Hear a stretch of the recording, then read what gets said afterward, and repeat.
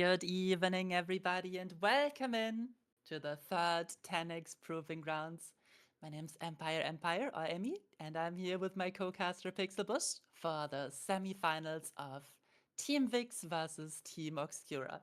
Pixelbush, how are you doing? All solid here. This is going to be a hell of an experience. I haven't done this in a while, but it's going to be. It looks like I picked a pretty good set to come back to cast into. How are you doing on this fine evening? Oh, I'm wonderful. I'm so excited. We've got some absolute bangers coming up. We're starting off with Spirit on Wrecker's Yard, very traditional set in Comp DBD. You all know it, you all love it. Then we've got Blight on Suffocation Pit 1, another S tier killer. And then we're gonna have a tiebreaker on the new Ormond map, the Ormond Lake Mine, and it's gonna be Dracula over there. So three very high power A to S tier killer sets with two very competent teams. It's gonna be so much fun. Do you have a favorite in these when it comes to killers you like to watch? I'm always interested to see how to like you said before you said earlier that Spirit obviously a staple of of high level play, and I've always found watching Spirit to be quite the experience because it feels like every Spirit plays a little bit differently, like with how that in terms of things like prioritizing injuries and picking up on the specific audio, specific survivors, and as someone with hearing that is categorically not good, it's like Ah, it's something that it's always interesting to kind of see the master at work, and be like, oh okay, yeah. I have no reservations about I can always respect a good spirit. It's something I know full well I could never do. Do you have a particular favorite? Well, I do have a P100 spirit, but I would not call myself a very good spirit player, so I'm always so impressed when those tier 1, tier 2 players really nail those phases on the healthy survivors, on those notoriously quiet Hinatus, Aces, Adas. It's always so beautiful to see. And of course, it's always beautiful to see the survivors fight back with the tools that they're given. Because in these S or high A tier sets, the killers are oftentimes expected to achieve a very good result. We're talking specifically about Blight here, while Spirit has been outed more and more lately. Yeah, we definitely have some unique balancing decisions for the sets that are going to be very fun to watch. And yeah, very classic maps. And yeah, the teams are definitely happy with what they picked here, I would say. And I think we are ready to load into the game soon, Everyone's if getting I'm not everyone's all mistaken. settled in. Yeah. So Vix might be the favorite here. You have some very known name on the roster, but Obscura is definitely no slouch. They are gonna put up a fight, and it's gonna be so interesting to see these teams go head to head in the competition. We're Without loading doubt, into the game right now. It is gonna be Team Vix on Survivor and Team Obscura on Killer, if I'm not mistaken. that sounds accurate. That sounds like that yeah, I don't believe you're wrong on that one. So I better not be. yeah, That'd be that'd be a huge blunder. other- otherwise we're gonna have some words with the production stuff. Wait, we're actually starting off with Blight and Sappho rather than Spirit on Wreckers. I'm very sorry for the misinformation there, but I'm sure we'll be able to adapt just fine. Indeed. Now we're seeing a totem heavy build coming out from Crow, who's very experienced on the Blight, famous Blight Absolutely. player. First chase spotted on the Ace. Yeah, first blood coming out very quickly, but unfortunately the Undying popping at the same time. Imagine these teams are swarming over the map trying to get a hands on that totem. So Ruin is actually near first chase, so it might not go immediately. Yeah, Obviously, our ace is not expected to last long in this chase. Goes Absolutely. down to Crow, dies on the top side, and this is looking like a pretty nice hook. We have a little bit of a 4-gen on this side of the map. We're seeing the Absolutely. Claudette stepping on the edge map, Yeah. and Crow will definitely not hesitate and Yeah, pursue the the only ones next who chase spotted. immediately. Seems like a really solid setup. First hook in the middle of a Sulfur Pit 4-gen with a ruin inside of it. It's going to be quite Yeah. the nut for the survivors to crack, I think. And this is now just about getting resources out of the way. Crow knows he's in a very good position here. Absolutely. Depleting the pallet on the jungle gen. We can already expect the survivor to be close for the unhook. That is why Crow is not leaving this hook too far. Trying his best to put himself between between the hook and any survivors further down the map who might be trying to sneak a pull. Yeah, quickly checking on his generator, checking on the ruin. He really got everything he could ever want here. Survivor on the hook, ruin inside the 4-gen, no progress on any of the gens. Crow is just chilling. And Yeah. we see Mara coming in for the unhook now. It's gonna be a trade just before second stage hits. Now we need to Perfectly see timed if for him, Karma can last. Never mind. Crow just decides to go for the trade. Does not want to slack the unhooker. And is perfectly happy to hook inside the 4-gen again. Yeah.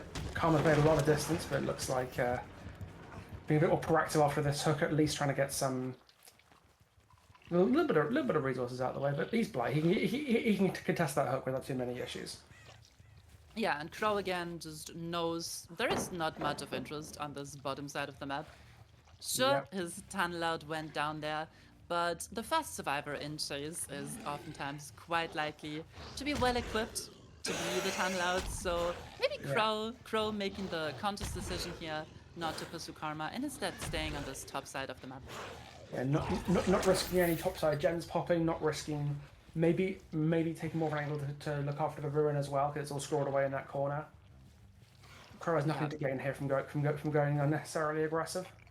And with Ruin recently having buffed to 150%, we definitely see a bit of a shift in meta, going from like Call of Prime, Corruption to the full Ruin Undying setting, with Corruption as a bit of a backup plan. Oh, I adore the Ruin buff, an old favourite perk of mine. I'm so glad to see be relevant again.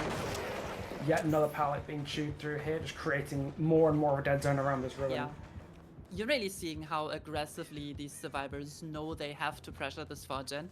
They just basically have to show in the Blight's face without anything they can do about it, because these gen spawns on Suffocation Pit lately, I don't know if it's been part of the map changes, but those 4-gens and 5-gens even seem like quite common lately. Now we have a chase on Bobo. Crow just taking a tag, going back to defending this topside gen setup. We might be in for a slow one. Oh, yeah, I should imagine we're in for a while. Everyone curl up with a blanket and a good book. We're here for the long haul. Outer barely crouching away from Crow's hit there. And yeah, we're just chilling in a 5-gen, I guess.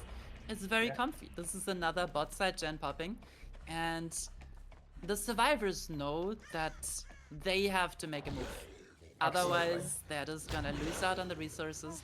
It looks like they found the ruin, but also Crow has found Mara in chase. Sees Mara with the medkit and knows maybe he has to commit to this one. Nope, decides to go for outer inside the top 4-gen setup again. Looks like that ruin might be in the worst possible place to get to because it is on the other side of that hill. So trying to get away from that ruin, unless the server's got balance, basically guarantees the Blight gets at least one head out of it if he interrupts the ruin breaking. So this is going to be a nightmare ruin for the survivors to try to crack. Oh, I had to say it, didn't I? I had to say it. You caster cast them. Welcome back to casting. That's what we do over here. Yeah. It's really interesting because now this 4 to 5-gen setup is still really strong, but it loses a tiny bit of its value, right? Absolutely. With the ruin gun. Regression events start to be a concern. We saw that Outer did have to commit to the bot side and immediately loses the ruin forward. So it's like a trade of resources, really. We're barely missing the tag onto Bobo in this topside chase again. Outer getting unhooked, and we're gonna see just the survivors trying to take every chase to the bot side of the map so that their teammates can get any meaningful gen pressure done in the meantime.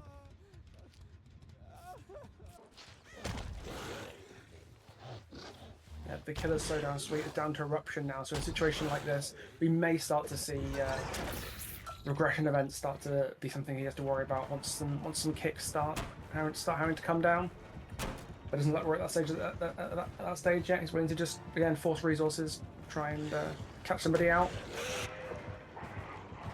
Oh, nice juke by Outer there. Even the flashlight clicky coming through, showing confidence, really trying to bet this chase here. And we have to imagine, like, Crow has not checked on his gen setup in quite a while. Now the locker juke from Outer really showing off today. Yeah, Outer. But yeah. Outer playing these close range interactions very, very confidently. For sure. I'm just a bit worried. Crow hasn't checked on his ruin, and now he loses that 11 side gen. Kind of for free even. Does not even get a hook or a trade. Maybe a bit too confident in his knowledge on where all of the survivors were on the map. Nice stun coming out from Karma. Indeed. It's worth noting, basically at no point did the Blight ever check the 11 side gen anyway, like hardly ever, only ever when the ruin was up.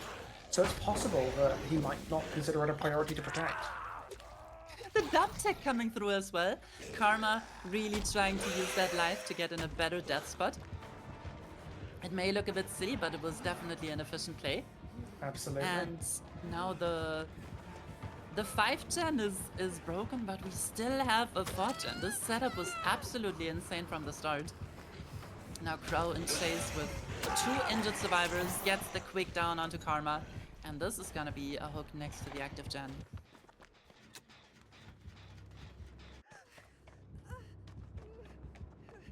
Trying to relentlessly haul the serves back up to the main side of the map, but there's no guarantee that they'll that they'll stay there.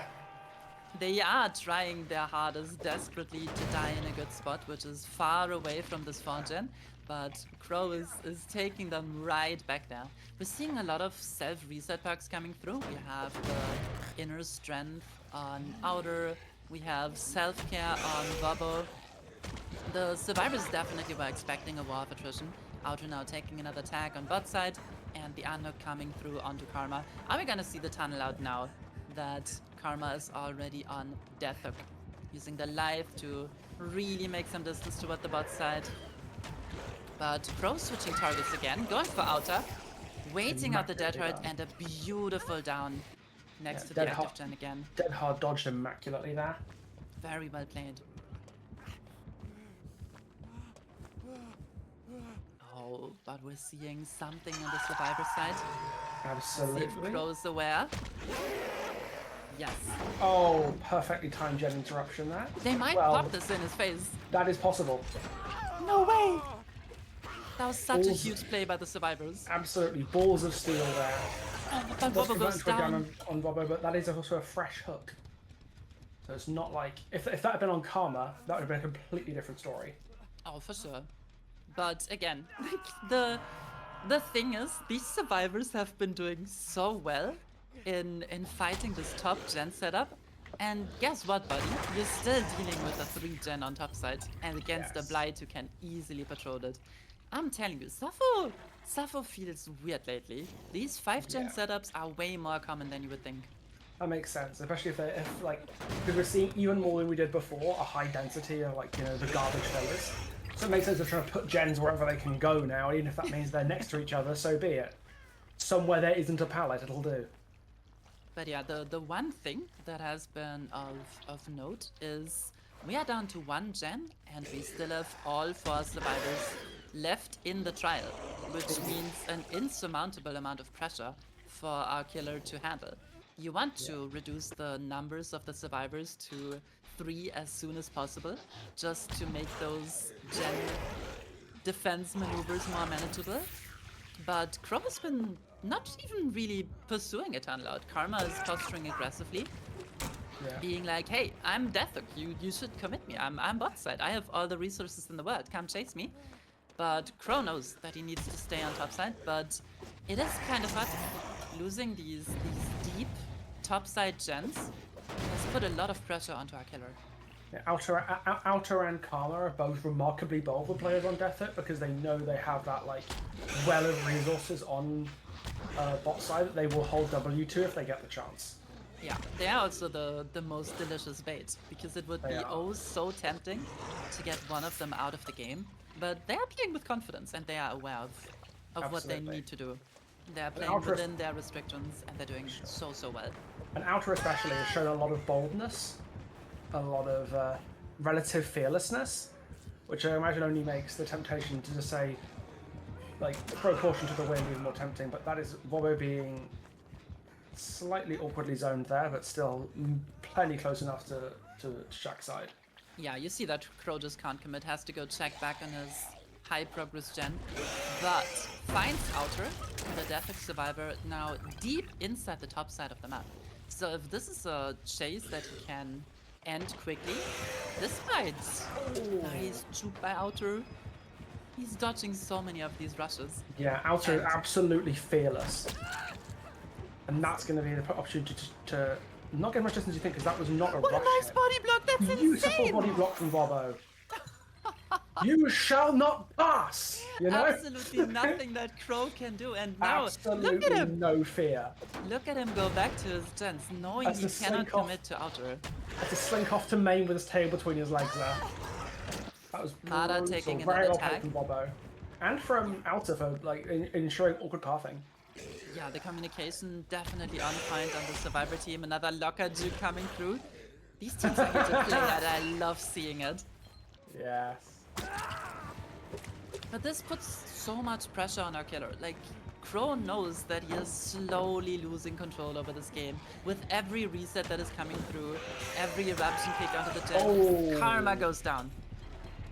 And this is gonna be an elimination. At one gen remaining, no flashlight save.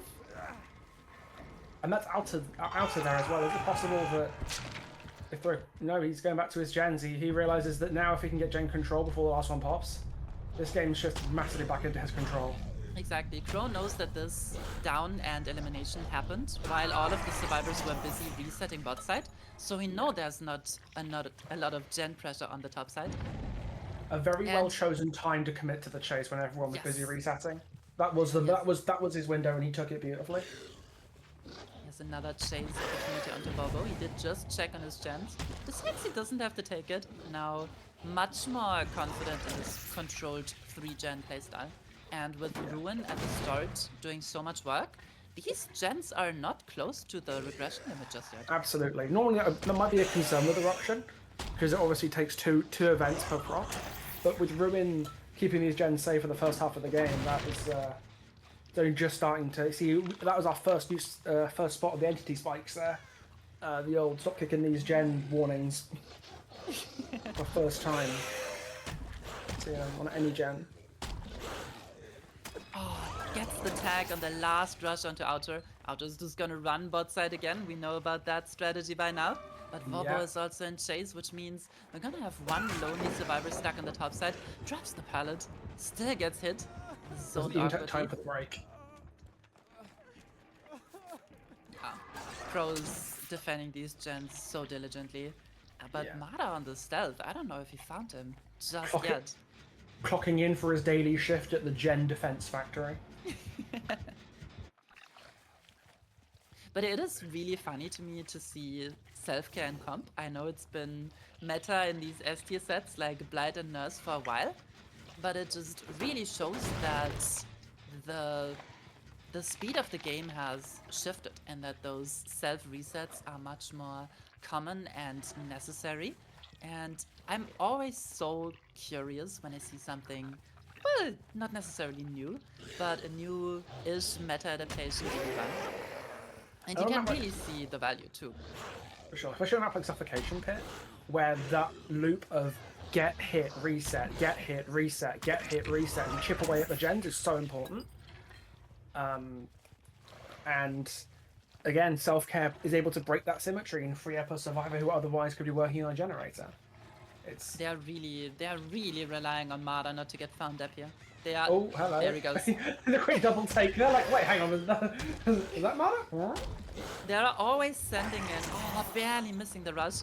They are always sending in Wobo and Outer together while Mada just works the deepest of the gens with Sprint Bird.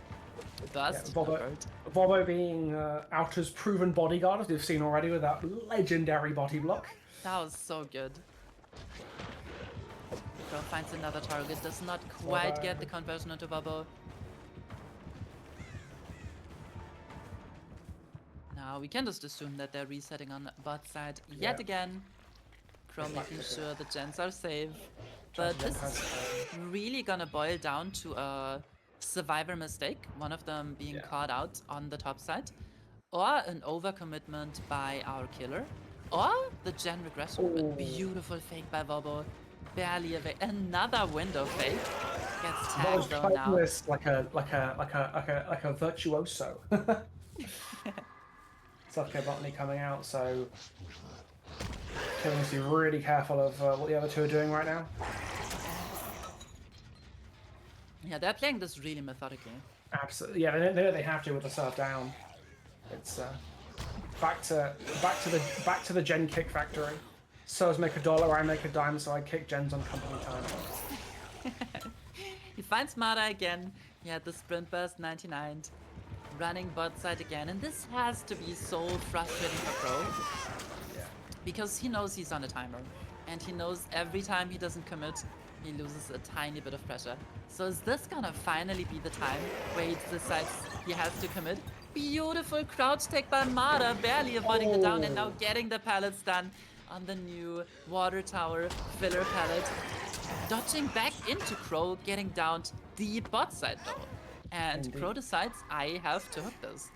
We are gonna see an immense amount of gen pressure coming out from the survivors, because they are happily taking this opportunity. Crow needs to get back to the top side right now. Yeah. If Crow can put the wrong gen here, it could all just be over. No one on this one? Oh yeah, there's so much progress on this one, on deep one. They're actually not to come back off cooldown, so maybe they can get something. I wonder how many kicks that gen has left in it. My initial instinct is not many. It's getting spiky. I love myself a crunchy gen, but I know Crow does not like that sound now. And yeah, it's like usually the expected result for Blight on Sappho is for the killer to 4k. But with how this is going, with how methodically our survivors are playing, and with how well they are juggling the hook stages, another nice blocker do coming through, we might be seeing outs here eventually. It's gonna take a bit. I think it's certainly not outside of the realm possibility here. It ultimately does depend if the next chase that Crow commits to is on Vobo or not. I think. Yeah. It's also so impressive how much our survivors have been able to do with this little resources remaining.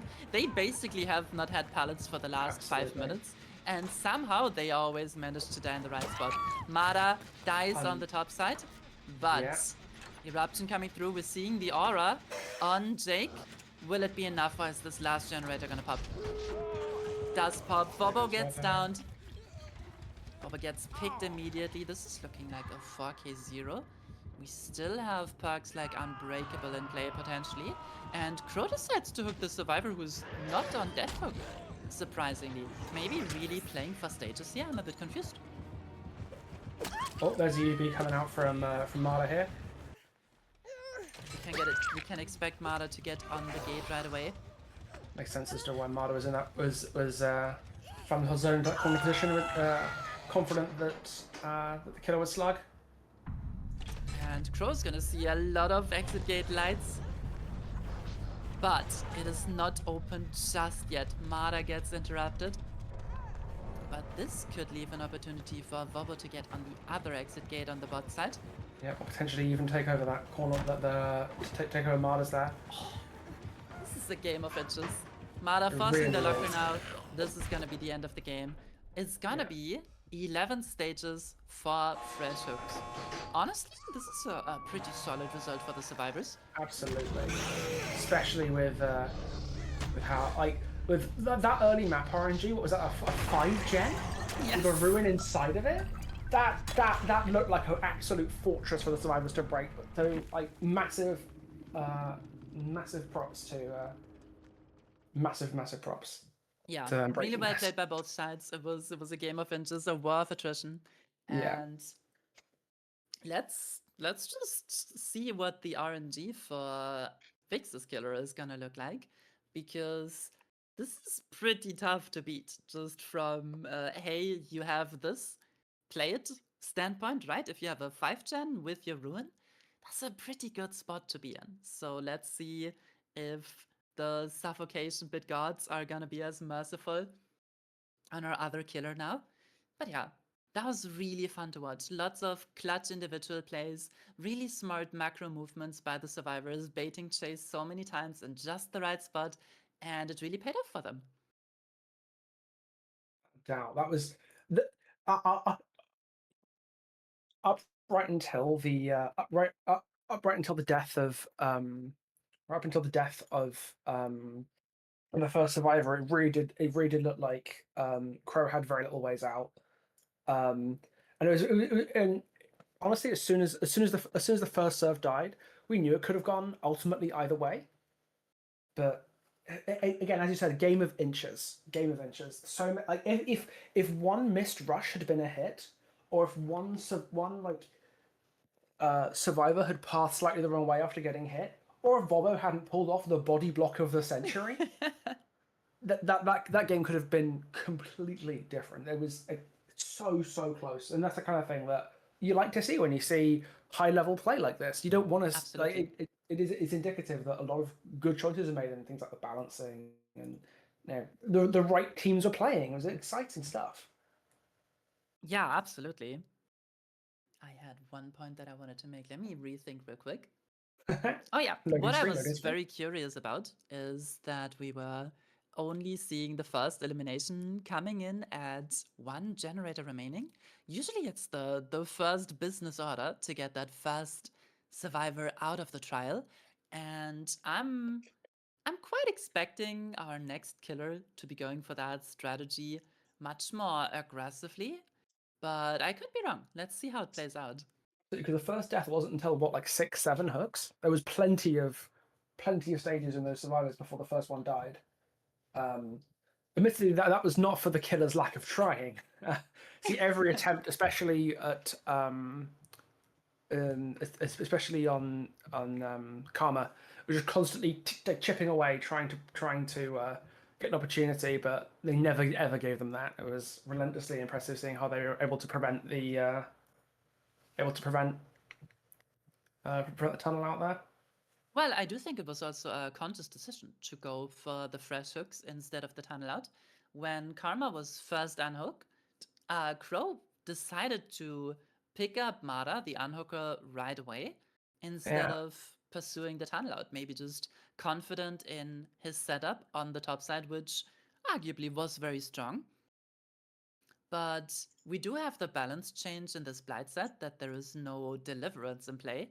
So if the first person that gets the unhook is not able to unhook themselves, it does make quite a bit of a difference. yeah, So yeah. maybe I think that was something that Crow is banking on. yeah, absolutely. I wasn't quite I didn't realize that Delhi wasn't available against Blight.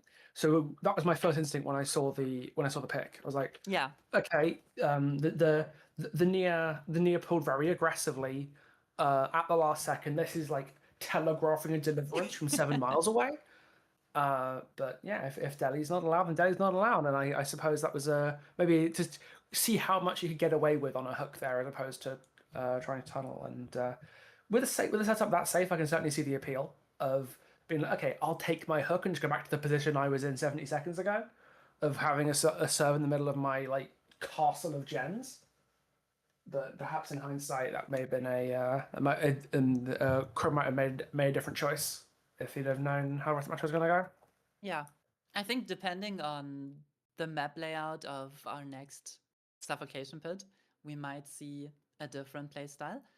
But it is always super interesting to me how players in this very, very high level adapt to the availability or restriction of perks. In this case, they were very much aware that deliverance is not in play and decided to not aggressively tunnel out the first survivors. So, yeah, super cool to see. I'm always such a sucker for meta adaptations. They are so much fun to me. Without a doubt. And hopefully we're going to see that later. Certain other things could be happening later. Wink, wink. Are For you exciting new talking about innovations. our Krasu show match? Yes, I That's very much right. am.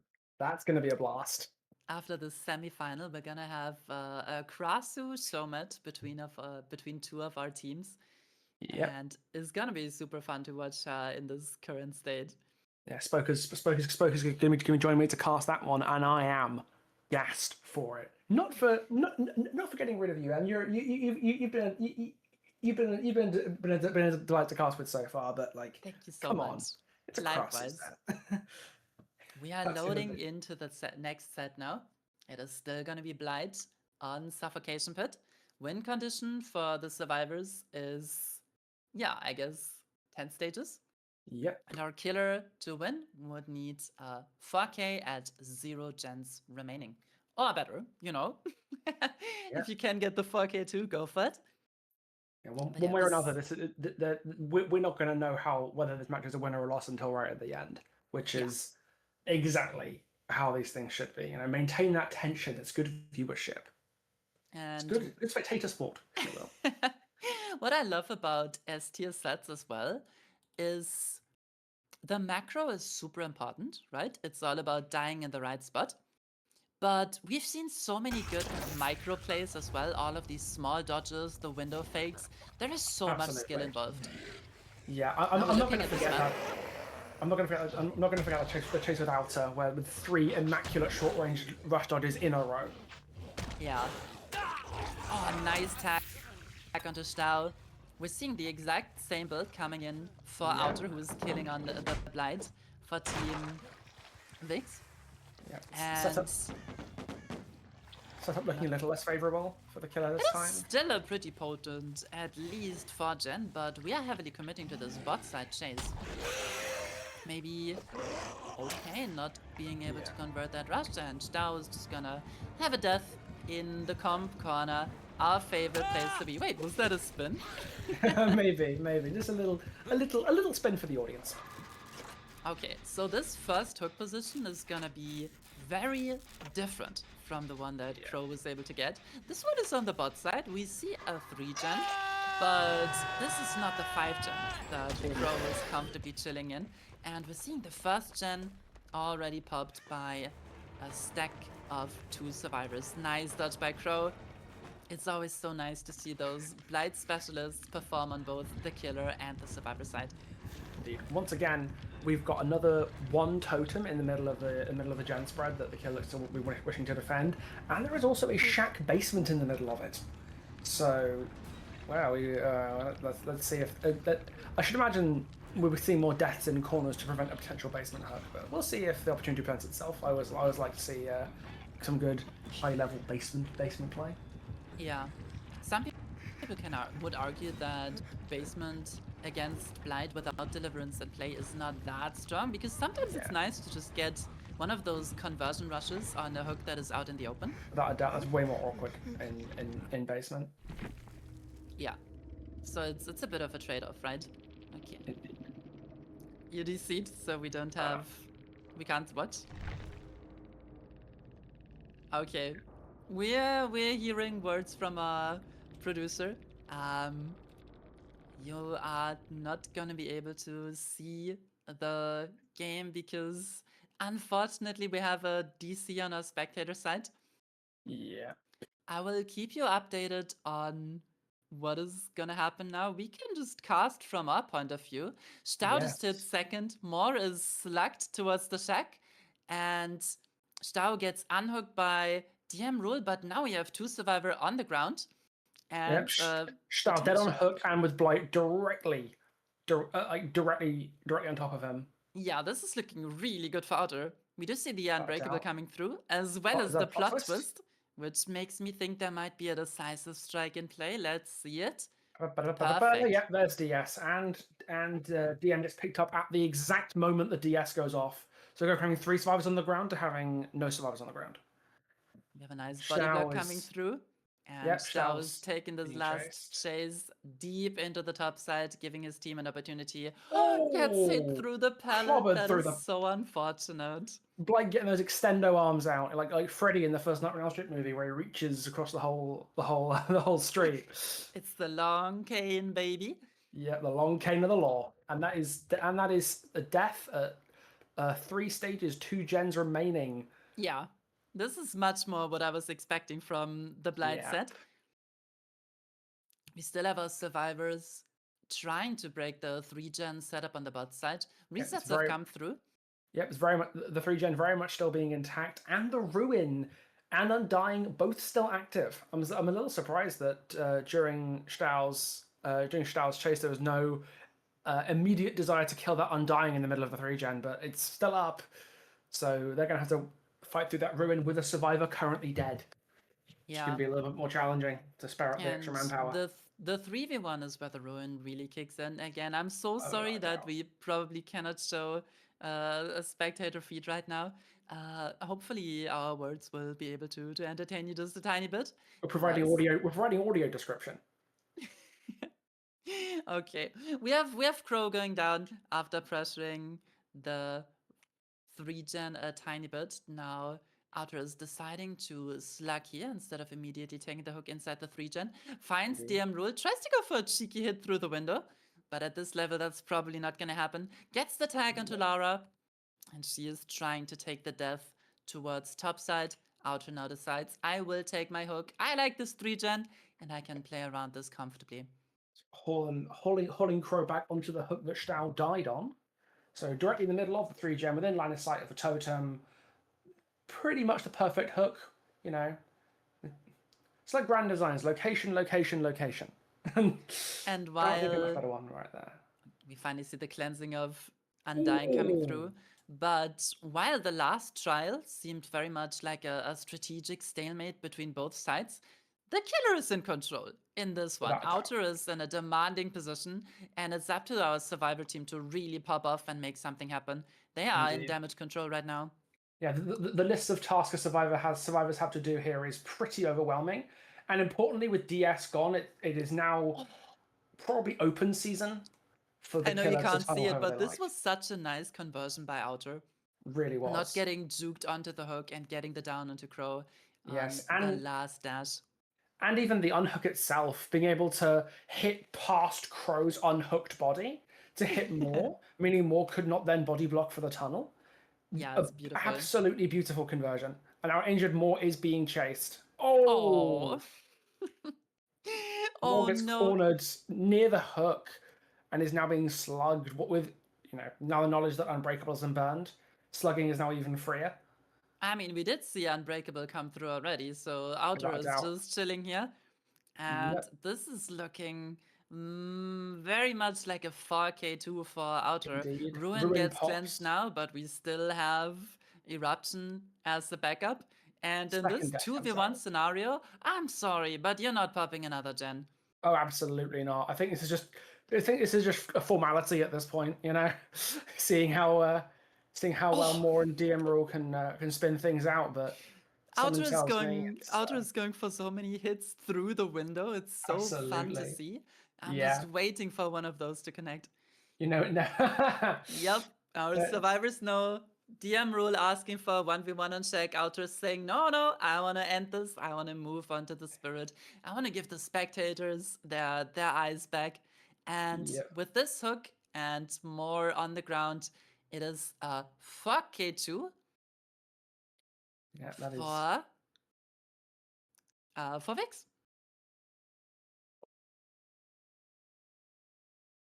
I said rather more traditional play of, uh, you know, picking your target and tunneling the hell out of them, and it worked pretty immaculately this time, even through a decisive strike, a DS plot twist, which would Yeah. be quite the roadblock normally, but being able to secure second, I think, was the moment that pushed this game firmly into the Blight's favor there. Yeah, for sure. Because it was just fractionally, just an ever so slight push to second with a very, very clutch body block to prevent Morgan getting the immediate unhook. Yeah, Could not Outer's have been pressure better. was just relentless. Vikzz Absolutely. is pulling ahead 1-0 in the series. We're gonna go on. Are we gonna go on a short break? Hopefully, we'll have our feedback for the Spirit. We'll go on a short break and then we'll have all of the issues fixed. Thank you so much for bearing with us. We'll be right back.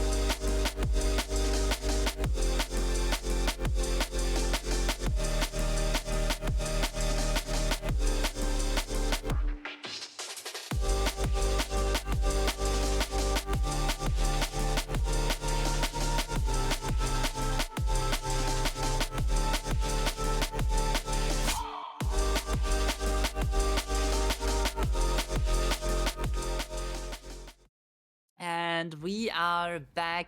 We are on Wrecker's Yard. We have Zynox for Team Vikzz killing as the Spirit. Team Vikzz up 1-0, immediately spots Stau's stealthing in the distance, and a Spirit finding a chase this early into the game can be trouble. Not getting the tag though, good movement by Stau. Stau's playing Hanato, so not a survivor known for being, you know, making sounds at all. This is what I mean though. These top tier Spirit players just knowing where you are, swinging and immediately hitting. Yeah. Stau is no play but to die full edge map here, which is good against the Spirit, and this set death positions matter quite a lot. But yeah, in chase there is very little you can do. First down coming in onto Stau with 5 gens remaining. Pretty expected. We're also seeing a very, well, almost old school build coming through. We have Agitation, we have Sloppy Butcher, Eruption, and of course Corrupt Intervention, and we're seeing some heavy progress on the Shack gen. Unfortunately, it gets interrupted before the survivors are able to pop it though. Anuk coming in quickly, and we're seeing it for the people trying to prevent the tunnel out onto Hanato. Given how awkward tunneling was for the team last time, I can definitely see that. A sprint burst coming out from the ace. Yeah, but Kronos, he's stuck on this pallet. And he's gonna do the same thing that Stau did. Good death spot, die in the corner, try to buy time for your team to pop that crucial Shack generator. Eruption coming through, not calling it properly. Zynox does get aura on game over here. And this is gonna be the second hook coming through. Same hook. But this hook is not in the greatest position. Sure, it's in a corner, so survivors are gonna have a hard time getting there. But the 3 gen around here is pretty loose, and we see the 2nd gen popping. Yeah, especially with a central gen gone, that would be otherwise a pretty critical gen to defend from that hook. Suddenly just vanishing first. This is going to be quite the. This could be a bit of an uphill battle for Zynox here. I'm thinking, even though the first 2 chases were very quick and mechanically incredibly played by Zynox, the nice stun coming through, the macro gameplay by the survivors is just superb. We don't have a tunnel out for our killer. And we're starting another chase onto a fresh hook. DM Rule or Lara is in chase, but this chase is on the completed generator, and she wins the 50. Zynox Yeah. almost using the full phase, and now the Spirit does nothing for 10 seconds. Forced to go back to hook, trying to fish for that crucial tunnel out. And that looks like it'll be a second wind on Crow here. Let's see if with Sprint Burst to delay the hit, maybe buy enough time for a second wind to go off here. Oh, He's fully healed now. that's rough for Zynox to have to handle their suddenly healthy ace. Beautiful play by Zynox, getting the perfect distance on the husk so that it would block the pallet vault. That is a very good skill coming through. That shows you, okay, we're dealing with an experienced spirit player here. Dropping the pallet from the wrong side, trying to confuse the killer. But Zynox showing his experience here, getting the second down into Crow. But another gen is coming through, and like I said, this is not a very tight 3-gen setup. Even though our spirit is getting downs pretty consistently, our survivors are doing incredibly. And I'm hearing another gen really close to completion here. Zynox has got to be sweating right now. Zynox's ways to get this game back under their control, the list is vanishingly small, and I don't think there's an outcome here that puts the game back in Zynox's control that doesn't involve Crow dying as quickly as humanly possible. Yeah. And while you do have a hook on this active gen, allowing you to at least defend one pressure point on the map, guess what? You have two survivors who can just work distant gens, while one survivor is gonna stay close for the unhook, and you're forced to interrupt them. I expect the unhook to come through right now. Yeah. There we go. Game over gets the unhook. Also note the vigil on Crow prevents Sloppy from even being a factor once Crow is unhooked, due to shortening the duration of that mangled and hemorrhage. And even though Crow is in deep wounds, death hook, very potential tunnel out, Zynox knows he can't commit because this gen is gonna be gone. Frantically searching for the unhooker right now. These survivors are playing this so well. The macro is so beautiful to watch. And now Crow is gone too. Never mind. Oh, interrupt the unhook. Zynox does get his sprint burst back. It's fully 99. But Crow is getting his sprint burst back, excuse me. But he's bought so much time for his team already. And again, this death spot is perfect. Oh, very, very well anticipated there from Zynox. And it looks like unless something remarkable is about to happen here, that is Crow dead. This is an elimination at 2 gens remaining, but these 2 gens are deceiving. There's so much gen pressure coming through from our survivor team. We see one of them pop, and this one is 99! Zynox can't even afford to wait for Eruption to come off cooldown, has to kick the gen to do some damage control here. That's got tunnel out, but that is not a success, that's just less failure, if that makes sense at all. Zynox has a way back into this game, but that does not mean that he's out of the woods yet. Yeah, and you're seeing even the injured Lara Croft aggressively pressuring that one gen. This shows that the survivors know in just how good of a spot they are. Drop the pallet while the phase is recharging, and Zynox can only watch. And that's the last 3 stages so far. 4 stages, excuse me. Beautifully placed Firecracker. DM Rule buying so much time in chase. We're looking at fresh outs against Spirit. Spectacularly played from all the survivors. And again, oh no! And again, Zynox's chases have not been like super long either. This has just been incredibly solid macro from the survivors. Exquisite gen pressure, really good management of the available generators, and generally doing as much as they can to mitigate the advantages the Spirit was able to get. That was beautifully played by the survivors. Yeah. Tiny fumble on the body block, just at the very end there. And we have a result of 7 stages, 3 fresh hooks. Now, this is not unheard of for Spirit, but this is a very, very good result for the survivors. And compared to the results that we've been seeing on Spirit so far in Tenax, this is the best survivor result we've seen so far, I'm pretty sure. That was a hell of a game, that was. Honestly, from as soon as we saw those gen spreads, we knew that it was not going to be the same the same kind of gameplay we saw in the Blight sets, Yeah. where is cagey, defensive, slow burn games because the killer was not in a position to stage the defense in the same way that the Blight was. So I guess it was just a race to see when the first kill could happen. It turned out it was just too little, too late. Yeah. And this is what, in my opinion, is really gatekeeping Spirit from being a true S tier killer. It's for map mobility. Once you've Yes. used that phase, you are a 110 killer for roughly 30 seconds, and you've really gotta decide, do I phase to save this gen, or do I not use my phase so I can get an effective chase onto the next survivor? And Zynox played it well, but the survivors just played a tiny bit better this time. Absolutely. No, that was I've always said this about Spirit that you're that whether how effective you are as a killer depends entirely on whether or not you're playing whether your power is that much because you're playing Spirit, or if not, you may as well be playing Hag, and and that was very much a case of, again, every Zynox's phases were consistently excellent, but it Yes. was what was happening everywhere else in the game. Yeah. Anything the phase couldn't immediately, affect, for want of a better word, became such a backbreaker for the survivors. And this was really all about seconds, right? There were no crucial mistakes, quote unquote, on the killer side. All of the phases were accurate, the chases ended quickly. Yeah, But the survivors just did so many small things, like having the sprint burst primed and ready for the second wind to come through, really making the tunnel out so much more difficult, and just the death locations were just on point. Really yeah. beautifully done. The chain of the for the people heal into the second wind into the sprint burst to ensure the second wind goes off. Yeah. Like, what an absolute chain of events that just makes the injuries that Spirit has to fight for. That there's inklings of chase pressure that she has to try to get.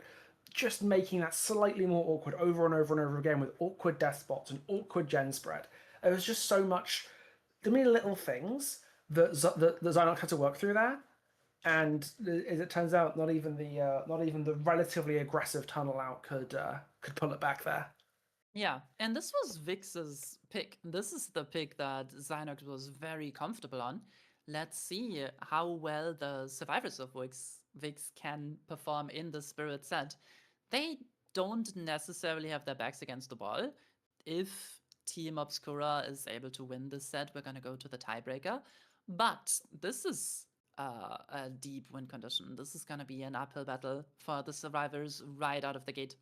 For We're sure. looking at a win condition of 8 stages or 7 stages for fresh, and it's very doable. Like, again, Spirit is a killer that is, it's not uncommon to get a 4K, right? Yeah, Outs are not unheard of, but a 4K zero is, I don't know, like maybe 9 stages, maybe 10 stages is the expected result. Everything yeah. between that and a 4K. So this is, yes. As you said, the survivors are definitely going to be. They got their work cut out for them a little bit on this one. Yeah. Um, because I guess they are praying for the same gen spread RNG that the same gen spread RNG there, because I think that very much set the pace of the game where the survivors immediately isolated which gens were the critical ones, like where the points of failure of that map, and played around them right from the off, like Yes. picking the perfect corner with no gens near it immediately, getting rid of that central gen and the kind of pseudo central gen immediately. Everything they had to do. They had a little they had their little checklist, if you will, of things they needed to do to not lose, and every single one, boom, boom, boom, got it out the way before the Spirit could get a kill. That was exactly what they want, and this is exactly what Survivors this time around are looking for. It's a tall order, but it's not impossible. Yeah. And this is looking like my Spirit scrims. You just load in into the lobby and you see Ace, who is obviously very quiet, Tori, who also has very quiet injury and footstep sounds, Saga, who she's so quiet, and then Ada, who's basically just a pair of heels and no noise otherwise. So Well, she's a secret definitely, agent. If anyone's allowed to be quiet, I think it's her. yeah, the No, survivors definitely did their pre-game prep. wouldn't be great at her job if she was too noisy. Yeah, surprise to not see Hanato though. Like, that guy's Yeah. breathing and his footsteps. I can never track him. We're about to load in. We're gonna have joke's on you. My hearing's awful. I can't track him anyway. God, I wish there were more accessibility features in DBD, but that's a whole different topic. Yeah, that's just a topic for another day. Yeah.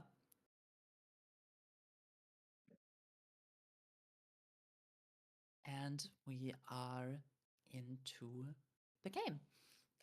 Something we talked about before the cast with Vigil. Oh, this is not the right map. Our killer unfortunately forgot to set Wrecker's Yard. This is gonna be a point deduction if I'm not mistaken. I would have to consult the staff to see just how significant that is gonna be.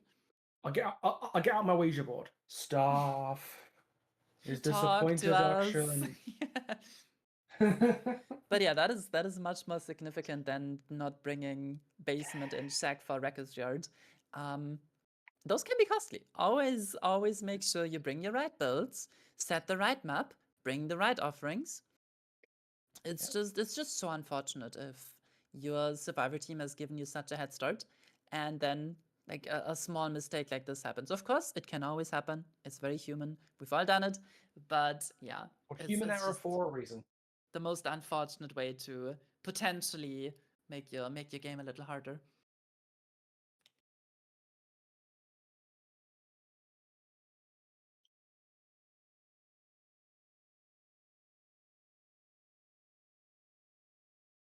Okay, we're restarting. I'm gonna contact the staff real quick and see how much of a point deduction this is gonna be. And I will keep you all updated on that. There seems to be some internal talk for the teams right now. We're not quite loading it back into the game just yet. And the unfortunate thing with a restart like this is, of course, that now the survivor team is aware of your build. And that is very, very crucial information that you much rather would have kept hidden.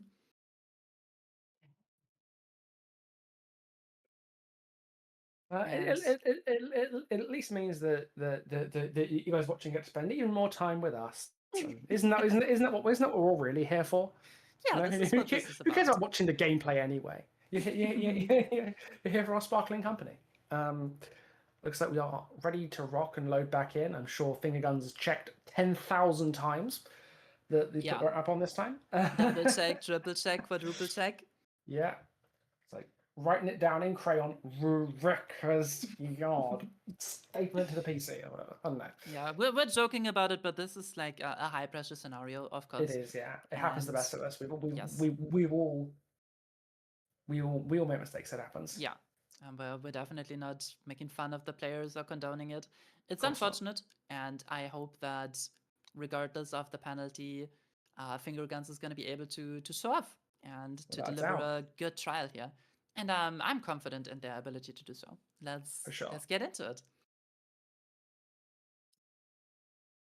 Now we're seeing our survivors stealth much more passively at the start, knowing, okay, we don't want to give it chase early. We have such a tough win con, but we do spot a survivor up on a hill. Obvious balanced landing survivor. Are we gonna take the bait? No, Fingerguns is looking for survivors on these active gens. Great face onto Karma. What a wonderful find.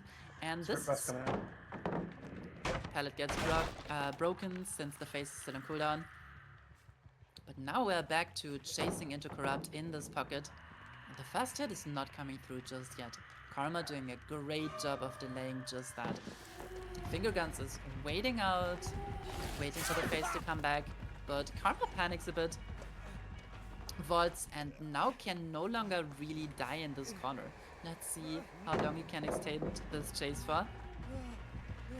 Makes it to a pallet gen, drops a firecracker, and potentially even makes it back to Shack. This is a pretty long first chase for survivors. Absolutely. This is Karma dropping those pallets like his life depends on it, which, in his defense, they do. But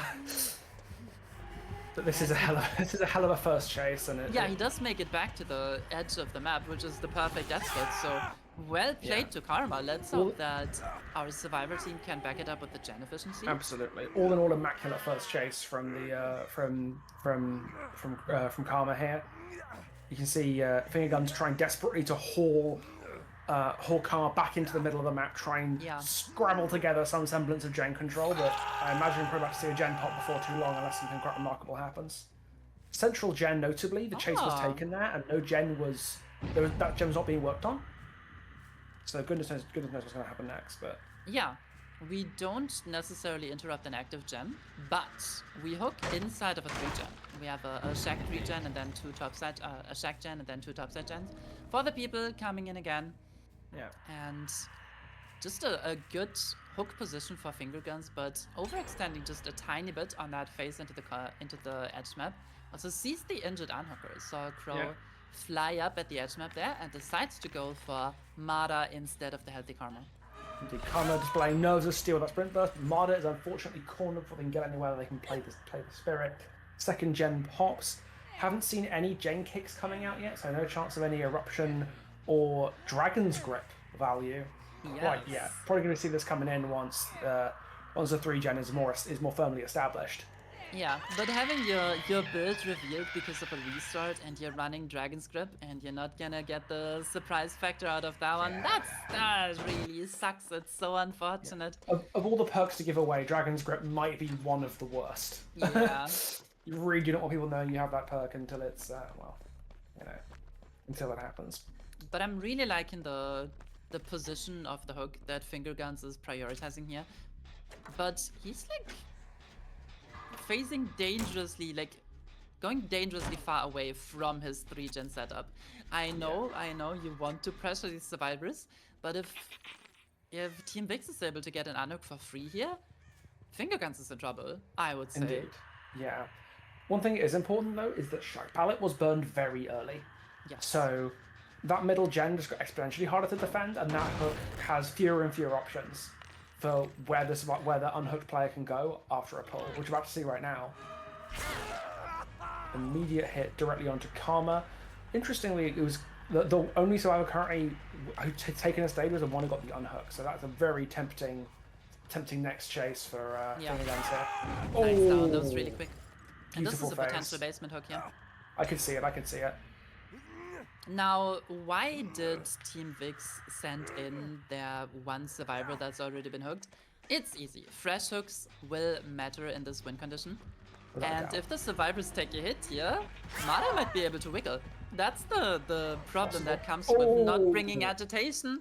And it was really the last second that Karma was able to wiggle off. This is game-changing. Backbreaking. That was such a great balance landing timing from Zynox too. Able to take that hit and use balance landing plus the post hit speed boost to just book it. Make sure that there's no chance of Zynox getting away a fresh hook for that. Basically making it a free body block into effectively a free wiggle. That is massive problem for Finger Guns. Finger Guns is able to down Karma again. Slightly and out Tenax is 3-gen. now injured. We have to talk about another perk that is coming into play now, which is Sloppy Butcher. It used to be a staple on Spirit, but we rarely see it anymore in this set, just because the tunnel out is the biggest priority, always. And you can't really take hits against Spirit, right? Unless you are able to get a body block on a hook and get a wiggle. Really heads up play, and Indeed. probably the only use case for Sloppy Butcher in the 4v1, because where this perk really shines is the 3v1. Unhook coming through while Finger Guns is busy kicking the gens, and we have a second for the people coming in. Again, we only see the survivors that have already been hooked going for the unhooks to prevent these precious fresh hooks. So the survivors are confident in their ability to complete all of the generators here. They are saying, hey, we can do this. We can play for this win con. Excellent long range only there from Finger Guns, making sure Marta can't get anywhere playable. But this is this is very much feels like an uphill battle for Finger Guns here. Yeah. That wiggle on Karma, genuinely backbreaking, but very well played from This hook Zynox. position is just so good. Indeed. But just, imagine if you had agitation, Oh, Obviously. if you had agitation, Hindsight 2020. if he had Agi, then a basement hook would have been on the cards, and that would have been very interesting. Yeah. But there's Mada just booking it away from the gens, away towards an area of the map that hasn't been played yet, so there will be resources here. Finger guns It's not just about poking the straight it's not out. about the resources, and much rather. Oh, great phase! But the second wind was coming through just in time, so Mada gets one additional health state to play, and Finger Guns is sweating right now. He knows these gens are being worked, and they're close to being completed. Has to abandon the chase on the injured Death Hook survivor yet again, just like we saw awkward. in the first set. The serve's just making the tunnel out. It's so close and yet so far away, like a mirage on an oasis, you know. It's tempting, but it's not quite there yet. And Finger Guns are scrabbling for any opportunity to catch Mada out, or maybe getting exposed, hit with Dragon's Grip. But Yeah. the servers are Finds a playing fresh this survivor very tightly. finally. Gets attack onto Vobo. Vobo just runs far away from the 3-gen setup and is like, yeah, commit to me. It's gonna be fine. But Finger Guns knows better. Knows he has to defend this Shack Gen. Sees Ace, but Ace already had his sprint burst back, and we are really seeing the killer being pulled all over the map by the survivors. And the survivors able to reset in the corner of the Zynox map. on that hill. That is an awkward gen to have to defend as the one with the balanced landing spot on it. Yeah. Zynox knows he can just chill on here for as long as they like. And make following up awkward, especially given they are refreshed though. That's a Dragon's Grip exposed on Karma. Let's see if Finger Guns can capitalize. I switched to the survivor point of view for just 1 second, and you see the Ace with the sprint burst 99, Vigil in tow. You're probably not gonna get Dragon's Grip value here. If you do, hats off to you, and it's looking like Finger Guns is able to pull it off. Oh, Whiffs. so close. A bit of auto aim, a bit of a prediction on the And pallet vault. that might be enough to outlast the Dragon's Grip. Oh, that was a back-breaking Yeah, M1 whiff. absolutely beautifully played by Karma. This is a game-winning chase right here. Genuinely, this is exactly what the Cyrus need to just close the book on this. If Finger Guns doesn't pull off something magical here. Yeah, Finger Guns is going back to this Shack Gen. He is very high progress, sees the spikes of the entity, but we know that Zynox has been working this Hill Gen as well, but the progress on this is not as high as I was suspecting it to be. But again, we're dealing with 4 healthy survivors, Yes. and we're so very close to hitting this endgame. Good patience by Bobo, does not vault, does not get Finger Guns any opportunity to get an injury for free. And again, Zynox on the balance. Wait a second, nice hit coming through. Very, very cheeky on Zynox there. But Zynox has a good bus here. Slightly This awkward palette bus is really structure to strong. play around. But of course, against the Spirit, it's about winning those 50s. And Zynox wins them. Oh, I spoke too soon. Zynox Zynox won goes until down. they didn't, and that's a potential fresh hook coming out here. I wonder if they're going to try and take a hook further, maybe to try and Oh, in look the at that. direction of Shack. But the Shack Gen is the and there it goes. There it goes. It's a 5th stage coming in at 5 gens completed. Finger Guns needs more here. Yeah. I still have not been updated about the point system, unfortunately. But he needs I mean, the result was 7 stages 3 fresh. And right now, Finger Guns has 5 stages 3 fresh. With a point deduction that is probably worth 1 stage. This is looking mighty good for Team Vikzz survivors. Without a doubt. And Finger Guns is chasing Mada, who's on Death Hook, only worth 1 stage. Even if Mada dies here, and the survivors make it out, yeah, Mada forces locker, Finger Guns knows, I can't do much here, they're probably on the gate. And And the gate's powered. that's it. Yeah, that was all she wrote. The Suns had Wow. a tall order, a very tall order this game. And They smashed lived it. up to the task. Well They done. absolutely did, smashed it. Few very critical chases. Yeah. Making Spirit have a very, very challenging time. Karma especially dancing with that dragon's grip, absolutely playing that beautifully. Yeah, also delivering such a strong first chase. Karma Yes, definitely the hero that Team Vikzz needed. without a Well doubt, played to both plays it much like a teams. cello. Yeah, this is the 2-0 for Team Vikzz, even persevering after a pretty tough win condition for the survivor side, and we're gonna see them in the grand finals. Currently, we are having our second semifinals being played at the same time, so we will be able to update you shortly about who Team Vikzz will be facing. But yeah, an incorrupt map is 3 hook stage penalty. 3 stage penalty, yes. Whoa! Damn, So that's Finger that's Guns pretty was steep. yes, Finger Guns was exceedingly, uh, exceedingly having a major challenge there. So, Yeah. whew. Again, well played to both teams. I think it definitely made quite a bit of a difference to have your Dragon's Grip revealed. Unfortunately, obviously the penalty for the wrong map coming through. But yeah, that's it for the semifinals for now. You now get to enjoy the Krasu set between Team Haters and Team Astrial, who generously were available to provide some high level Krasu gameplay for y'all to watch. I hope you're gonna enjoy it. Thank you so much for joining me for the semi-finals, Pixel. It was my pleasure having you. It's been fantastic casting with you as well. It's been a long time since I've casted, but casting with you has been a hell of a reintroduction back to it, and I'm super.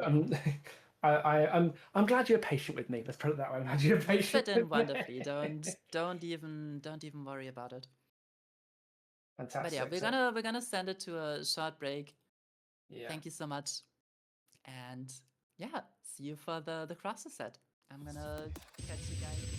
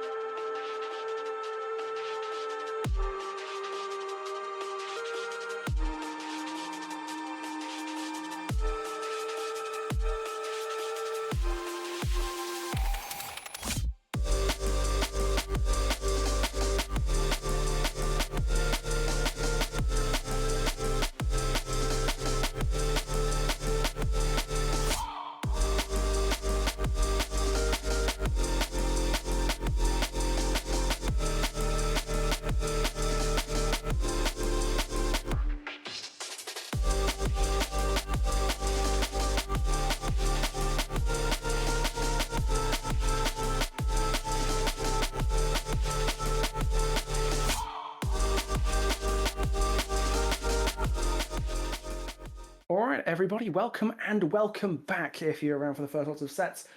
Today we're doing something a little bit special. For those of you who were not around in the last for the semis, I am Pixelbush. I make very bad videos and yap a lot. And I'm here today with the wonderful Spokerman. Hello, ladies, gentlemen, and non-binary homies. Hello, everyone. Spokerman here, and I am here joined by the lovely Pixelbush to cast for the Tenax Proving Grounds showcase match, as well as some other things coming up. I will get to that later, but for now, Pixel, how are we doing, buddy? I'm doing very well, fresh off the back of a very exciting set of semis. Really looking forward to seeing the Cross suit in action on this patch of all patches. You 100%. Anyway, familiar with the killer? Because she is obviously brand new off the press. So it's like this, right? I can't confidently say that I have touched Dead by Daylight in the past. I've been away for a couple of days for a work trip. I was doing some work in Canberra. If there's any Australians in chat right now, there was a medieval fair that was on in Canberra that I really enjoyed. I was working there for Saturday, Sunday. Got a little bit sunburnt, but that's the life of touching grass, I guess. But no, I'm familiar with the mechanics of the killer. Back to the real no life, no grass touching stuff. Krasu. I hope I'm pronouncing her name right. Please correct me if I'm wrong. But it's from what I can tell, it's close enough. Gotcha. Well, as we're loading into this game here, it is just going to be a best of one for this showcase, and our teams Haters and Astrial have essentially volunteered to give us this showcase while we get everything sorted out in the background with the semis and getting our grand finals pick and bans done. So I'm really excited to see what we have in store. We were talking about it just earlier. Pixel is going to be a lot more knowledgeable with the mechanics of the killer, so he's going to be carrying us through a lot of this showcase, aren't you, buddy? I'll do my best. I've been doing my fair share of homework on this killer in preparation for some fun content about her. In terms of what she does, for anyone who doesn't know, basically everything. So this is going to be a fun one. She is given unsurprisingly S tier balancing. For those of you who've seen her in pub matches, that should not be a surprise. And I believe putting her on Suffolk Pit 1 for this one, the same match we had Blight on for the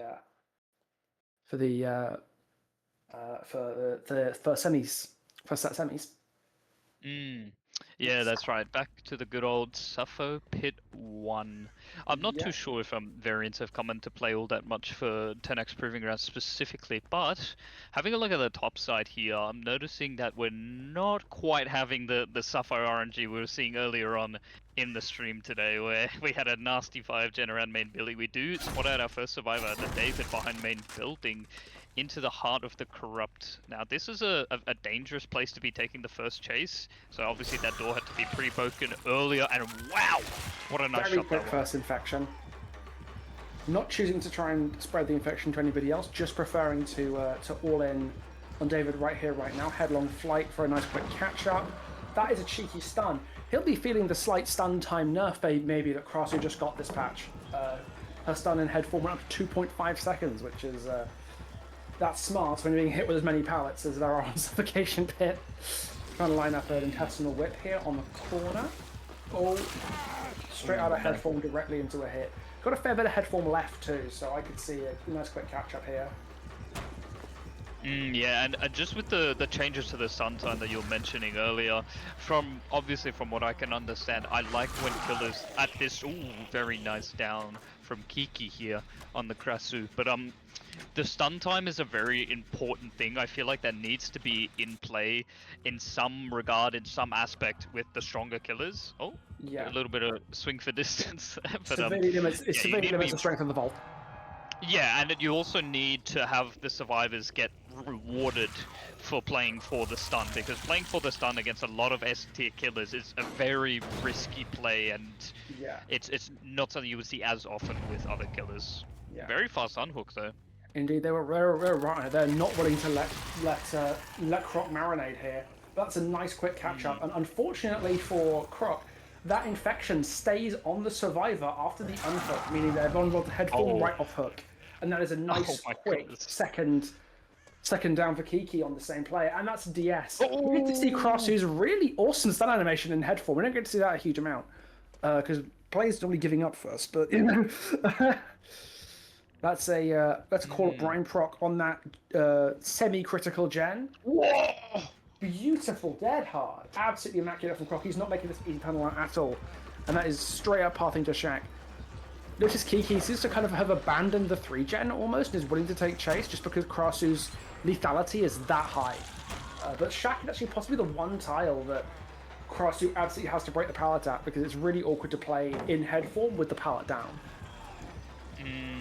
I'm really like learning as we go here, seeing this come into play, and I'm sure a lot of people in the audience as well are the same with this showcase match, which is really exciting. But that looked like a bit of a missed shot there, judging by your reaction as well. No, but really nice play here from. All that was there, it was a beautiful body block from Rizzy there, because that is the one barricade, or the one big barricade Krasu can struggle to work through. What is that tile positioning? What is that? That Oh my goodness! I need a crime against God. What do they do? Suffocation pits and put in like it's like someone's put it in like one of those boggle things and shaking it up, and that's not how things are supposed to look. But that is a second hook onto Croc with 3 gens completed. Now this killer can be quite vulnerable to smart body blocks because she can't, even though headlong flight can just zoom right past the survivor at really close range. The head form whip, obviously, since it can't affect survivors, it haven't been sicked up on first. Because Quentin is body blocking there without being infected, it makes either forces a switch to body form, or it makes you have to kind of jiggle around them to get the down. It's very, very, very well played there from Rizzy. Yeah, it reminds me a lot of how a lot of the macro that comes with playing in a twin set, where you have to go with a buddy up kind of system. Absolutely, where you have survivors buddying up and playing for each other a bit. And yeah, I wanted to highlight the really well play that Rizzy was doing at the Shack, just with the body blocks in general. Now this loop right here, where we saw the fat shame of Doom, I remember seeing a clip on Twitter of it actually spawning an infinite. Oh, nice! Yeah, managed to get the vault just in time there. That was beautiful. And what Croc here is doing is like trying very hard to play for time, because that mushroom infection is slowly but surely getting wiped away. And that's a full cleanse. That's a full cleanse. Everything reapplied immediately. But that was a critical like scabbing of time there. Unfortunately, headlong flight is basically already back up again. So Crossy can get right back on top of Croc here. Another. That was so risky. Yes. Garbage filler number 17. Welcome to the new update. Enjoy your stay. And Croc is playing this remarkably well. This is a very not good palette, but we're giving the cross. And the next dead hard. 5 gens off. Croc has played this immaculately. Every dead hard, every 50-50, absolutely smashed it. And that is a tactical death spot to mitigate, I guess, the ability to contest the gate. But no, that looks to be a quite likely here. A 3 out with 3 stages. That is spectacularly well played by the survivors. Well, let's be honest, Croc's chases have been sublime, and Rizzy's body blocks have also been beautiful. That's exactly right. Like, we really need to highlight the importance, obviously, teamwork on the survivor side. It's a very common thing that you would need to be seeing, right? But the way that it was played out in this game specifically, it made this killer look like a horrible chase killer. You know what I mean? Like, it made her look so underwhelming in comparison to what she really could be, and it's really such a shame to see, you know what I mean? Like, it's tough when you're playing against someone who is winning every single 50-50, hitting both of their dead hards, and they have DS, and you continue to chase them while they have 2 people on gens at all times, with 1 person ready to be there to take the hit tank, or at least to deny the power usage enough to allow that chase to just go on for a really long time. So that was insane. Yeah, absolutely. I think the combination of the DS into Croc being able to get away with scoffing a mushroom and keeping themselves off of just getting immediately 2-tapped again once they got their heal, that changed everything. No, that was utterly spectacular by Croc to see that chase hold up. And we're also seeing, I think we can see the high density of palette distribution as well. Like Sappho was already a pretty palette dense map, but even after the new resource density update, it is absolutely chocker.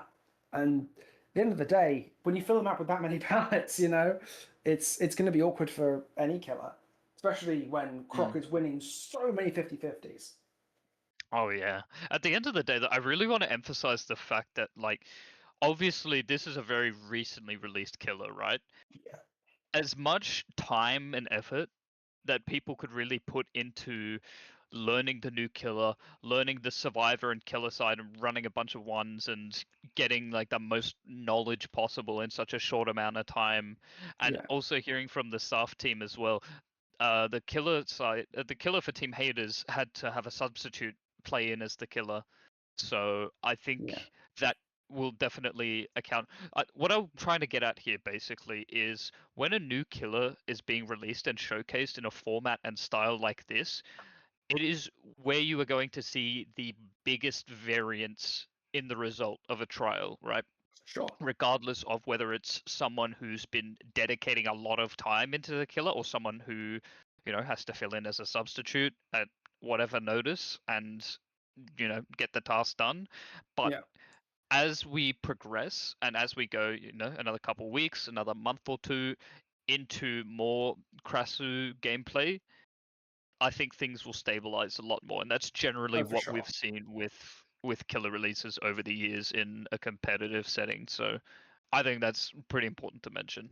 Yes, especially because this killer, may I also remind you, got nerfed yesterday. Like she has changed in a significant way, not a huge way, but a significant way within the past 36 hours. She's been changed recently, and she will be changed again. To the point that I actually think this is going to be a very historic set. I think because this is possibly the only event of organized play this killer will have on her current balance. Because obviously she released, she got nerfed, and within a week or two, when the next bug fix comes out, they've said that she will get nerfed again. So this might be the only, or one of the very, very few moments of organized play for Krassi that we're going to see on her current balancing, and that is, we're making history in our own little way. It's quite wonderful. And of course, we are going to see the exceptional Krassu's rise to the top. We're going to see, especially when she gets nerfed, the way all this plays out once she does get changed. And she does have that reputation in public games of being, very easy to get results with because she is an S tier, because she's so strong. But, there's no, comp is a whole different ballpark. Organized play against the really coordinated survivors who can really hold a chase, who don't panic. And if they understand the killer well, which has been so prevalent this past week, it really does go to show that, like, even the very strong killers, ones that might have a reputation for being kind of devastating in regular public games, it is a different story when you're putting in survivors like this, in situations like this, on a map like Sappho. Like, that is... It's not as easy as it looks, it's a completely different beast from pub matches, and I think the killer, to their credit, rose to that challenge as best they could. They put up a damn good fight. That's exactly right. And another big takeaway from all of that is, as soon as I can get my train of thought back, I know we were mentioning the fact that we are making our own bit of history right here, right now, which is very exciting. I really hope that's the case. That would be really cool to see. Outside of teams obviously scrimming against the Krasu and the Krasu, Yep. I really need to get that right. But I imagine a lot of people are scrimming, doing 1v1s and that sort of thing. But I don't think any tournaments will really be doing this kind of showcase unless it's a pre-organized in a in a controlled environment with set maps, set restrictions, and these kind of restrictions are generally calibrated around the killer itself, right?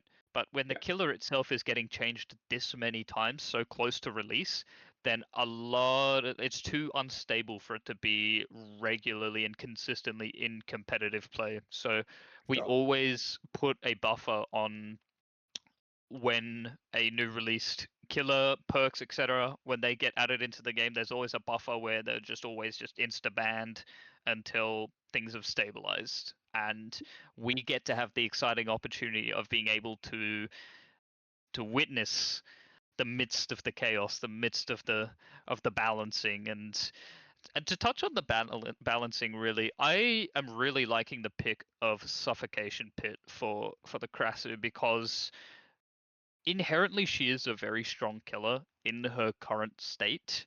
Yeah. I feel like it's a bit, I don't know if it's controversial or not to say if she is amongst the top 3 or anything like that, but I think it's safe to say that she is a low S tier.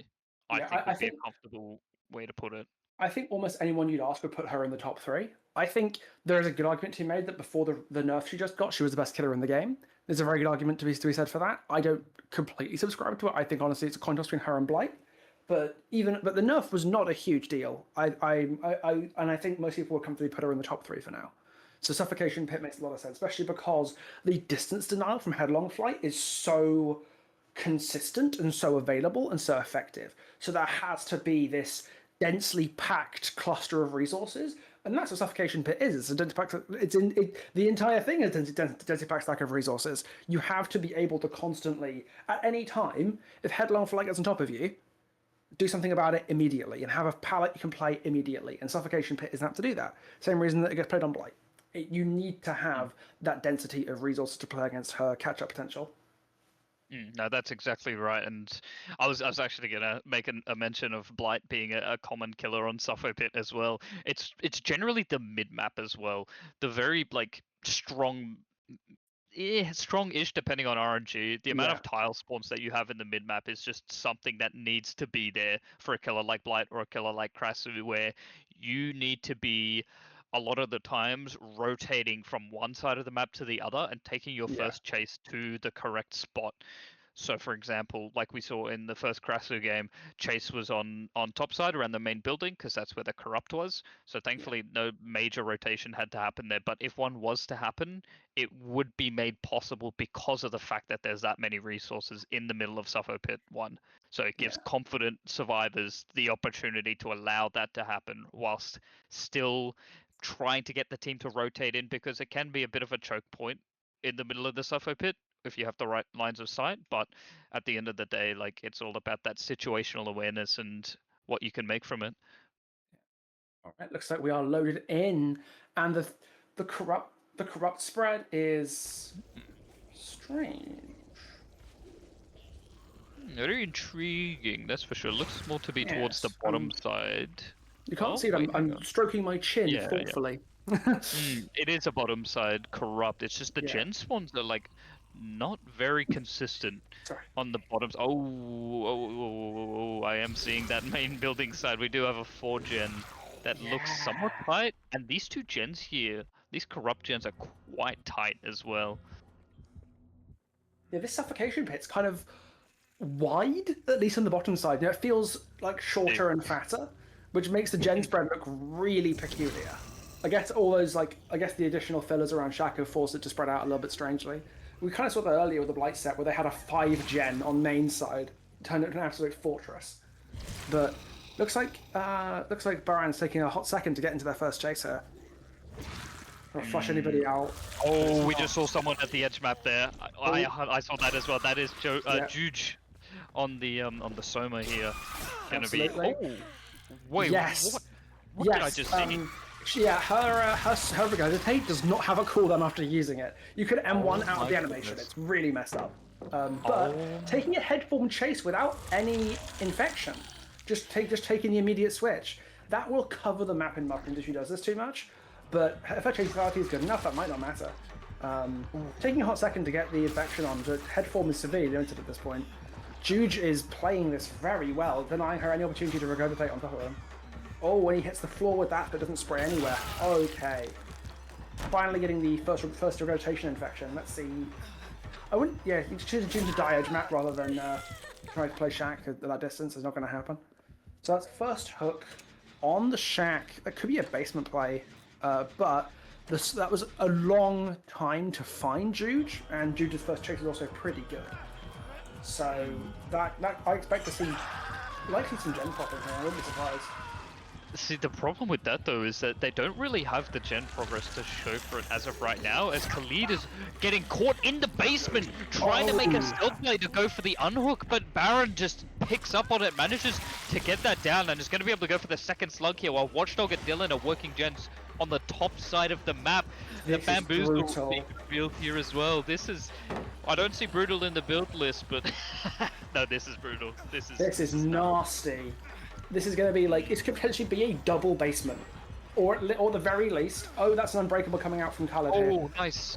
And notably, Khalid is not infected, so he'll need to switch to body form if he wants to get a health state here. Or break the Shack Pallet, which are the two things you absolutely need to be doing here. His Regurgitation misses. He's just go for the break. Or he's trying to force the infection first. He has the infection first.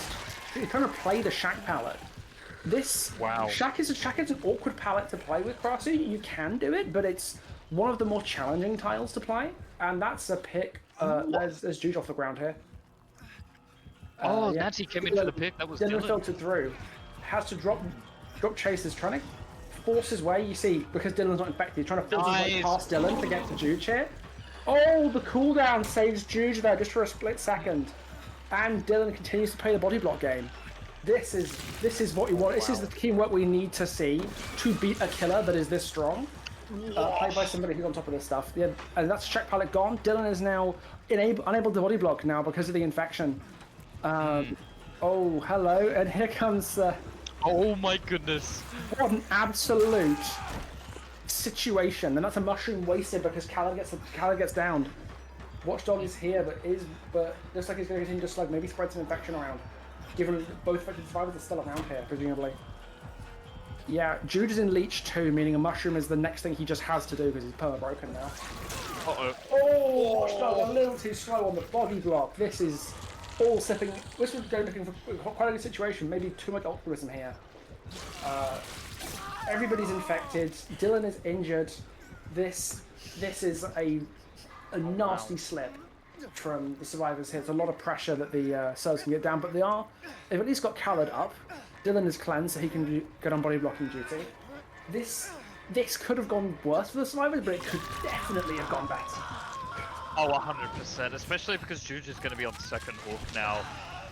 There's still hook stages across the board on the rest of our survivors, and I really liked Baron going for that pick there, even with the potential to slug and go for more and potentially be greedy and go for a 4K3 result, but playing it safe and continuing to go for the tunnel out is definitely. what I really like to see here. Oh my goodness, we catch everyone at this generator!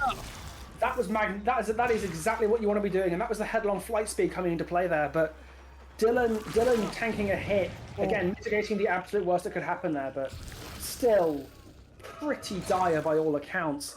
Khalid is not currently infected, so he's switching to body form for an immediate reinfection. Oh, slightly awkward tile shape there. Oh, is Juge dying on this hook? Because two players are at that down. Khalid is injured, being chased towards the hook. Juge might just be dead on this hook unless Khalid makes it there immediately. But Khalid, I think, does make it.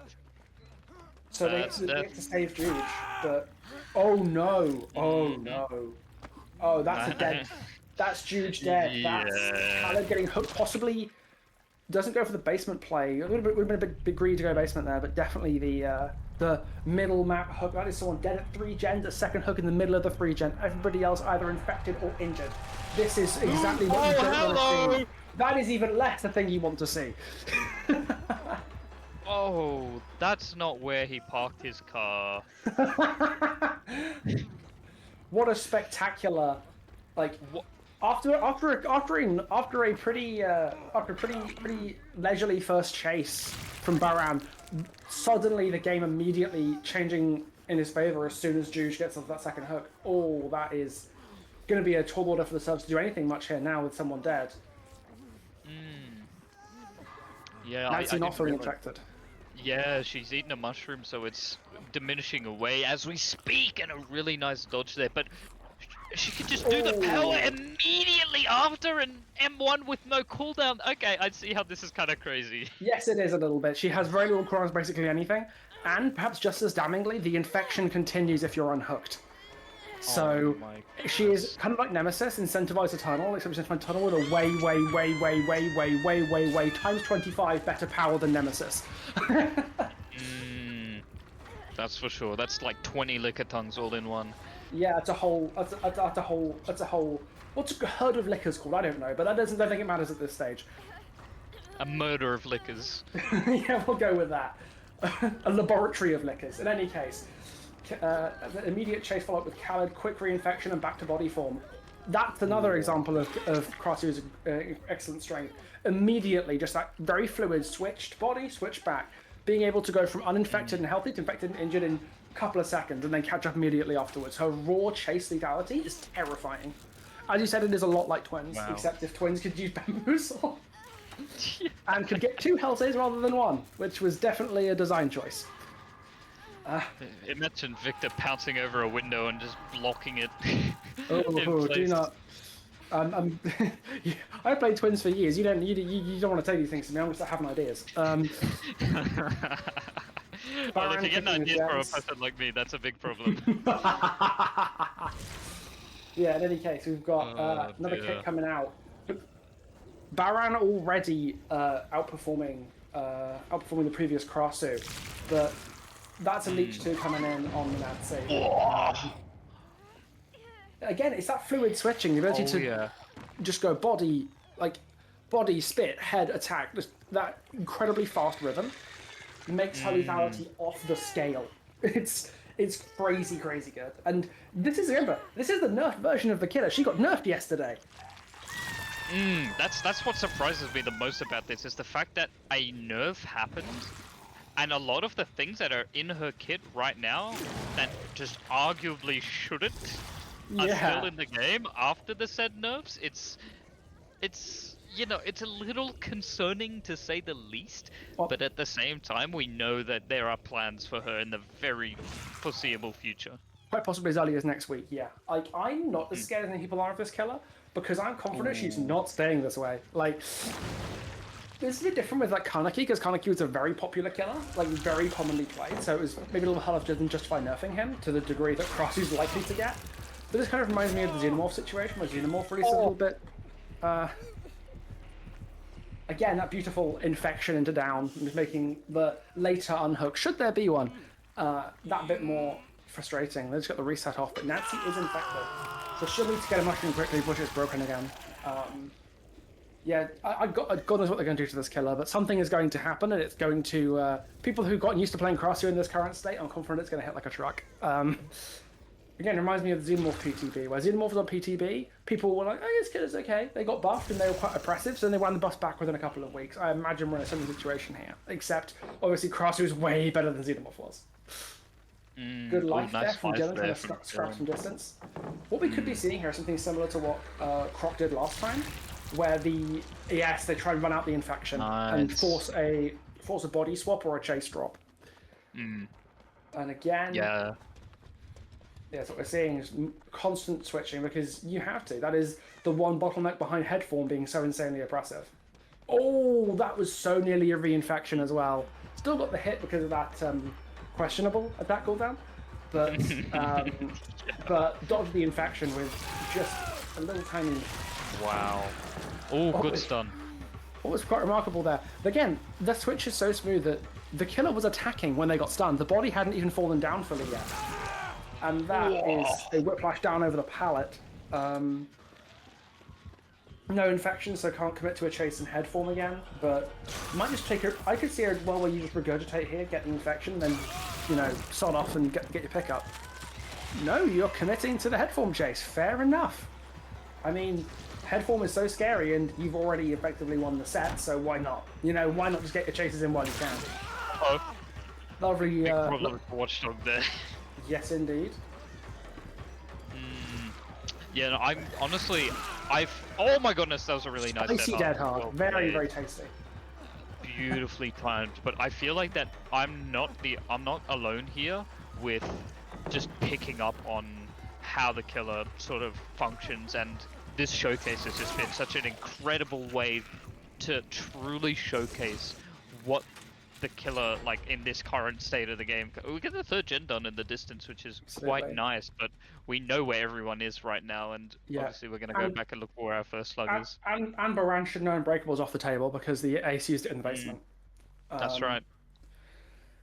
No, I'm kind of glad that this game has very much been Baran's to play, as opposed to the last game, because we got to kind of see both sides. You know, we got to see how really good survivors can stall a Krasu with the body blocks and the tight filler chases and the 50-50s. We can see how the really good survivors can make her work for it. But now we're seeing what happens when the Krasu gets to play, you know, server admin, for want of a better word, because this game has been pretty much from the start very much in Baran's corner. And just to quickly touch on that as well, the comparison between I think macro is the right terminology to use, but maybe it's micro when it comes to a specific killer's, you know, like just general performance on the killer themselves. I think that would be called macro, but feel free to flame me in the chat if I'm wrong. But the way that Baran is playing the Krasu is very much so, you can tell that a lot more time and experience has been put into this state of the killer. Oh, they get the full reset off as That's well. crazy. Maybe they're playing med charges on that one. I wouldn't be surprised. And Nancy's medkit is currently empty, so that's presumably with charges and botany knowledge as well. Wait, what just happened to Jake?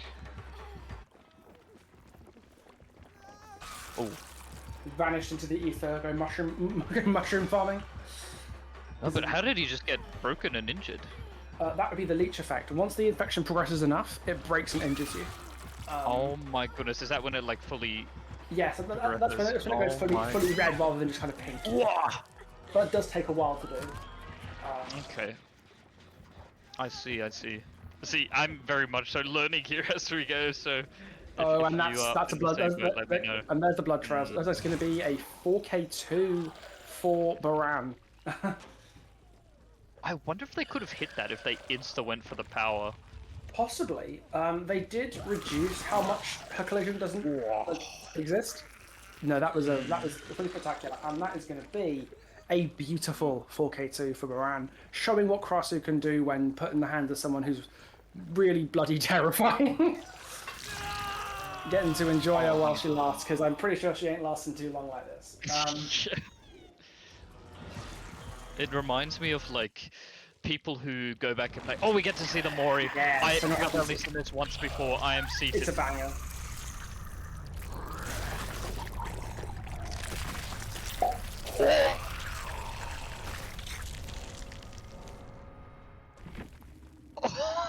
What a fantastic set, and what a strong killer! Wow, yeah, Krasu's a monster when she's when the situation is right for her, and when someone like Baran is at the steering wheel. That was spectacular.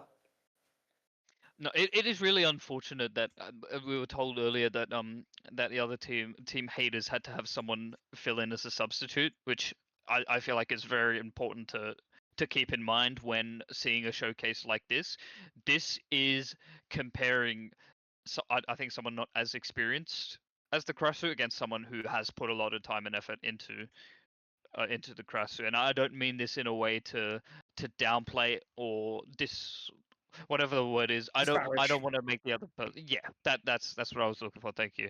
I don't want to disparage them in any way with what I'm saying, but I truly believe that this was very much so a big difference in, you know, killer macro. For sure, and you can really tell that like Croc as well was the survivor to run a Krasu. You know, Croc knew the limitations of the whip. Croc knew when. Yep. Oh, there appears to be a helicopter in the window. Croc knew what Krasu can do. More importantly, knew what Krasu can't do. Took the chase with the decisive, and the team coming in for the occasional body block as well to, like, force a body swap or to just give Croc the space to work. Really was like spectacular to see in action.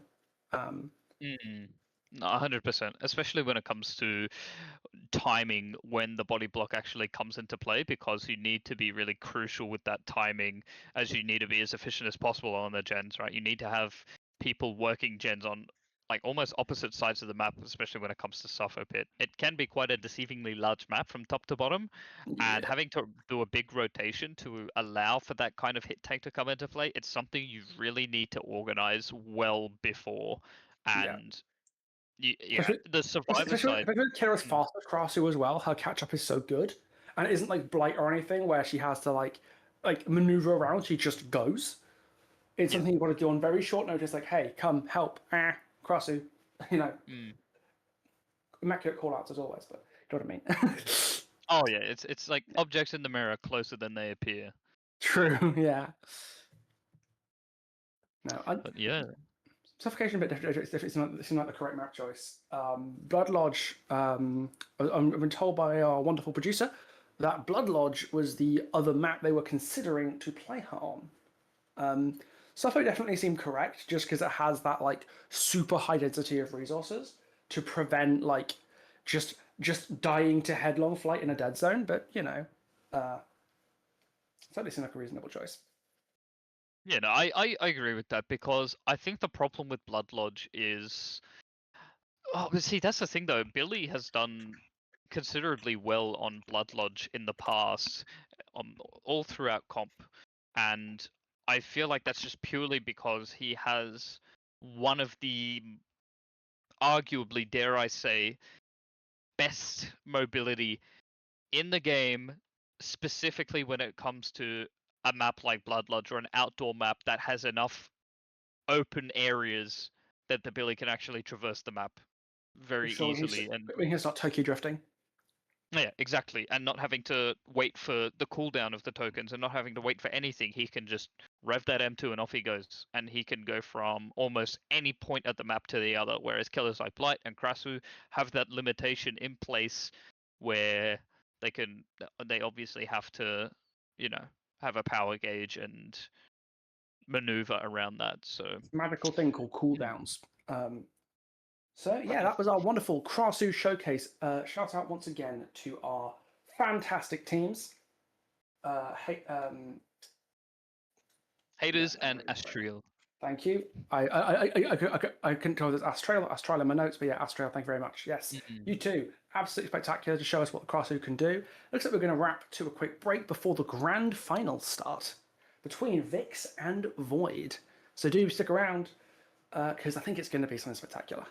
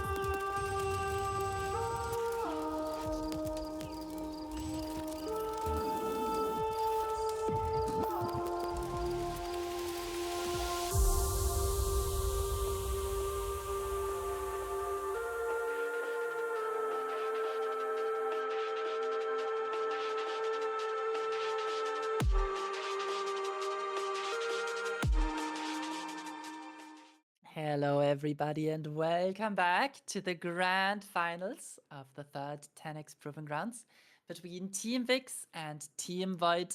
We have some bangers waiting for you, and I'm joined again by Spokerman. How are you doing? I'll be completely honest with you, Emmy. It is 5:44 in the morning for me in good old Australia land, funny upside down place. I am quite tired. I did have a nap earlier today leading up to this to be prepared for it, but there is a lot to be prepared for tonight. Judging off everyone's time says there's a lot going on here, and without further ado, as we're getting this first lobby set up, would you like to do the honors of telling us about some of these picks and bans that have just occurred? I am very excited. We are gonna see Blight on Suffocation Pit, followed by Ghoul on Bloodlodge, into Plague on Azeroth's Resting Place, and then we have Spirit on Wreckers. So a bunch of classics, a bunch of staples in the comp community. We have Plague, we have Spirit, we have Blight, we have the new kid on the block, the Ghoul, and then if we should make it to the tiebreaker match, is gonna be the Lich on Haddonfield. And you know, it's getting a bit late for you. I know, but like Haddonfield Lich, you wanna see that, Mm. right? Look, I'm going to be completely honest. I genuinely really do want to see this. I, over the years, have casted some of the strangest. I like. There needs to be some kind of record for this, but I have casted the most insane, strange, and stupid sets that I've ever seen in my life. And Vecna on Haddonfield is going right up there with some of them. Yeah, for sure. I don't know. Like obviously we should not be talking too much about the tiebreaker because it's not very likely we make it there. But we know the Lich is usually played on maps that accommodate his strength, that have a lot of elevation. And Hatfield, I mean, you have House of Pain, you have the main building, you have a bunch of like houses on the sides of the map that also have stairs. And Two houses. yeah, I don't know. I don't know if he's gonna be dangerous or harmless, especially with the Mm. pallets that recently have been added to Haddonfield during the Dead Zone reduction update. I'm so hyped. I'm really curious about that, to be honest, because I haven't even played the game since the Dead Zone reduction update has come into play. I heard about it on PTV, and I've just been touching grass. I'm sorry, team, but it's definitely going to be interesting. Yeah, don't worry about it. If you're booting up DBD, you're only gonna see Nostromo, Larry's, and what Oh, else? don't even get me RPG. started on Nostromo. The number of clips I could show you of me booting up into a Billy game or a Wraith game, Oh no. and I will load in and say, "Well, look, it's the Spoker special. I'm gonna get Nostromo first map on," Yep. and it happens every time. Every time. I feel you, I feel you. Collision is just so awful. Like survivors hate the map, killer players hate the map. But we're actually loading into our first set. Blight on Suffocation Pit. Now, if anybody's confused, why are we having Plague on Azeroth's resting place? It is because we have a system that prevents the same map from being picked twice. So instead of having Plague on good old Sappho, we're gonna have her on Azeroth's resting place instead. Yeah, I have very strong opinions about Plague ending up on Azeroth's resting place here. So there's some players specifically that I'm going to have some very stern words with after this matchup. But that being said, though, Plague has traditionally in the past been on Azeroth's resting place a few times. The similarities between ARP and Suffo Pit are they're there. They are completely different realms, but in essence, they play out in a very similar style where you have to play through that middle choke point, get your rotates through early game, whether you play it slow or play it fast, depending on how quickly people get spotted out. It's a similar kind of dynamic, but Suffo Pit has more, I guess, more powerful resources for the survivors to work with. And starting off with the first chase onto the Lori here at the main building, a nice quick tag for Outer in the heart of the Corrupt. So Lori's exactly where she wants to be, but I imagine this chase shouldn't last too long here. Yeah, she's actually on the Undying and getting Aura there. We saw Outer play this matchup against Team Whoa! Radius of the Life. We saw him play against Team Obscura earlier, getting 4k2 on Suffer with Blight, which was very impressive, running the same exact build. And 100 hours goes down, gets soaked on the ad map inside the 3-gen. Pretty good start for both teams. Survivor dies in the right spot. Killer is gonna be happy with this soak position. And the rest of the team is probably cranking away at the bot side gens. Ooh, and not just on the bot side gens, we see that first totem getting cleansed as well. So Undying being out of the game, no more free aura reveal at main building like we saw just earlier. And that ruined totem is going to be very much so unprotected and over towards the shack side of the map as well. So I wouldn't even be surprised if we saw that ruined totem. Okay, there's no one working on it. I wanted to go and check, but we've got 2 people on gens and another survivor loosely playing for this rescue. Yeah, Outer is just searching the edge map right now, and we're having a way more tame setup here compared to our first Blight set that we saw. This is just your regular old 3-gen topside with like a mid-map gen connecting it, making it a wide 4-gen if you want to. Oh! So you're actually dropping the pallet there, thinking he's been... What is that auto aim? Oh my goodness, that is greed. Greed manifesting in front of our eyes as And Laura this was- goes into the main building to use that life again. This was not even a hit on the unhooker. Unfortunately, Outer hit the Lorry on the hook, and it's really going south for our Blight here. Not Wah. even able to secure the down there. Nice dodge, and the body block is also in position, with Ace being healthy. 2 gens popping on the bot side, and this chase is being extended. Oh my goodness, can I just say, I love that Shoyo actually went for the crouch there as well to actually dodge the M1 there, because by going for that block of the swing, the timing of that was just really satisfying and almost worked out perfectly in his favor. We heard the Atom at the edge map, but instead we're going for the chase out to the Atom, and we get flared into next Tuesday. These survivors are such jukers, and of course, with the Lorry taking first chase, there might be some anti-tunneling perks in play. So Outer is waiting just a tiny bit with the pickup. Knows, okay, Decisive Strike has timed out now. I can get the Lorry back on the hook. So, definitely not what Outer was looking for. It would have been so much more advantageous for him to just get the trade on the Ace, not having to deal with the pesky body block, and then Adam with the flare as well. The survivors are definitely popping off already. Nice hit coming onto Dystopia. 100 hours gets unhooked immediately again. Very close to that bot side of the map though, where the survivors were able to pop 2 of the 5 necessary gens, and if Lorry just stays bot side, Outer might not be able to commit this. I think at the end of the day though, Outer is taking the gamble that the survivors haven't been able to have as much gen progress with the ruins still being in play! The pump juking is strong with this one, but unfortunately that's gonna be the down, but Lori is gonna slap him with the D and Didn't make a rock it nice into this clean yet. getaway. Still saving the life for after the pallet break. This is very calculated by 100 hours. It's so important to get the right player into chase. And Team Void was able to do just that. What a beautiful hit by Outer though. Finally securing his tunnel out. That is such But a at what beautiful cost? follow-up. The cost is truly going to be coming into play. Those 2 gens are going to be getting completed. They're trying to dodge out what looked like Adam was looking like he was trying to dodge a pain res, but that 4th gen is still going to be getting completed.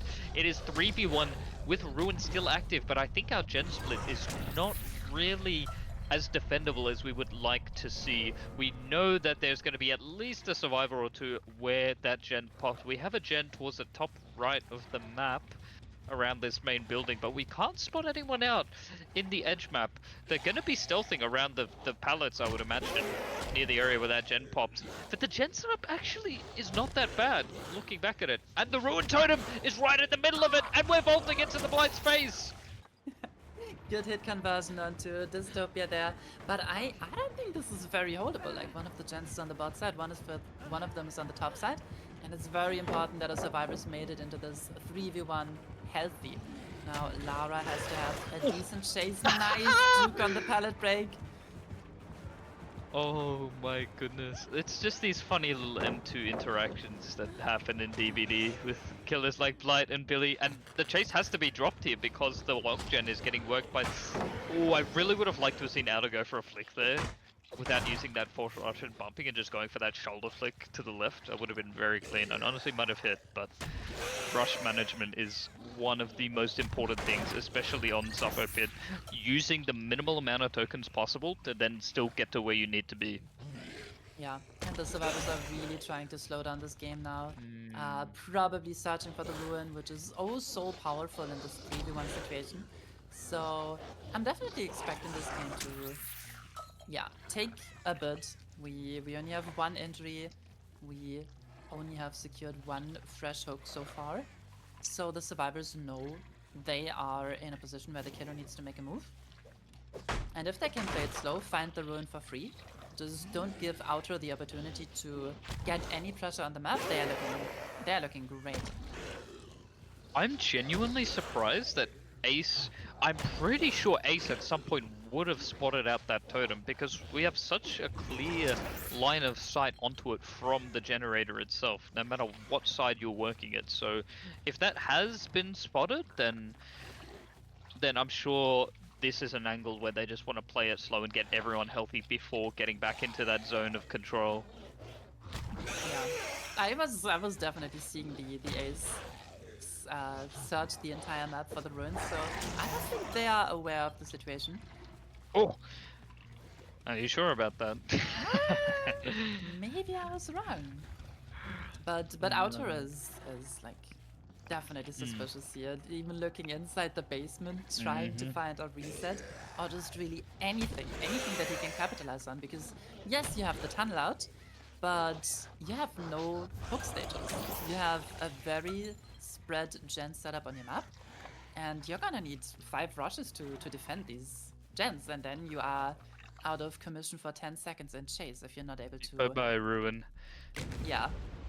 Now we gotta rely on the eruption. Outer gets information as to where one of the survivors is located though, which is very precious to him.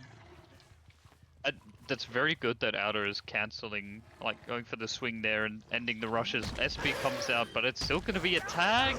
Waits it out, really good bump logic there, not being greedy and going for the 2-swing hit, because even while Sprint Burst is up, it's quite easy to be able to juke the power there. So we're going into the corner and taking the death spot, trying to win a 50 at the rock, but not quite being able to, and Outer's doing the exact correct thing and slugging this, but still a little bit inefficient with the bumps though. We aren't quite going to be able to make it all the way to the top side of the map. We do make it to the gen with a token to spare, but the blast mine comes through.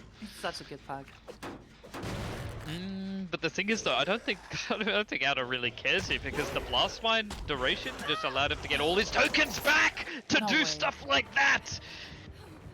So you usually want to use the blast mine to get a pickup, get an unhook, get some distance from the gen, but Dystopia still gets found. Gets a beautiful stun here. But how long can they last in chase? It looks like they are accepting death in the comp corner, as is tradition. Jerking on the Z-wall, but to no avail. Taking it down on the top side, closest to the highest progress gen right now. Yeah, Outer's definitely very happy with this outcome, and is going to be able to... Well, we did have the resets fully coming through on the other side of the map, so we know we can't really be too worried about what the progress is going to be looking like on that generator by the logs. It's now just a game of looking for the rotations, and Outer is keeping a very keen eye on the choke point, and we haven't really had any sign of life as of just yet. We have Adam over by the logs. Oh my goodness. Oh my goodness, Shoyo.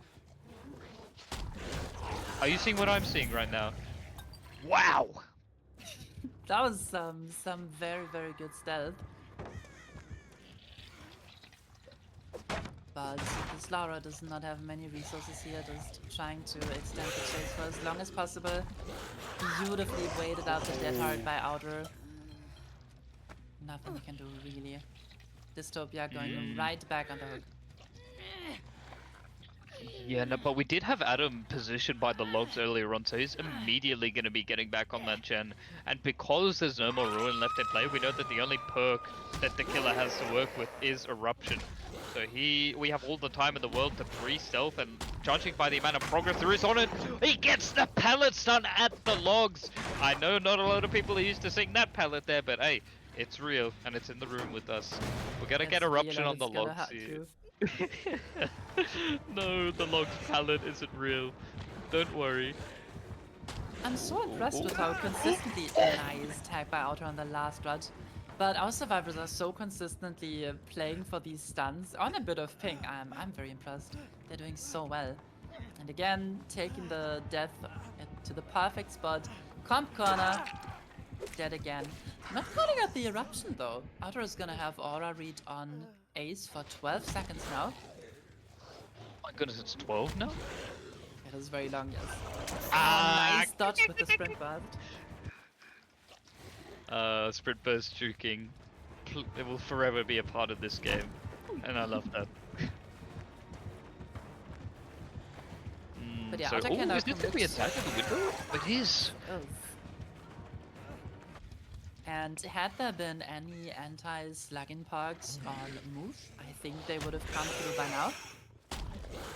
So we either need to see Dystopia rotating right now, or we need to see a gen popping really soon. Because we have 2 survivors slugged on the bot side on a high progress gen, and the only person who can save them is Lara on Death Hook.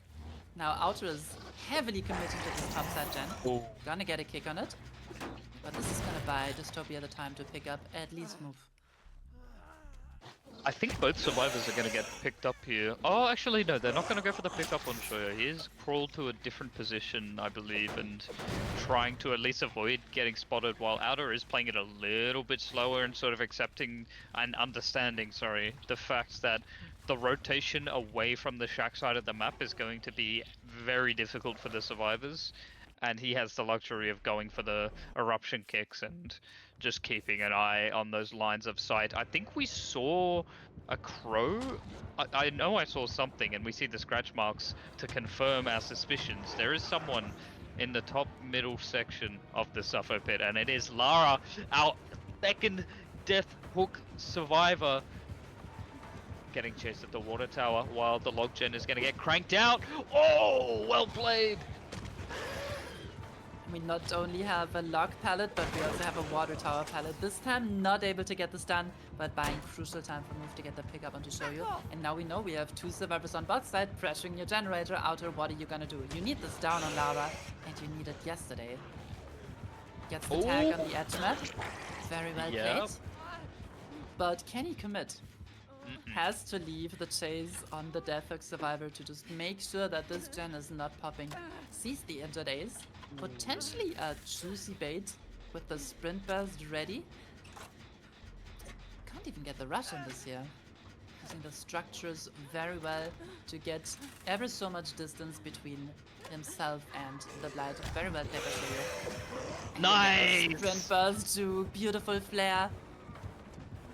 I'm surprised. Outer has been really patient with his rushes, especially when it comes to sprint burst, dead hard, other exhaustion perks, but that was so well played! Oh, the navigation, the bump logic, it's a masterpiece, and it's always so beautiful to see Blight players pull it off like that. You just love to see it.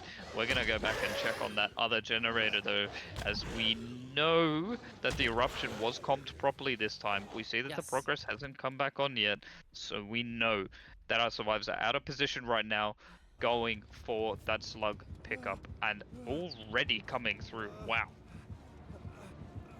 Yeah, we're definitely seeing that top side. Lincoln, you're gonna miss it. I was just checking Dystopia's POV for 1 second, and Shoya gets down. This time Outer decides, okay, I have a hook, I have a high progress gen that I cannot regress much more often. I'm gonna take it this time. That is so unfortunate at the shack. It was a really unfortunate mistiming of shack check spots, going into the realm of guest spots even. But as Outer picks up on the trail of our survivor that's gone to the main building here, is that the Deliverance or is that that is actually going to be Second second wind. wind coming into play, so that's going to be really nice that that reset's going to be happening. But the chase is on our Death Hook Survivor. Will this be?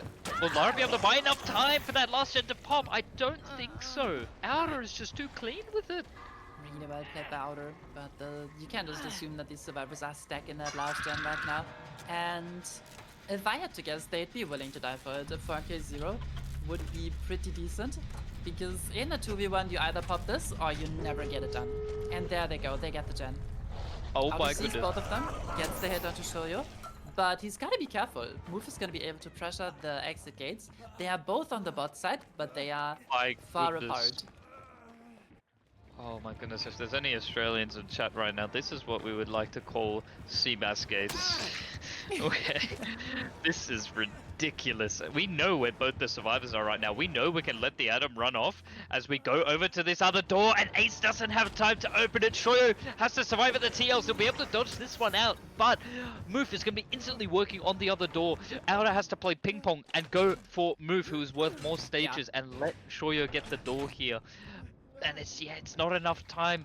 Move should have, instead of going for the door, should have gone for the hatch play here. I would like to argue that probably could have been a possibility, expecting that Outer would want to go for more stages, but at the end of the day, Outer is going to pick up Move here and get that fresh kill here, making it 10 stages total, 3 kills. Yeah, that is still really solid for the survivors, but also quite solid from what we've seen from the Blight performance earlier. Obviously, we had Outer on the 4K2, but the game before that we were also seeing outs, I think. And yeah, obviously in an ideal world you maybe are able to get hatched there, but show your dodging out on those rushes was definitely not expected. So well played, great individual survivor play, and great killer play too. Good decision making, going for the fresh hook in the end game. Beautifully played. I 100% agree with that, and my only gripe was the hatch play not coming into play at the end there, but obviously power of hindsight. As Yeah. our jobs as the caster, we have the luxury of being able to see what everyone is doing exactly as it's happening, so there will always be a bit of bias when stuff like that happens. But this is honestly looking like it's going to be a really exciting finals. Vikzz and Void looking like teams that are just on a very similar level when it comes to just macro and skill and game knowledge. So I'm really excited to see what Void has in store for us on the killer side after putting on such a nice survivor performance. I feel like getting outs against Suffo Pit Blight would generally be expected to 4K on Suffo Pit, if I'm not mistaken, with a build like Ruin Undying, Eruption, Corrupt. Yes. No? I agree with you, especially because we also have Deliverance Band, which is probably the strongest survivor perk you could ever bring. Oh wow. But it also shakes up the meta a bit and really changes the way that the killer plays like their first and second chase, because you don't need to down the recently unhooked survivor within those 12 seconds to deny the deliverance. You can just potentially go and just put up the trading survivor onto the hook and not lose too much with it.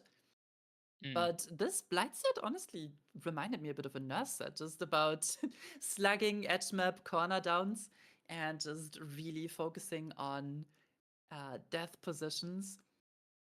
So yeah, really, really well played by the survivors to slow down the set, and then great decision making by Auto through all of it. This was Vikz's pick. So let's see how strong they are going to be on the survivor side. We're taking some time to set up the lobby right now.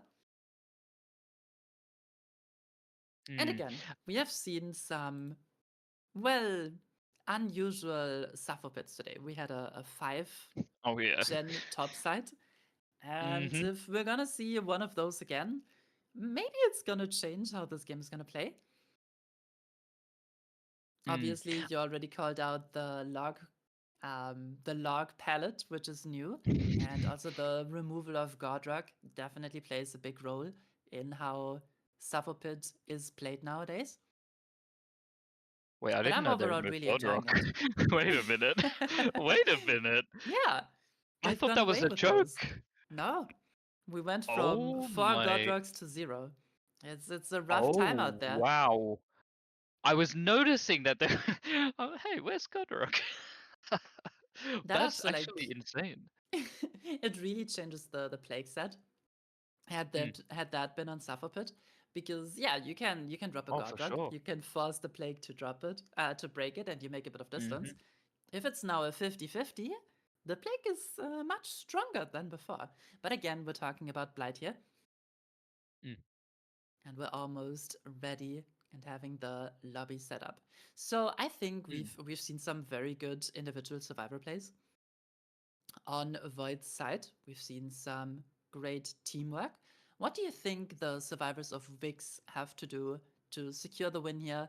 What does Void's killer have to do to get a better result than 10 stages for fresh? So, as it stands currently, the killer for Team Void needs to 4K or even 11 stages would be Yeah. enough for the win con. So this opens up a few possibilities. If the win con was, if the last game was 11 stages and 4K had to be the win con, the fact that 11 stages is still possibility for win, what I'm basically trying to say is it allows for more scenarios to give Team Void the win as opposed to what would normally result in either a tie or Vikzz taking the win for only 10. I think I'm getting the teams mixed up, but what I'm trying to say is the difference between 10 stages and 11 stages is night and day, right? And as we Yeah. load into this game, I'll try and collect my cluster fart of thoughts, but Don't worry, I've got you. 10 stages versus 11 stages completely changes the game when it comes to the result that you have to play for and the decision making that will happen going into the game. So yeah, that's pretty much it. I'm sorry for the loaded question. I No, no, think no, don't be. I've had much worse loaded questions in the past. Very, very maliciously, might I add. Very malicious side choosing and prediction making. And with But that, yes. we're loading into the game. Very interesting. We're seeing a completely different approach and builds from Move coming out here. Ooh. Yeah, we are in fact seeing a very different approach.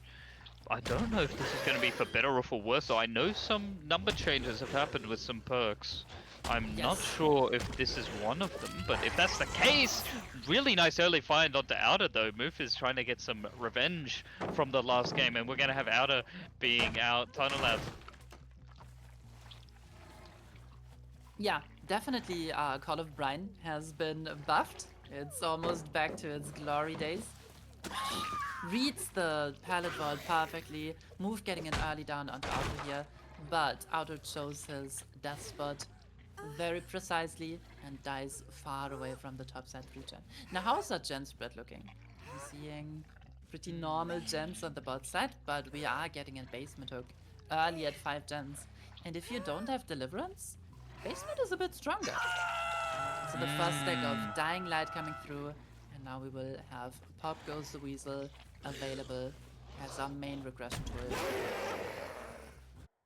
Yeah, I wouldn't even call this a topside fortune, but purely because we are on the Blight, it does allow the gens to be a bit more defendable than it would be on any other killer.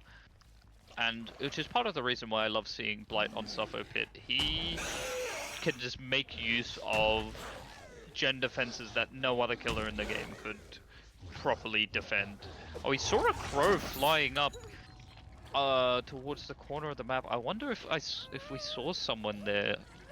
I don't think so, no. There's coming in from a completely different angle, but actually full sending it in right as... Oh my goodness, this is going to be Move trying to go for the body block to stop the unhook from happening before the second stage comes through. This is BBU in action. This is so tense. If Mara gets this, that's the trade. It's very good. Oh no. If he doesn't get this before stage 2, it's Oh a disaster. Oh no! Waiting for the Oh swing. no! Oh He my gets goodness! it. my god, that was Oh. so close. I was on the edge of my seat, and knowing that Deliverance isn't in play, Move is gonna insta-pick, go back onto Outer. Obviously, BT's gonna be over. We've got 2 gens popping in the background. We expect this. We know it was gonna be coming into play. We just want to zone back towards. Uh-oh! Zone back towards the shack, and wait for a dead hard, and there's the dead hard! Oh my! Nose, well played, great patience. And Outer goes back on the hook. This is looking pretty good. You have 2 hooks inside your 3-gen. Well, Mada just got unhooked out of the basement. But Move has a lot of pressure here. This is very defendable. This is definitely looking very 4Kable, and this is exactly what Void needs to take that early set win on the opposing team's killer pick. Always a great feeling, especially when we're going into the grand finals. So it's not over until the Fat Spoker sings, though.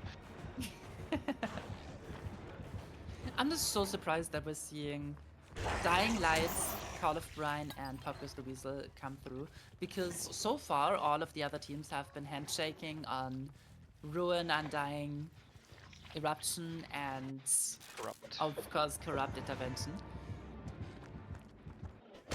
This is such an interesting adaptation. You're definitely gonna have more pucks for longer, right? Because we all know how fragile those hex totems can be. Now Move is just trying to spot out the unhook, getting some information from Call of Brine. Sees Mada's scratch mark at the back of Shack. Is this another body block situation? No, luckily it's not. Oh Karma my is in goodness. possession to get pull onto Outer just in time. Not even.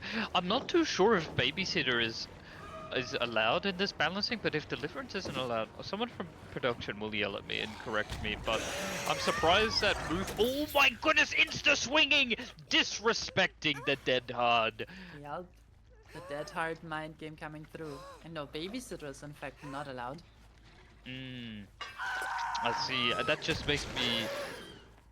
Yeah, it just makes it more viable to go for the instant M1 or M2 through the BT, but Move played this absolutely correctly and managed to get very much so rewarded by being very devious and going for the insta swing as opposed to baiting out the dead hard. So really, really well played by Move for Void. Yeah, I love the high level dead hard mind games coming through.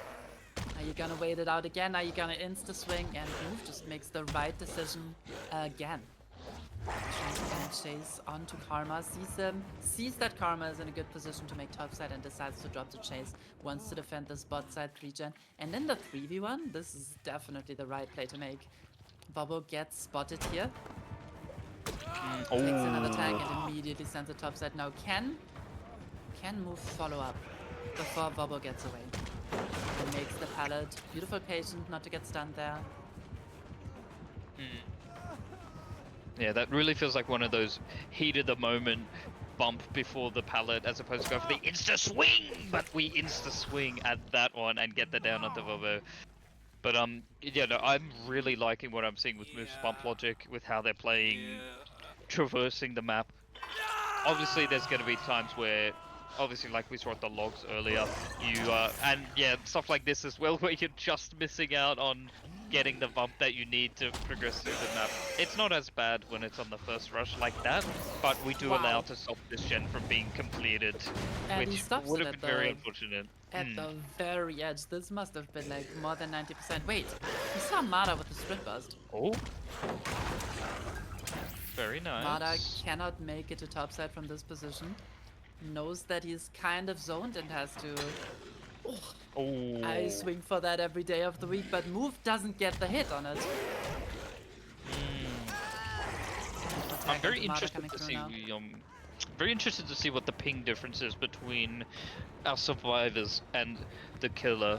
I'd have to ask around and get more info on that, but it really changes the game when it comes to what you choose to swing at. Really nice hit onto Karma though, putting so much pressure. Firecracker comes out. We still get IS through the window on where Karma is. Goes for the vault, but Move played it patient on the edge map to allow that just beautiful follow-up. and another fresh hook coming out. No stack of Dying Light from this hook though, but that is a-okay. Move is in a very dominant position right now, and this is looking very much so on track for Void to be taking this first set here in the grand finals. Yeah. I know Mada's on the fabled 12 MS, the German ping.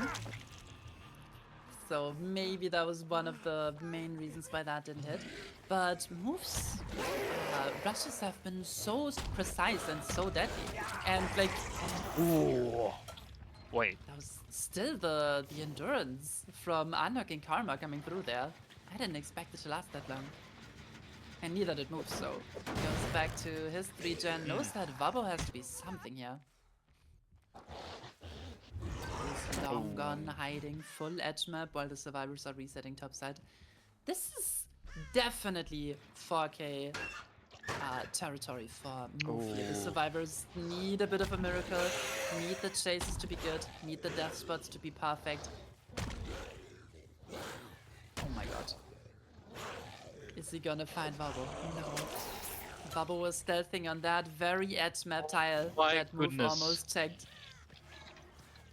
Oh yeah, I was watching from Move's POV that whole time, and that is such a beautiful stealth by our Jake there, Vabo.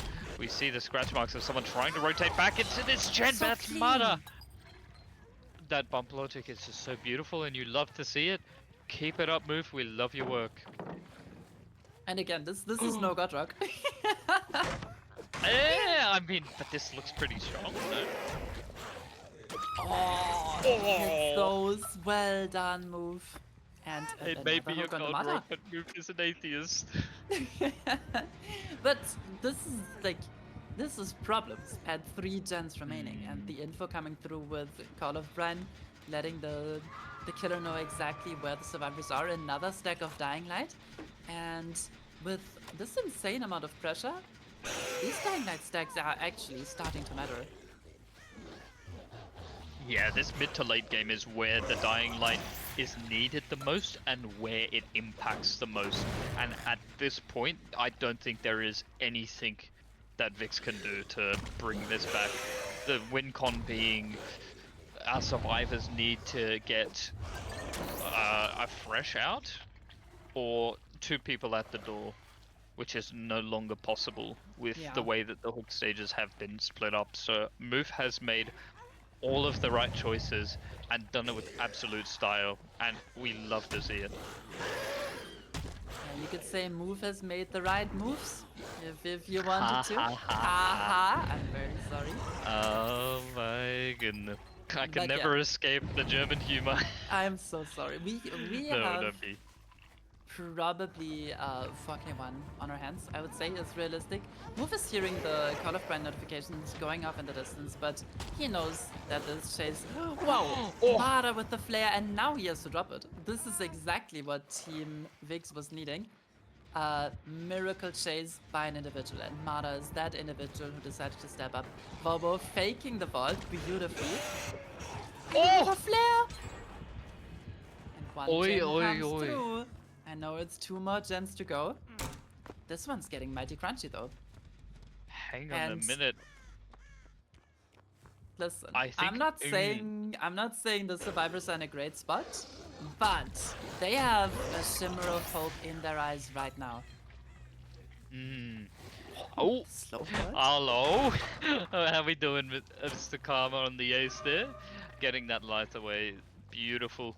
Gonna be avoiding that tag coming through too soon, but Move predicts the vault, but the medium vault back is gonna be enough. Move immediately dropping the chase to go back and chase Volbo off of the gen here, but he hasn't gone back onto it yet. No, that would be too quick. This is so tense. Mada is still injured, which makes Move think, wait a second, they are not resetting their death hook survivor. Are they just smashing my gens right now? What is the right play here? And Move is still playing it super patiently. Sees that gen is still regressing. And finds Karma on the stealth. How did he see him? Oh my goodness. I saw him for a split second, but it only processed well after Move had already gone for the swing. And we get a very clean 2-tap onto Karma as well, losing that coin flip at the God Rock at home. And now That is the insane. shimmer of hope that was in the eyes of Vikz's survivor may just have faded, because now we're back hooked inside the 3-gen. Obviously the 3-gen isn't as tight as before, but for a Blight, this is very, very defendable. Nice flick, doesn't quite connect with Bobo. Mada gets the unhook immediately, and Move is probably just gonna go back, knowing, hey, that's my 2 Death Ex survivors, one of them injured. Decides to take the chase with Karma. Can Karma last? Well, we're gonna have to hope so for the sake of Vikzz, who, let me just say, this glimmer of hope is something that we like to see. Oh, okay. Okay, come on, look. It's all for a purpose. Oh, it is indeed for a purpose. I forgot that that was a thing. Oh my goodness. Slaps him with the knee. Does get the hit Oh! from Mori, does not. Karma lasts even longer. The window now blocking even. But this is the Obsession and Chase, which means both survivors that are affected with those 6 Dying Light stacks are working gens much slower. Nice use of the sprint burst by Mada. Move still finds the tag on him. Now 2 injured survivor towards the top side of the map. And if we can get it down on Mada quickly here, that should seal the deal. Nice vault back. The window is gonna block again. And gets it down. Really well played by Move there to clean up and finish the job onto Mada as we see the second elimination happen. I was really excited to see Vikzz make a comeback in the trial here, but Move has just held too much of a solemn grip on the trial here and just kept everything in control. Good cleanup, but gen number 4 does get completed as there were no resets happening. We see Vobo rotating away, which means Karma has to be close by. That log pallet is here and here to play as Karma wins that pallet, makes it all the way to top, and Move has to wait for the full 5 tokens. Yeah, but in a 2v1 against an S tier killer, 1 person injured, you are unfortunately not expected to ever get this last gen done. 7 stacks of Dying Light, actually getting great use out of the park. Karma goes down, and this seals the deal. Move now slugging, trying to find Wobble, maybe caught a glimpse of him earlier. But with the changes to how hatch and completed generators work, there's no real reason to slug here. Move can just go back, get the pickup, and know, hey, it goes back for the gens actually, doesn't it? I think Move is in the mindset that the hatch escape would result in the tie, but as you were mentioning, oh my goodness! Mods! Check him, PC! Check! He just knows. No, that is insane. That was such an insane find. I really want to watch that back and see what Move saw there that we clearly didn't. Oh my goodness. Wow. Wow. Really, really well played by Move. And now, yeah, what is there to say? Sees Karma in the distance. 4k1 achieved for Team Void. And yeah, with style, you could say. Really hammered the nail on the head with your prediction. What a beautiful finish for Move there as well. Not going for the Mori though. I'm putting a minus rep on Move's profile at the end of this. No, this guy is about efficiency. This is maximum blood points. Actually, no, it would have been more blood points if we did go for the Mori here onto Karma, but that's just me being a nitpicky pub player. Really, really well played though by Move. And as I was saying earlier, it is always the best feeling to be getting the win on the opposing team's killer pick, because now you're going into your killer pick, which for Team Void is going to be the Ghoul on Blood Lodge, which is going to be very interesting to see. I haven't personally seen a lot of Ghoul games as much as I feel like a lot of you in the audience will have, and I'm sure you have as well, Emmy. Well, I have not seen the ghouls since the kidnap tag changes that also joined us with patch 9.2, which now allow the survivor to keep momentum while being, eaten or kidnapped, quote unquote, from the other side of a vault. Yum. But Mm. yeah, like you said, it's very strong to start off a series beating the pick of your opponent with your killer player. You will be patting yourself on the back for that one. Some insane finds by Move, some hero survivor plays by Team Vikzz. I think we have a series on our hands. We have more than a series on our hands. We have the finale on our hands. We have Felina in the flesh as we get the next trial set up, which will be Team Void starting off on the killer. I think it's the same lobby because we're going to be Yeah, seeing a familiar face on the killer and I the added an survivor oopsie. roster. Oh, the survivor roster looking a little different here. I'm liking what I'm seeing so far, though. You like the Felix Richter? Okay, no, I don't know how I feel about that. I'm just happy that my boy Zynox is in there, you know. But but yeah, no, I don't know if I've seen Ghoul on Blood Lodge before. I don't know if traditionally Ghoul has been on any other maps. So if you would like to correct me if there has been any other maps that we've seen Ghoul on, but I quite like the pick of Blood Lodge here. Yes, Blood Lodge has traditionally been the map choice for Ghoul with his high mobility, and the survivors is needing many filler pallets to have any chance to last in chase. I'm very sorry, I'm stumbling over my words a tiny bit. We have seen a pretty big mix of Ghoul games. There have been many 4Ks at the very introduction of the Ghouls, and later on, it kind of seemed like survivors were figuring out the set a bit, and it is not uncommon to see outs, but it also depends heavily on the balancing of the league that the game is taking place in. So I think this can go either way. I also think that Blood Lodge has been changed quite a bit in the Dead Zone update, and it Mm. does feel a bit weaker than before. At least it has felt like that to me. Maybe it is a skill issue. Obviously, Mm. we had a full patch of crane window not being vaultable, which was Oh my very fun for the goodness. balanced landing survivors.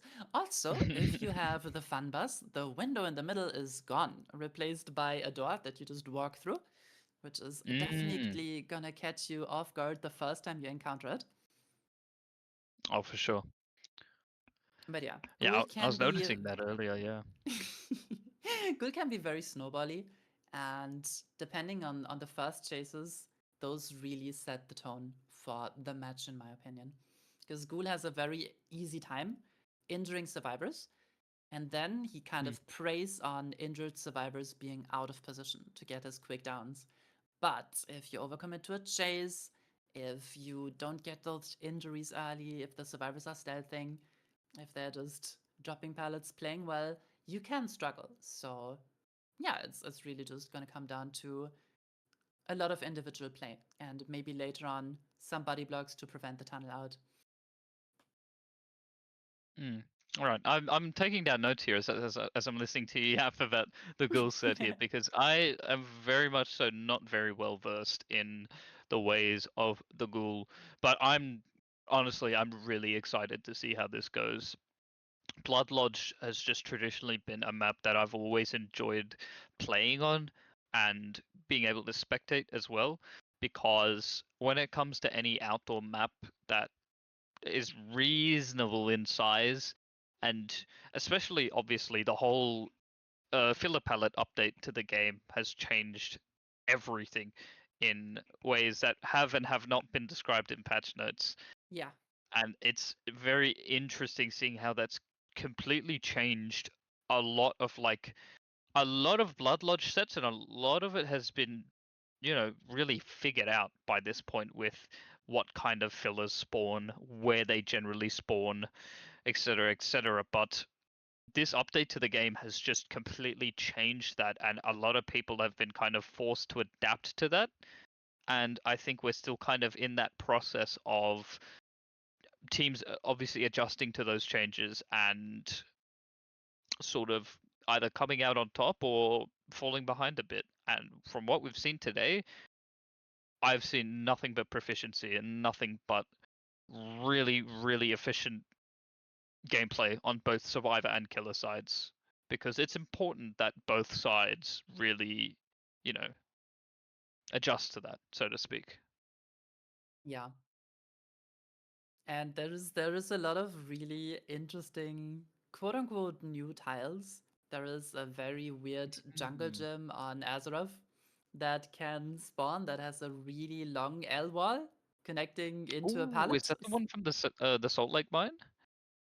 No, it's a different one, actually. Oh, I think it's okay. unique to Autohaven. Maybe we're gonna see it, maybe not. It's very shift tackable. It's very interesting. It's absolutely infuriating if you're an M1 killer. And in some chases, Ghoul really boils down to being an M1 killer.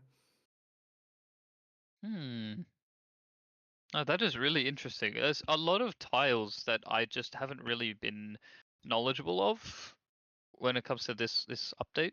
I do Yeah. have a lot of catching up to do, and I really acknowledge that. But I think I don't think I'm alone in having that mindset and having that sorry, I'm just double checking that I'm actually in the spectator slot. So we are loading Yes. into the trial here. Everything is all set up. We had to get some people in and out, but we are loading into the Blood Lodge with Team Void kicking us off with a set lead ahead of Team Vikzz.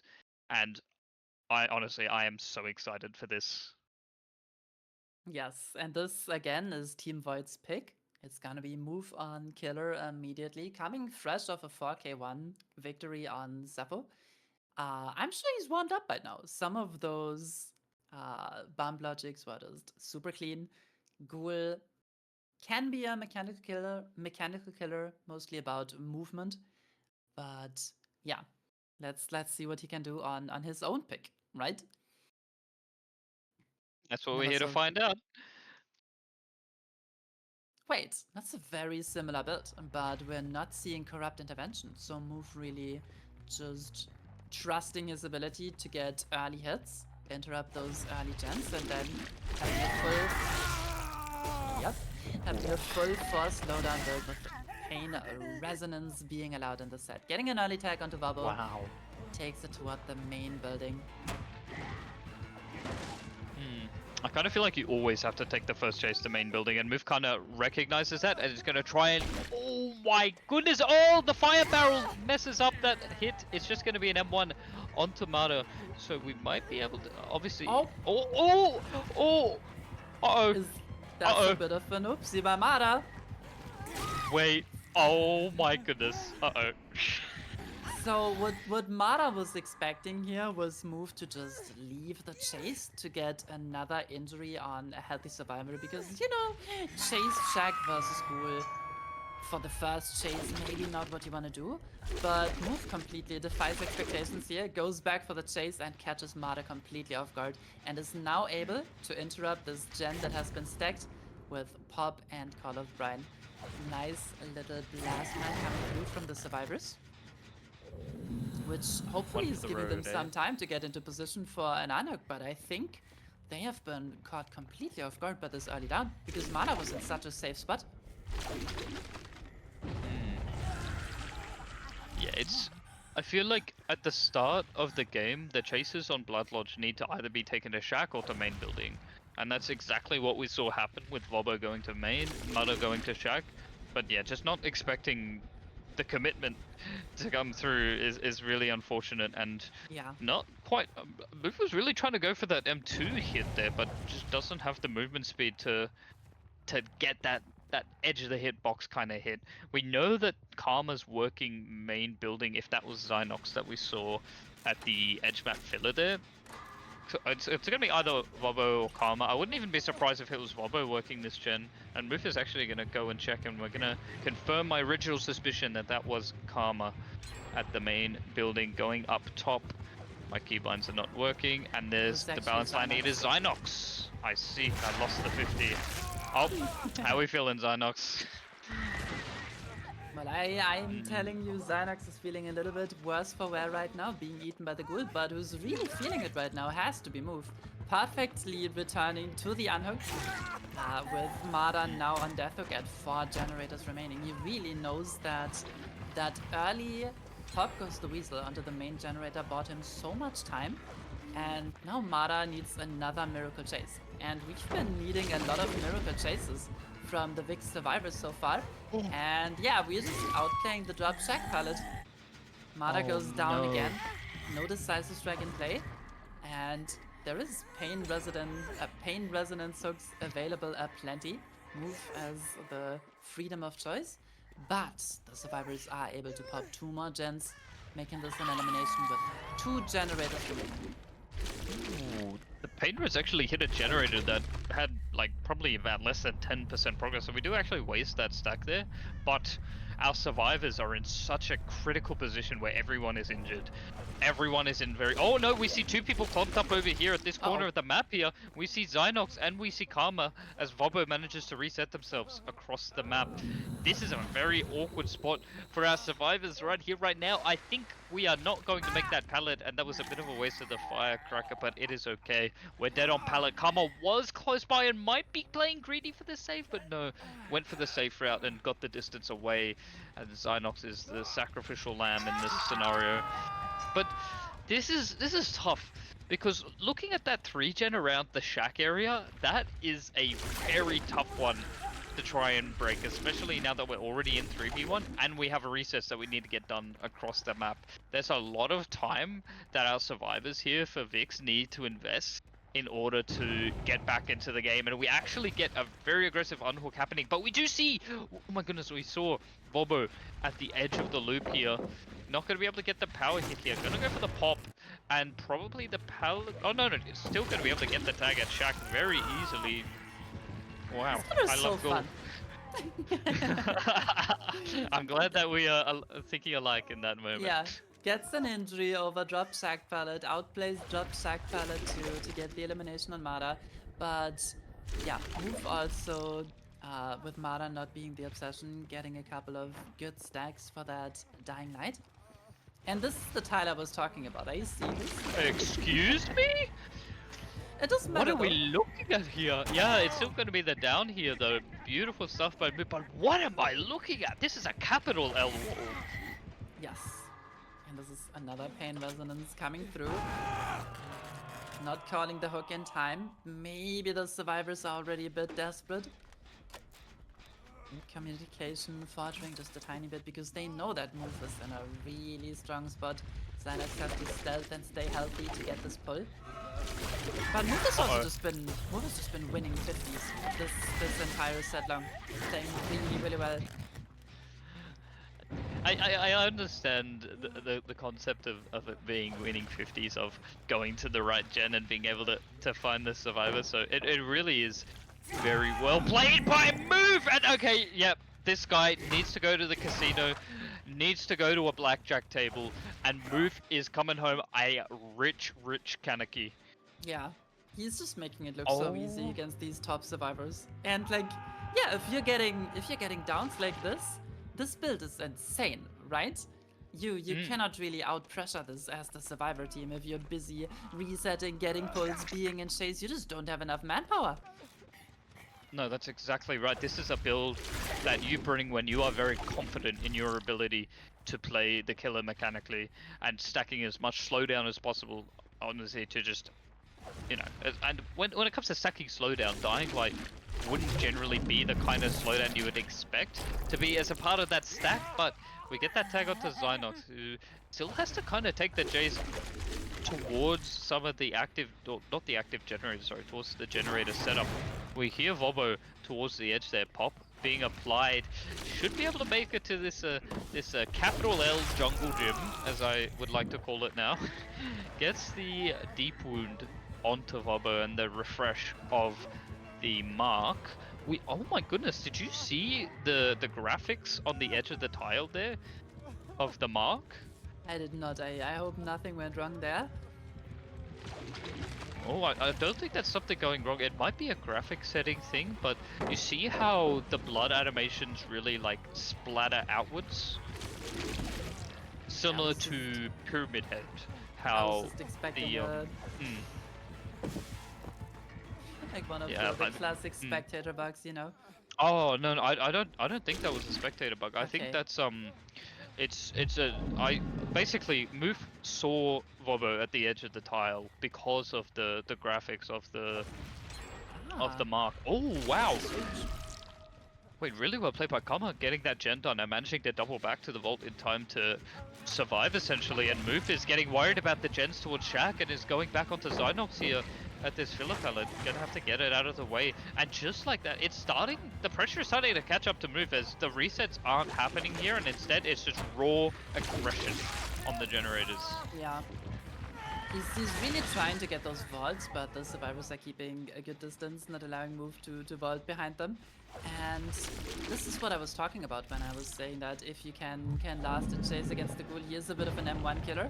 So far, Move has been making the chases look easy, but now struggling to convert those downs. And oh, Zynox is caught out of position here, though. This is gonna be a down. But that's the problem, though. It's so tricky to not get caught out of position in that kind of scenario, right? Because Moof just has the ability to rotate from the chase at Shaq almost immediately to that spot, and we're going to be catching out Karma at the corner of main building. The insta-vault isn't even enough to get over! Wow. This could And be curtains right here! That's resilience as well. Oh my goodness, the fact that that was a hit through resilience is disgusting, and Yeah. Moof is packing it up and cleaning it up as a 4k1.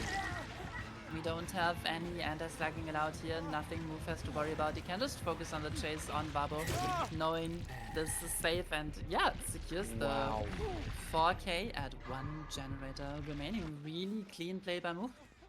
The survivors were making a bit of a comeback, but Move realized and, you know, just said, no, this is my pick, I'm gonna win on this. And the 4k1, not unbeatable, but definitely a really, really strong showing for Void's killer pick here.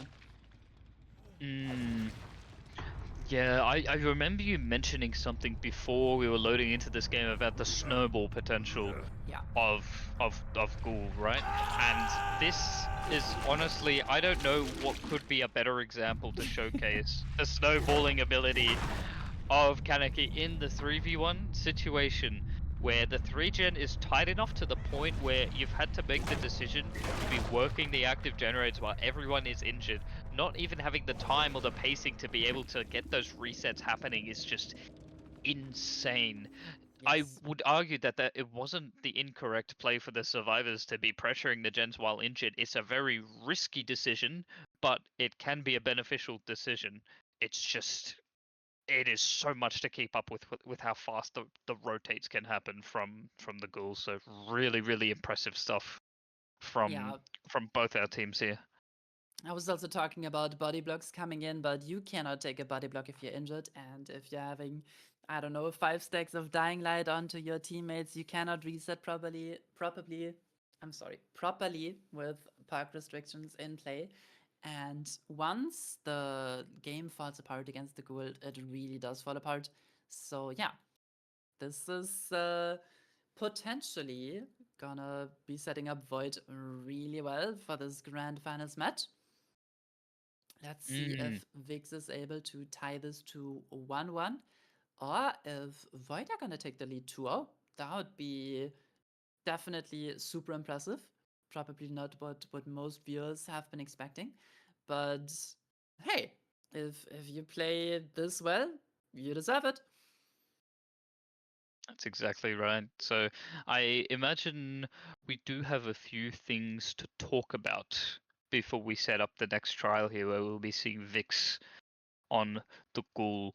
So I've always noticed this in all my years of casting. It's been a very common tradition that teams, and I've mentioned this a couple of times, I feel like, but there's a trend that happens where teams will win on the opposing Yes. picks, right?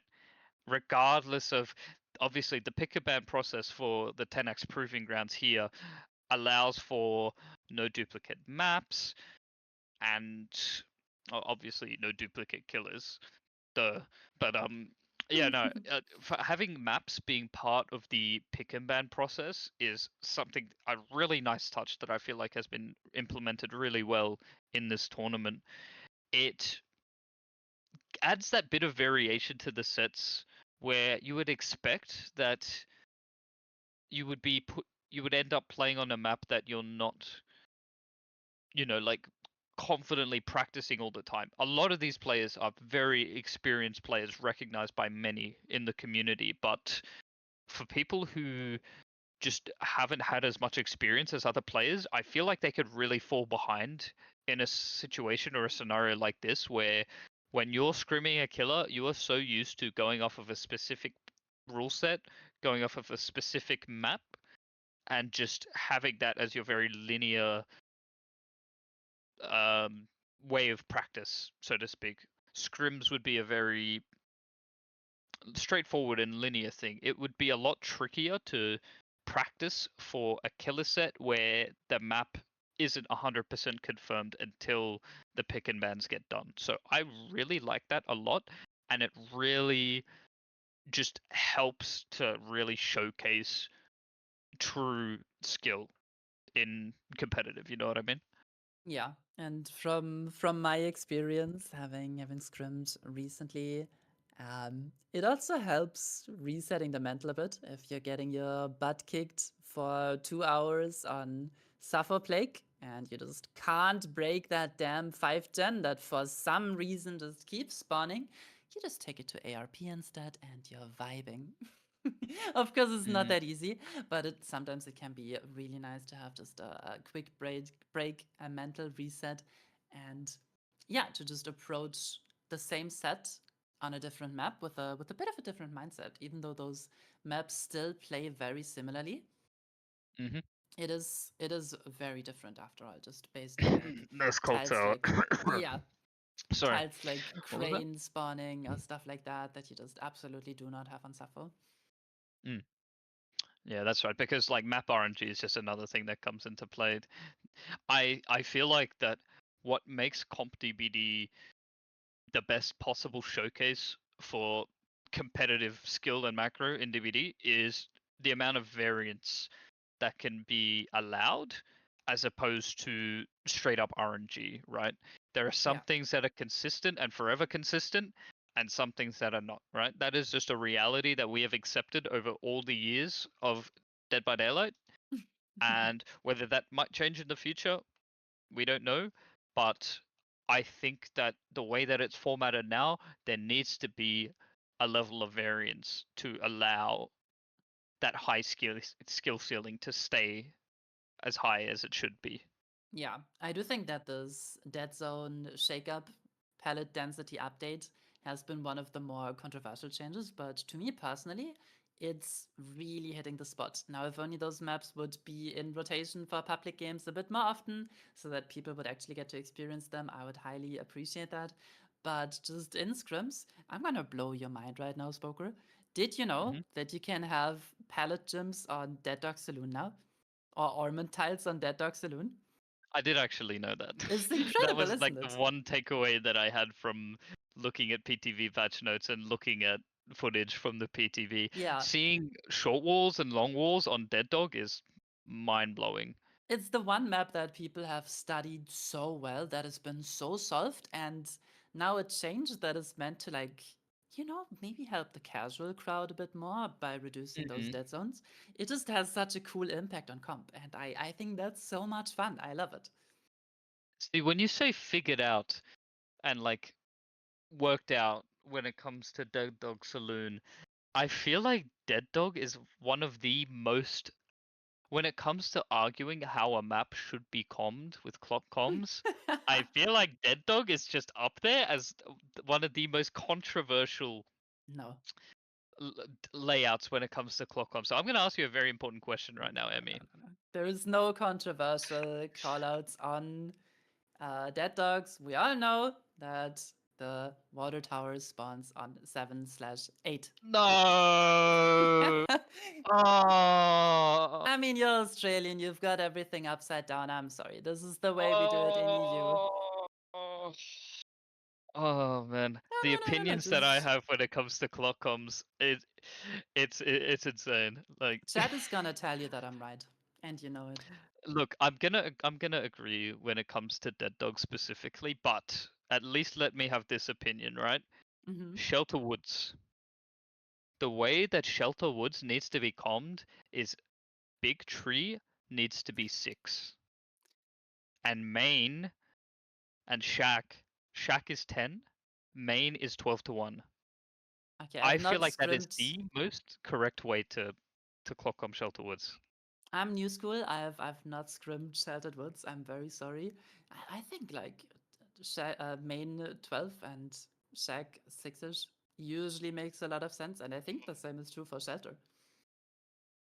But I know For there's a lot Shelter of old Woods, heads it's where many it- people have played comp on old Shelter. I wasn't around. I'm very sorry. no, that's okay. That's okay.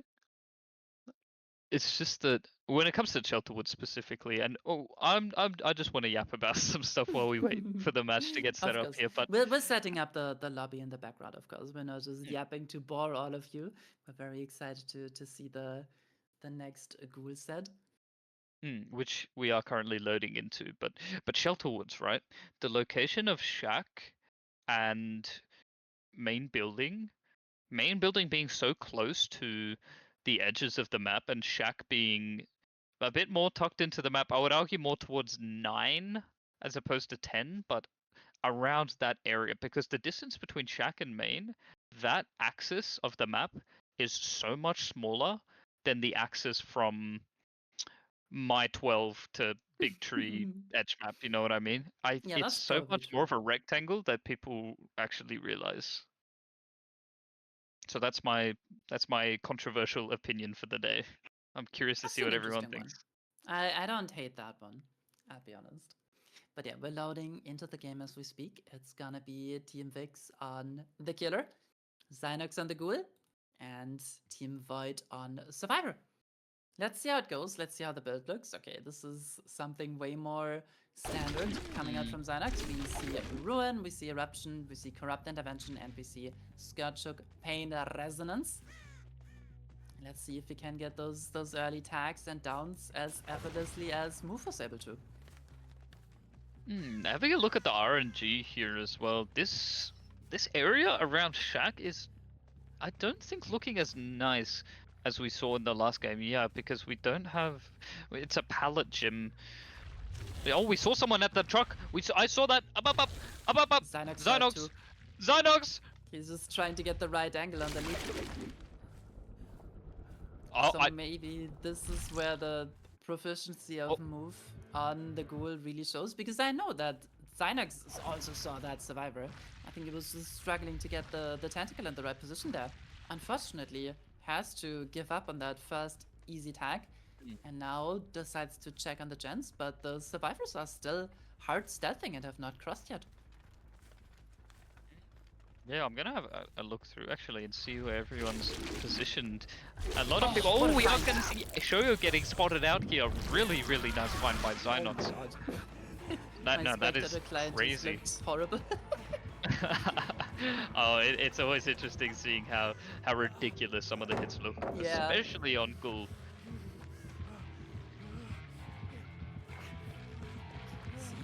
Chase on Shoyo now. Zynox decided to break the pallet. Ruin already leaving the trial. And Zynox is just gonna have 2 less pucks available than Move was having. And Shoyo is so patient on this pallet with Zynox getting auto-aimed as well. This first chase is so much longer than it was for Team Void. Finally coming down.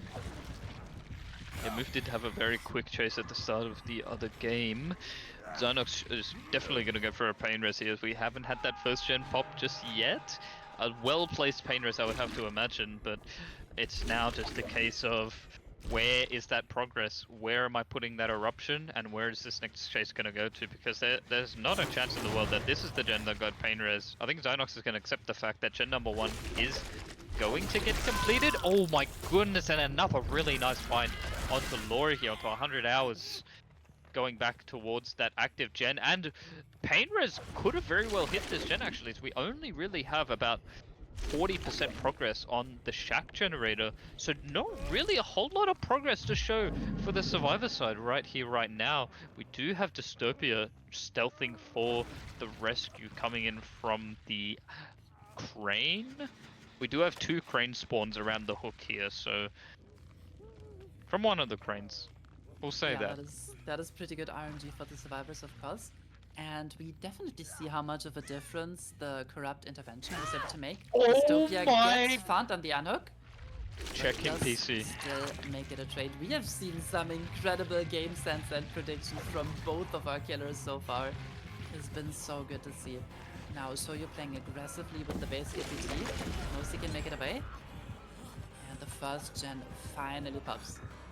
Now, is so you're gonna last on this tile. Gets downed again. And Eruption is proccing on Laurie's gen. So that means the Shack gen would have been the one that we saw get completed. We still have Eruption Aura on Laurie. She is not going to be able to rotate away. Zynox knows exactly where you are, and he is rapidly approaching your location. You may have a pallet to play here. Oh, okay, well, hang on a minute. What? She's She's going to make it all the way to the pillar next to the pallet gym. Really well played. Oh no, predicts the wall, the 100 hours goes down, and Zynox is going straight back for the tunnel out. We're seeing way less like global map pressure by Zynox and seeing him be very focused on the tunnel out in particular. And so far it's working out beautifully with Team Void's survivors not really being able to keep up with the gen pressure. See, we have to, it's imperative that we get this down onto show as quickly as possible. Oh my goodness! Dystopia coming and taking it down, getting the Firecracker blind as well. It is imperative that we keep Shoyo alive because the 3v1, it's too early for the 3v1 to be happening. And the down on the pallet here, we had someone running in, I think with a flashlight to maybe try and force a grab and get the save, but I think I might be seeing things. What were you saying earlier about teams winning the opposite team's picks? This is looking mighty fine for Zynox. Elimination coming in at 4 gens remaining, and compared to the pressure that Vikzz was putting out on the survivor side, Void only really has this gen, and all of the survivors are injured. Really struggling now. Still 3 stacks of pain res to play around with, as well as Eruption on a gen that's very close to being completed. But yeah, everyone injured. If Zynox finds someone, it's going to be a very quick down if it's not Shack or main building. So, Whoa. oh my goodness, okay, doing a little bit of verticality. I like that. I like that there's no invisible hitbox yet on the back of that hill. I've never seen a ghoul do that. I don't think he's supposed to be able to to do that, but maybe that happened with the last update. I'm not too familiar with ghoul. Might sound like an idiot here, That but should be possible pre-update as definitely well. fun to see. That's the thing I like about auto heaviness. The hill spawns don't have any invisible hitboxes around them, around the edges. So depending on the RNG, I only say this as a Billy player, by the way. So I'm very familiar with Collision. You It's sound like always a former been Sky Billy enjoyer. Okay. You caught me. You got me. But yeah, this is one thing that we've been seeing these Void survivors do so very well, is when the pressure is mounting, they just disappear from the map and they fully reset, they take it so slow, and now we have all 3 survivors healthy. Zynox has no information. Of course, that gen is slowly regressing, but we just had 3 injured survivors. Now we have 3 healthy ones. And this is as good as a recovery as you could ever ask for on the survivor side. Yeah, it forces Zynox to play things a lot slower and go around, break all the pallets, kick any gen that hasn't already been eruptioned, and yeah, we saw it in the last set. Excuse me, sorry. Our survivors from Team Void have just been doing such an incredible job at slowing the pace down, not succumbing to panic, not succumbing to being too aggressive to the point where it can really hinder the performance. I'm pretty sure, yeah, we did see someone close by here. We do see Adam at his move taking a tag here and probably going to be forced to play the TLs if we don't have a fillet. We do have a fillet to run to here at the truck, thankfully. It'll be TLs after this though, and I feel like TLs is just not where you want to be, right? Yeah, that is the beauty of Black Lodge, having those filler pallets readily available. Ooh, nice fake, but Zynox does not quite connect. The patience on these survivors on the paddle drops is really remarkable. Gets the grab. Nice attempt by dear. Move. But Zynox reads it perfectly. Is that possible on similar ping, by the way? The vault back? I don't think it is. I think you can always get the grab. Maybe you get like hit validated if the survivor has resi. I'm not knowledgeable about that. I'm sorry. Okay. Dystopia No, gets that's the okay. stun. Just genuinely curious. Oh, Yeah. and there's the yep, the tag.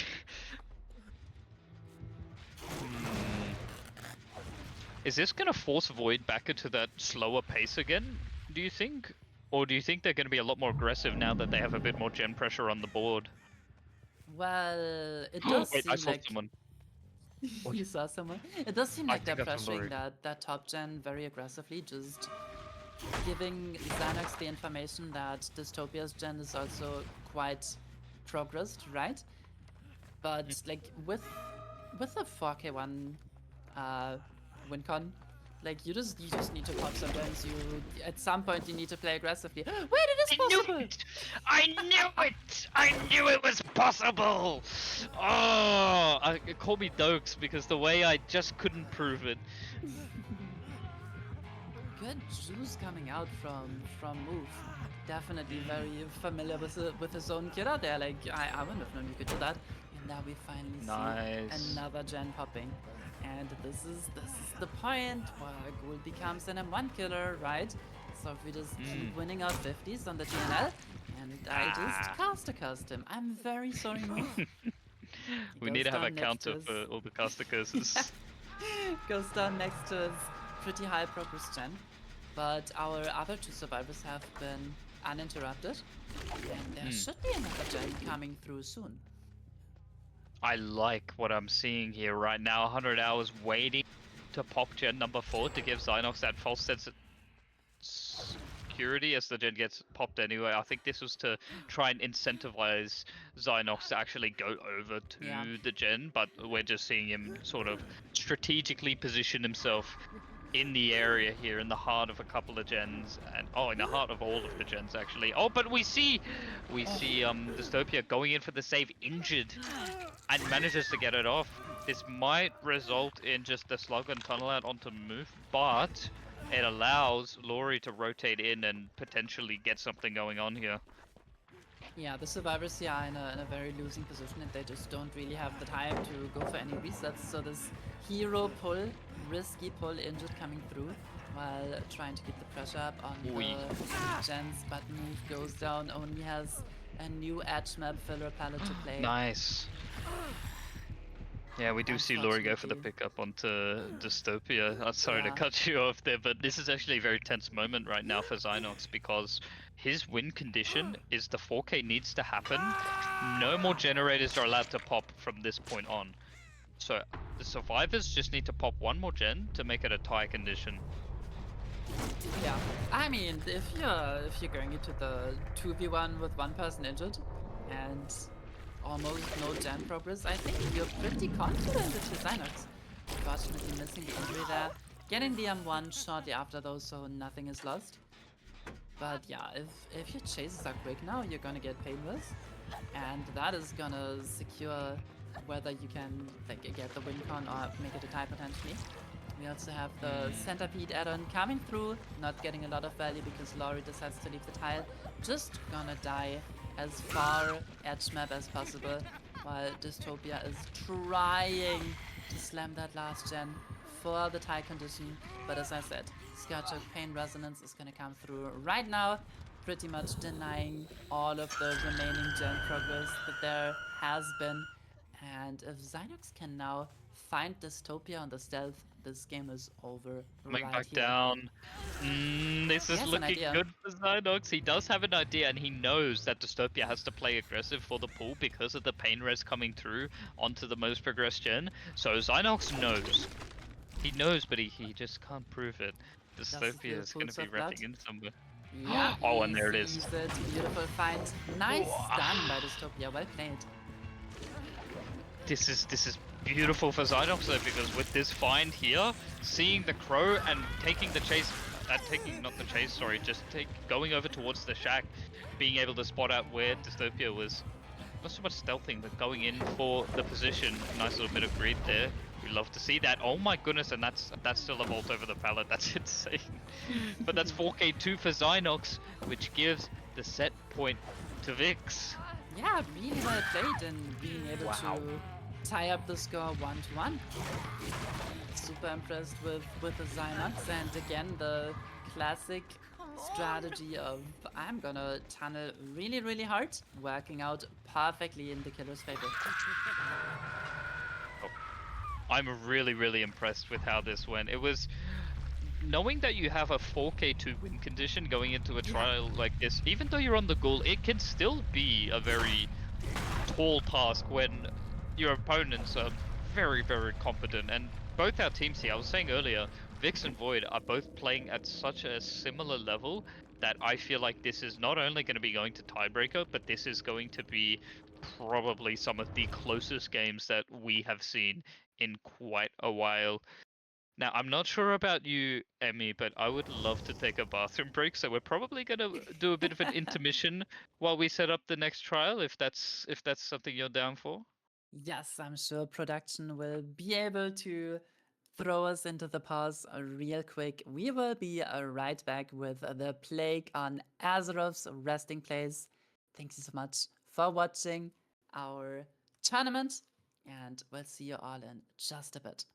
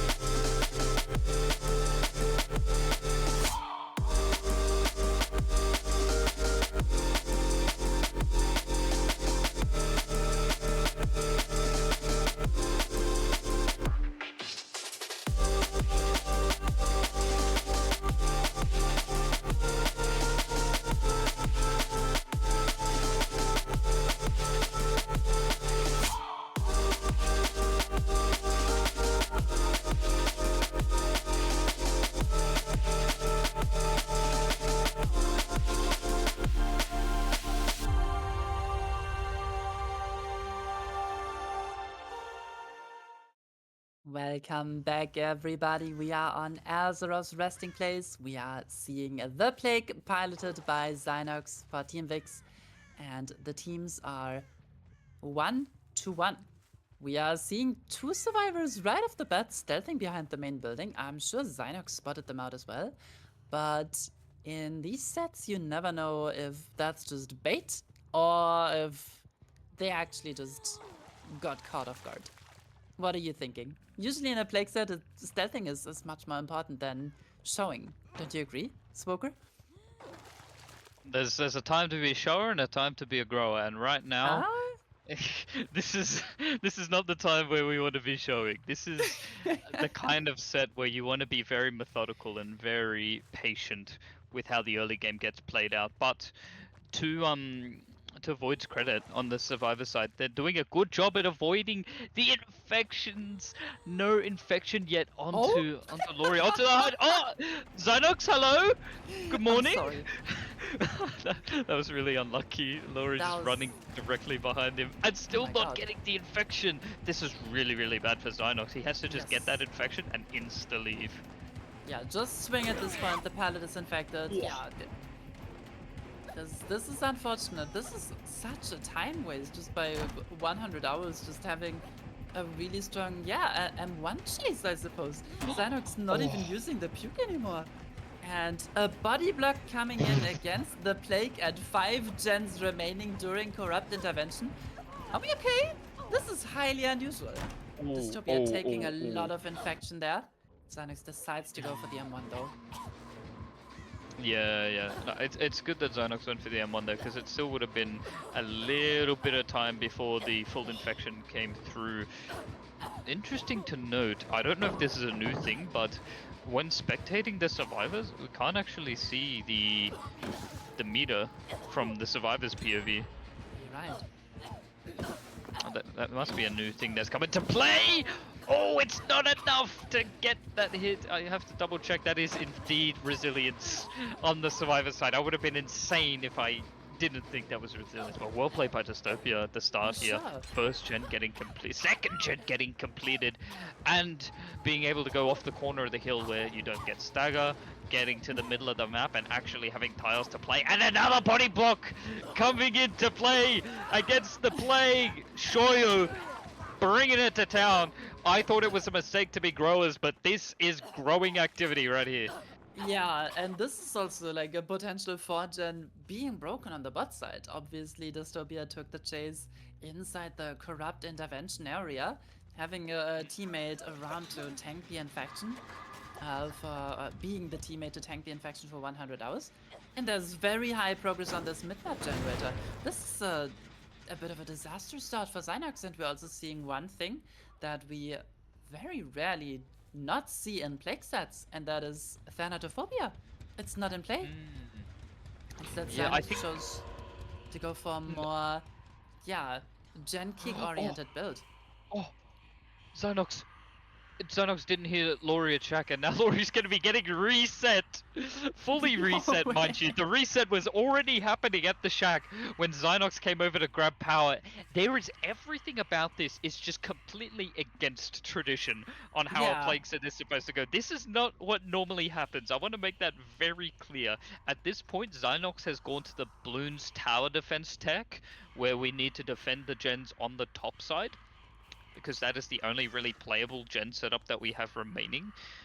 And yeah, just not even realizing that having to check for the resets was something that was coming into play in this trial, but venturing a little bit away from our gen setup here and opting to obviously grab the power from the Shack and take it back up to the 3-gen at the top side of the map. Spot out Laurie and Wow. Adam in the edge map here, but here we spot out Dystopia on the Lara here at the fun bus, and Oh, this is a nice that's gonna down. be a down. That is very, very nice, and Zynox is gonna be able to take that hook a little bit more towards. There's a nice pain res hook towards the very middle of the map here. This is where we needed to go anyway, so Zynox I think opting to not take it and actually save the pain res stack for his 3-gen, playing for the 4K1 result. Yeah, he sees that he has 2 pools inside his 3-gen because of the double apple add-on choice that he brought. So this makes a lot of sense for having Eruption and Call of Brine, but we also have to really credit Void for the extremely patient play. They did what they do best, which is just disappear in critical moments and completely hiding out Zynox's red puke. Unfortunately, Dystopia got caught at the very end, but look at this! They've all just retreated back to the bot side, ready to wait out power again. And once Zynox is out of those pools, it's gonna be so much harder to hold the 3-gen on the top side.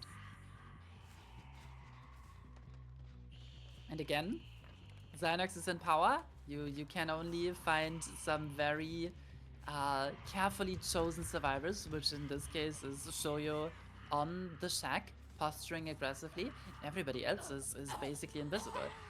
Aside from Dystopia, who is also a tunnel out and gets tagged by the corrupt Purge. Now Shoyo in a bit of a bad situation. Can he dodge the puke? He can. Wow.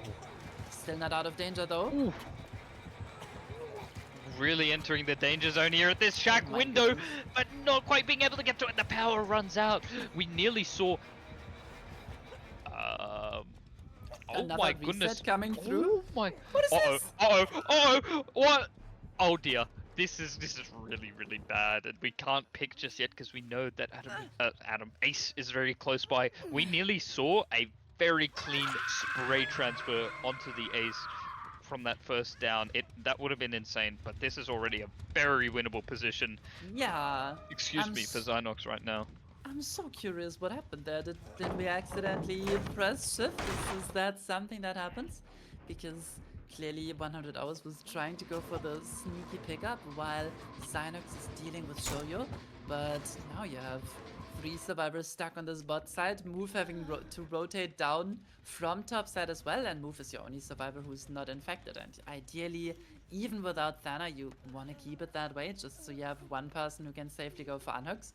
And Zynox is just happy to camp out this hook. Dystopia already in second stage, about 15 more seconds until the elimination from the trial. Oh. Just a cheeky sprint burst bait coming out from Shoyo. Well played. That plug just is so powerful in this set. Now we have to take the trade. Move on the ground. And Zynox decides to go for the pickup. Gets another pain rush. And not really the game plan that he was originally going for, which would have been playing the top side 3-gen where the pools are available. But if it's working, then who's to blame Zynox, right? If it ain't broke, don't fix it. Is exactly what we're seeing here right now, and Dystopia now has to go for a chase of her life. We're gonna see this pallet drop here, and the chase has to try and make it. It's so insane that we're saying this, but the chase like needs to go somewhere top so that the unhook can happen. But I think we're gonna be seeing the chase just going straight to Shack to allow our survivors to be working on gens on the other side of the map, right? Yeah, Ace is breaking the 3-gen on the top side of the map right now as the Death Hook survivor is being chased, and the unhook still comes through as Lori was in position for it. We get the stun for smash hit to make it back to Shack, and even towards the tile, even further away. We're gonna break that 3-gen before the tunnel out happens, and we're gonna have a survivor here to help play for the hit tank to make sure that we don't lose our survivor too early, and that's exactly what we see. Really, really good coordination here from Void as the chase now goes to a tile that we haven't really chased at before. 3-gen now gone. Lara playing this window really tight. Zynox going for the double back, not going to be catching her off guard. Playing this distance really, really well. Goes for the fast vault, gets it, should make it to the pallet in time. Doesn't drop just yet. Really good discipline. It doesn't vault over yet. Inhuman reactions. Going around the outside of the pallet, goes for the fake vault! Oh my goodness, we know Resi is coming into play, so Zynox swings for this, expecting the Resi vault. This is beautiful what we're seeing here right now. The Resi vault having to come through, trying to force a pallet break to get rid of that bloodlust that's slowly stacking up. Zynox going for some cheeky mind games, but Lara's going to make the pallet again because of the resilience. This is the perfect survivor in chase this entire time. And the team doing so well with the hit tanks, the body blocks from the healthy survivors coming through, and Dystopia is just winning 50s. Oh my goodness, Bloodlust 3, and Zynox can't catch up. The Resi stops that from coming through. We are not getting that. We need to zone her into the corner of the map. We're dropping chase. Oh my goodness, a generational chase from 100 hours on the Lori. The last 2 gens get popped in the distance. Zynox thinking he could rotate top to stop at least one of those gens from getting done, and it just can't happen. Yeah, this was beautiful survivor gameplay, and Zynox is struggling. The pools obviously being on the top side, and the survivors just capitalizing on that. Beautiful. Now Dystopia offering themselves up, being like, hey, take me, I'm worth the least stages, and the entire team is waiting inside the exit gate. Now we did have a bit of a bug coming into play there, which allowed Dystopia to see the killer's red stain through the walls. Unfortunately, DVD is not a perfect game, and sometimes that will happen. But still really well played by Dystopia and the entirety of the Void Survivor squad. Now, what are we doing here? Are we resetting against Plague again? That is exactly what we're doing. Resetting and walking. Uh-oh. I think they could be happy with their 4 stages here. No need to push your luck. But this is Lori, the Hope Survivor.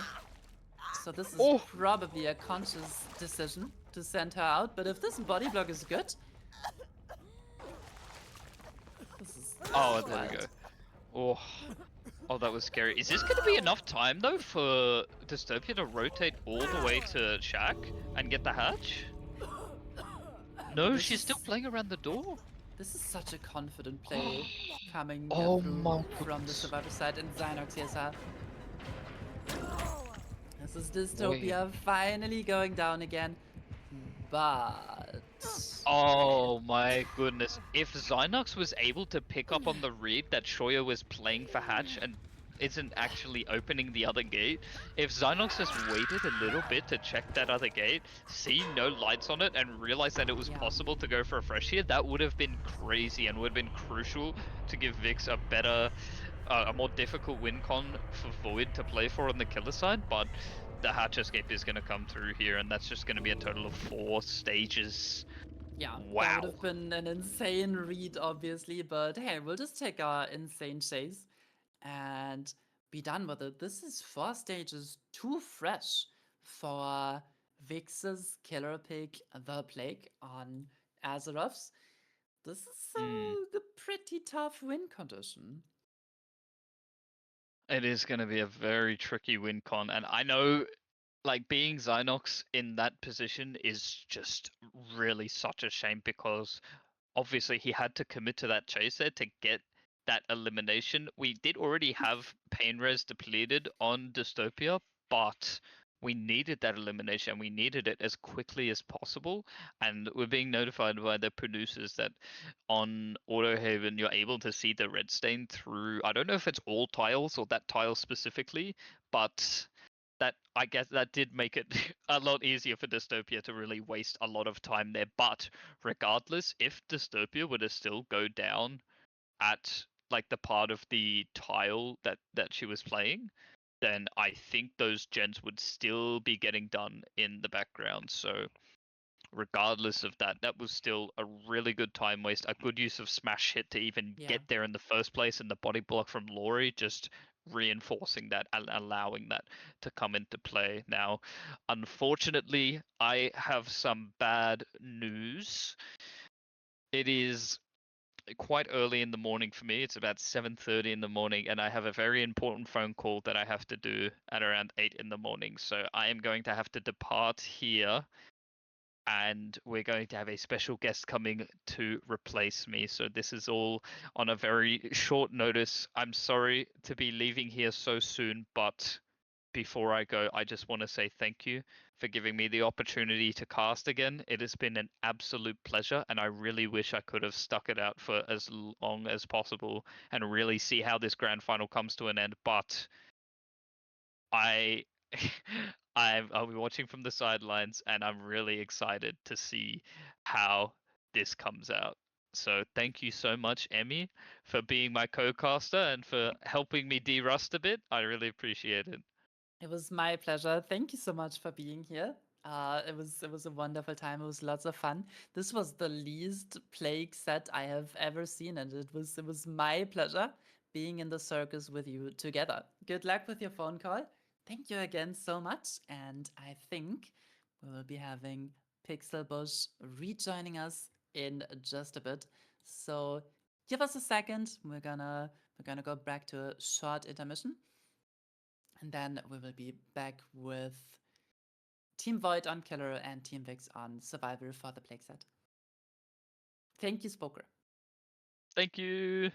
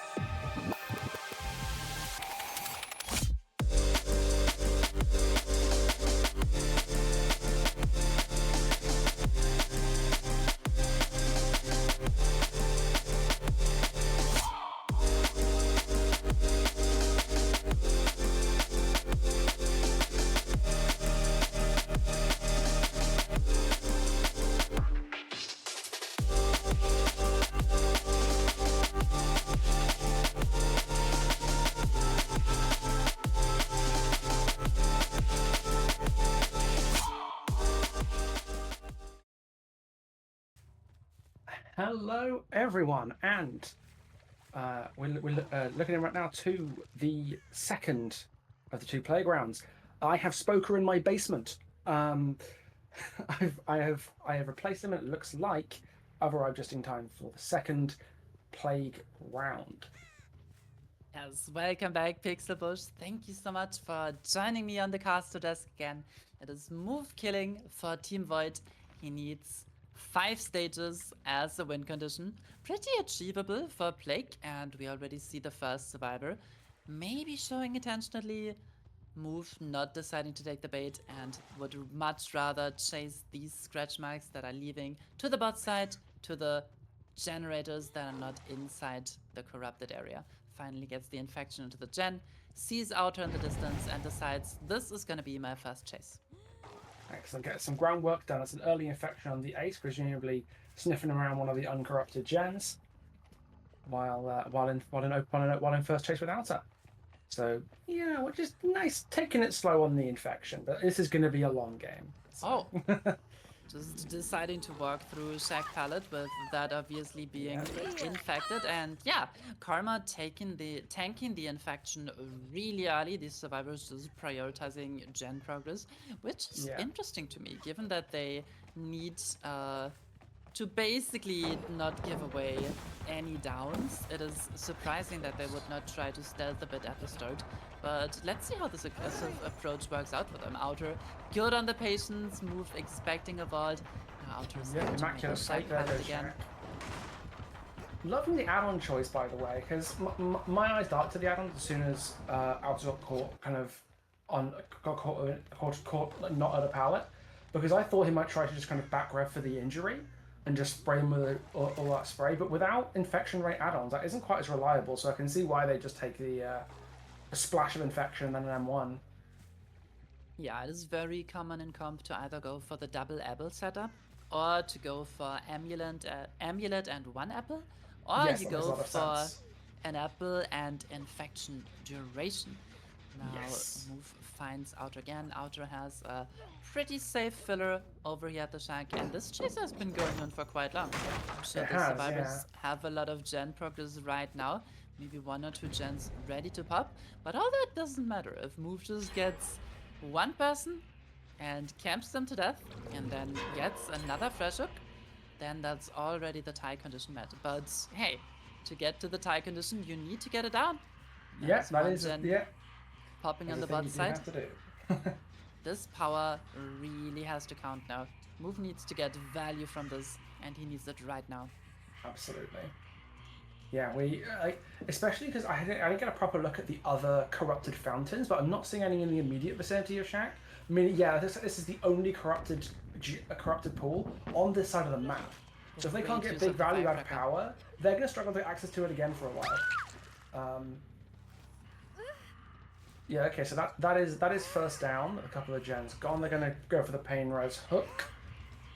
Yeah, the gen, like this combination of gen spread and fountain spread might be a smidge awkward, because at least the fountains are all on the other side of the map. Yeah, you do still have a 3-gen that you can defend on the top side of the map, and you do have 2 fountains inside the 3-gen. So this is probably what Move wants to play. Sure. Now the question is, will the survivors allow him to play this? Because they need to be smart about taking chases to the right spot, not overextending, maybe using your sprint burst, getting it back before you start working that gen again. It could slow down to a crawl here. Especially because his first chase was resource intensive, but it was all on the shack side of the map. Yeah. So holding this 3-gen here, Moose basically has to start from nothing in terms of policing these gens. Every chase is going to have available resources. He just does the thing. He pukes on all of the generators, of course, applies Call of Brine to all of them, really waiting to potentially find that last healthy survivor to get to the 4th stack of Thanatophobia, and turning the gen slowdown from a measly 6% to a very potent 20% once that 4th fully infected survivor is achieved. So right now it is on to Jiggy to just hide out, not get spotted, let his team play aggressively, and not get found ever. Let's see if he can do it. Oh, And there we there's go. Jiggy and Chase. You said it. It's the caster's curse. You summoned Jiggy. You spoke his name like Candyman, and he appeared right directly in front of Move. Definitely a fan favorite here, and yeah, thanks the infection. Yeah. Move immediately drops Jason knows my job here is done. I'm gonna Yeah. defend my 3-gen again. I'm gonna let Thanatophobia do its magic. Let's see how the team deals with those. Indeed, it'll be interesting to see which corrupted fountains get you, because something tells me there will be sips made to counteract this Dana, because powering through it at this stage is going to be a challenge. So I reckon we're going to see maybe a fountain cleanse or two in the far distance. Yeah, but it's just so dangerous, right? Many teams will just use it as a last resort to go for those fountain cleanses, because you do give the plague so much power if you actually cleanse. But it can always be so easy for the team to get snowballed on once you get it down in a bad position, and there the cleanse is coming through. Right next to the gen too. I could not be further away from the gen spread. They definitely picked the right fountain to use. Yeah, really well done. Just several miles away from anything useful. But if Karma's too close, might be able to get a cheeky long-range infection and make the whole process useless. That'd be so unfortunate. Karma knows that he can't get tagged here. Move is just gonna take the pull. Yeah, fair enough. I respect it. The gens aren't massively progressed, and Dana's still giving some sort of debuff. And presumably they at least get some info off Call of Brine if they are landing their critical checks. So I can see the calculation of like take a small portion out of my give them a bit of time on gens now, get a drink, and suddenly now they have to get anyone in main building side of the map has to immediately scram because she now has a flamethrower and a hook in the middle of that 3-gen next to 2 pools. I do not envy the survivors dealing with that. That would be a tie at least, because you can literally camp out the survivor during the duration of 2 pools. So they've got to be extra careful after having played pretty aggressively at the start. Did you not see Jiggy stealthing on that tile? I don't know. Okay, now he spotted him. Oh, there we go. It begins, but they've not got much power left. Let's see if they can get anything done with it before or it runs out. Yeah, if they can just get 1 injury or down here, that'd already be huge. Otherwise, it looks like it's run out. Run out, unfortunately. But no, is it that? Yeah, all Mufri needs now is LOS on Karma, and suddenly this whole process starts again. The gens are basically at nothing. Yeah, and the problem is all survivors are back on the bot side again, so they need to stealthily cross again and not get downed on their way to the gens. This is where plague sets really slow down, and even the smallest mistake can be so costly, be it on the survivor or the killer side. Everyone settle in with a good book. Make sure you're all comfortable. This is gonna take a while. Yeah, we might be in for the long ride. Yeah, put your feet up. But yeah, there's literally no survivor on gens right now. They're all just trying to find an avenue to cross. Oh, as Jiggy, you can hear Bill hacking his smoker guts up around that corner. I see he's walking to reduce how quickly his infection builds up, but I see it was about to pop. Yeah, Jiggy took so long to get infected there. I imagine there was a lot of standing still or just walking to reduce infection duration. The one thing people don't seem to play around enough, in my opinion, in pubs, is the fact that standing still or walking massively reduces your infection gain. Yeah. So if you really want to delay being infected, that's how you do it. But I imagine Jiggy was doing that pretty a lot, given how long it took to get fully infected there. Yeah, for sure. And it does give the killer information, though. If one survivor is staying infected but not injured for a suspiciously long amount of time, you know they're not working a gen, and that means there is less pressure on you. But at this point, Moof is kind of aware that nobody is working a gen, and we're just really waiting for that one mistake, for that one survivor to cross without being seen. Is Karma already on the top side? No, he's not. He's still waiting patiently. And yeah, Move knows that he has a chokehold on this right now.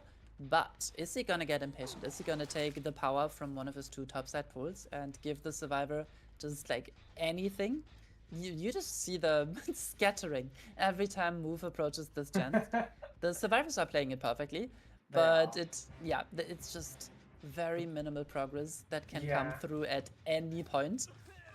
I have noticed also that Moof seems reluctant to kick gens at this stage, probably not wanting to waste regression events on gens that are barely progressed.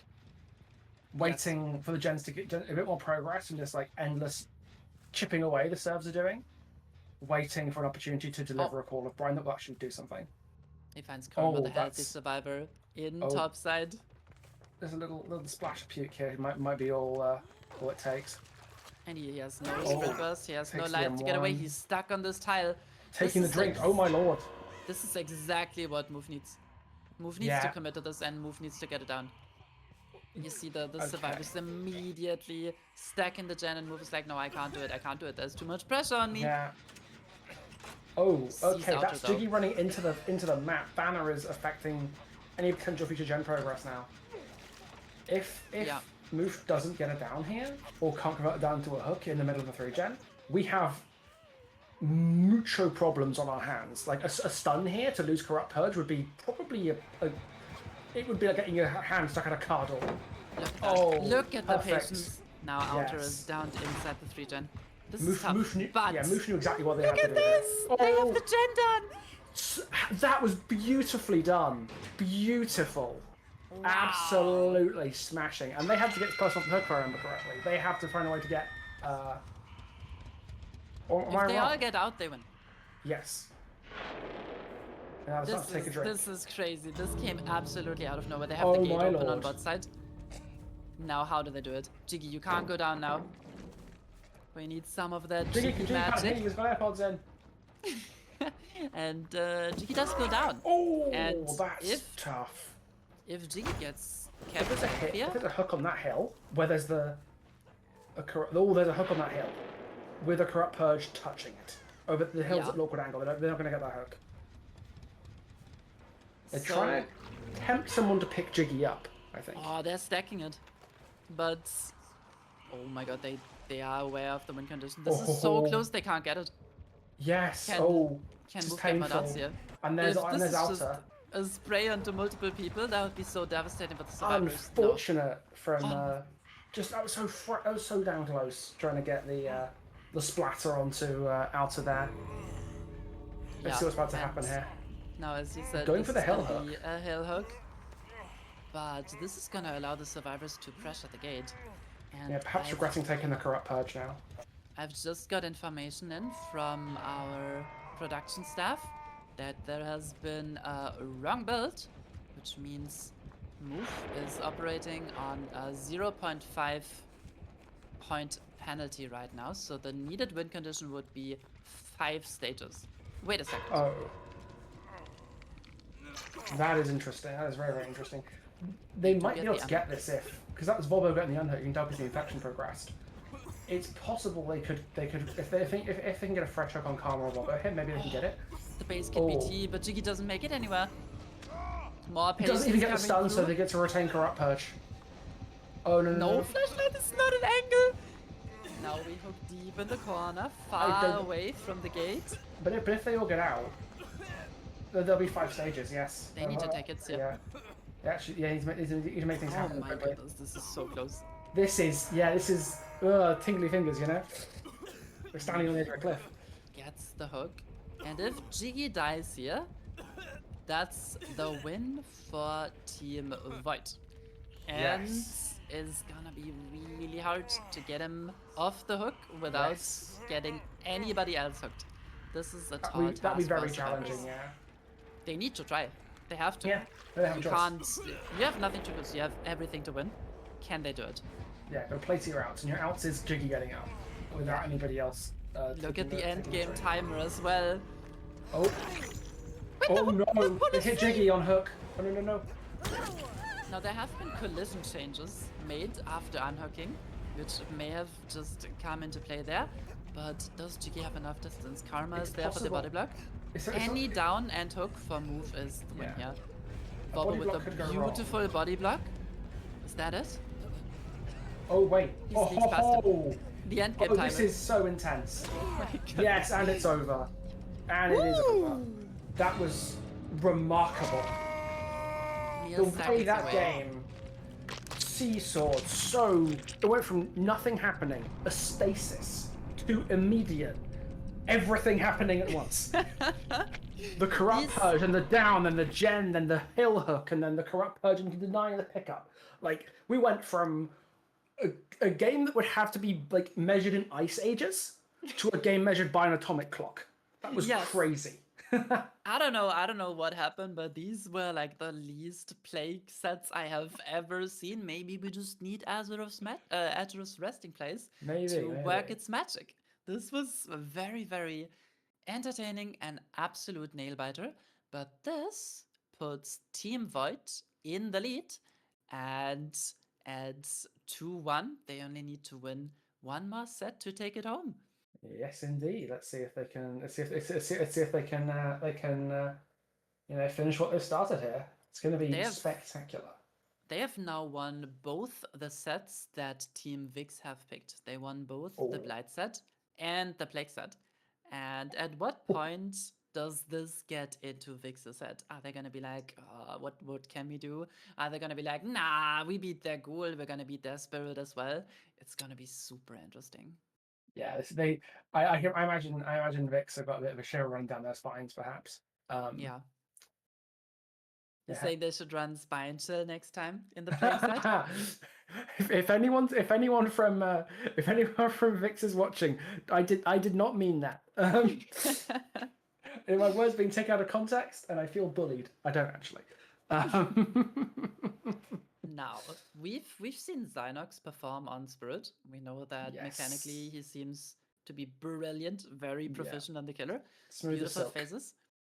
Now we just need to see how, I assume, Move is going to perform for Team Void.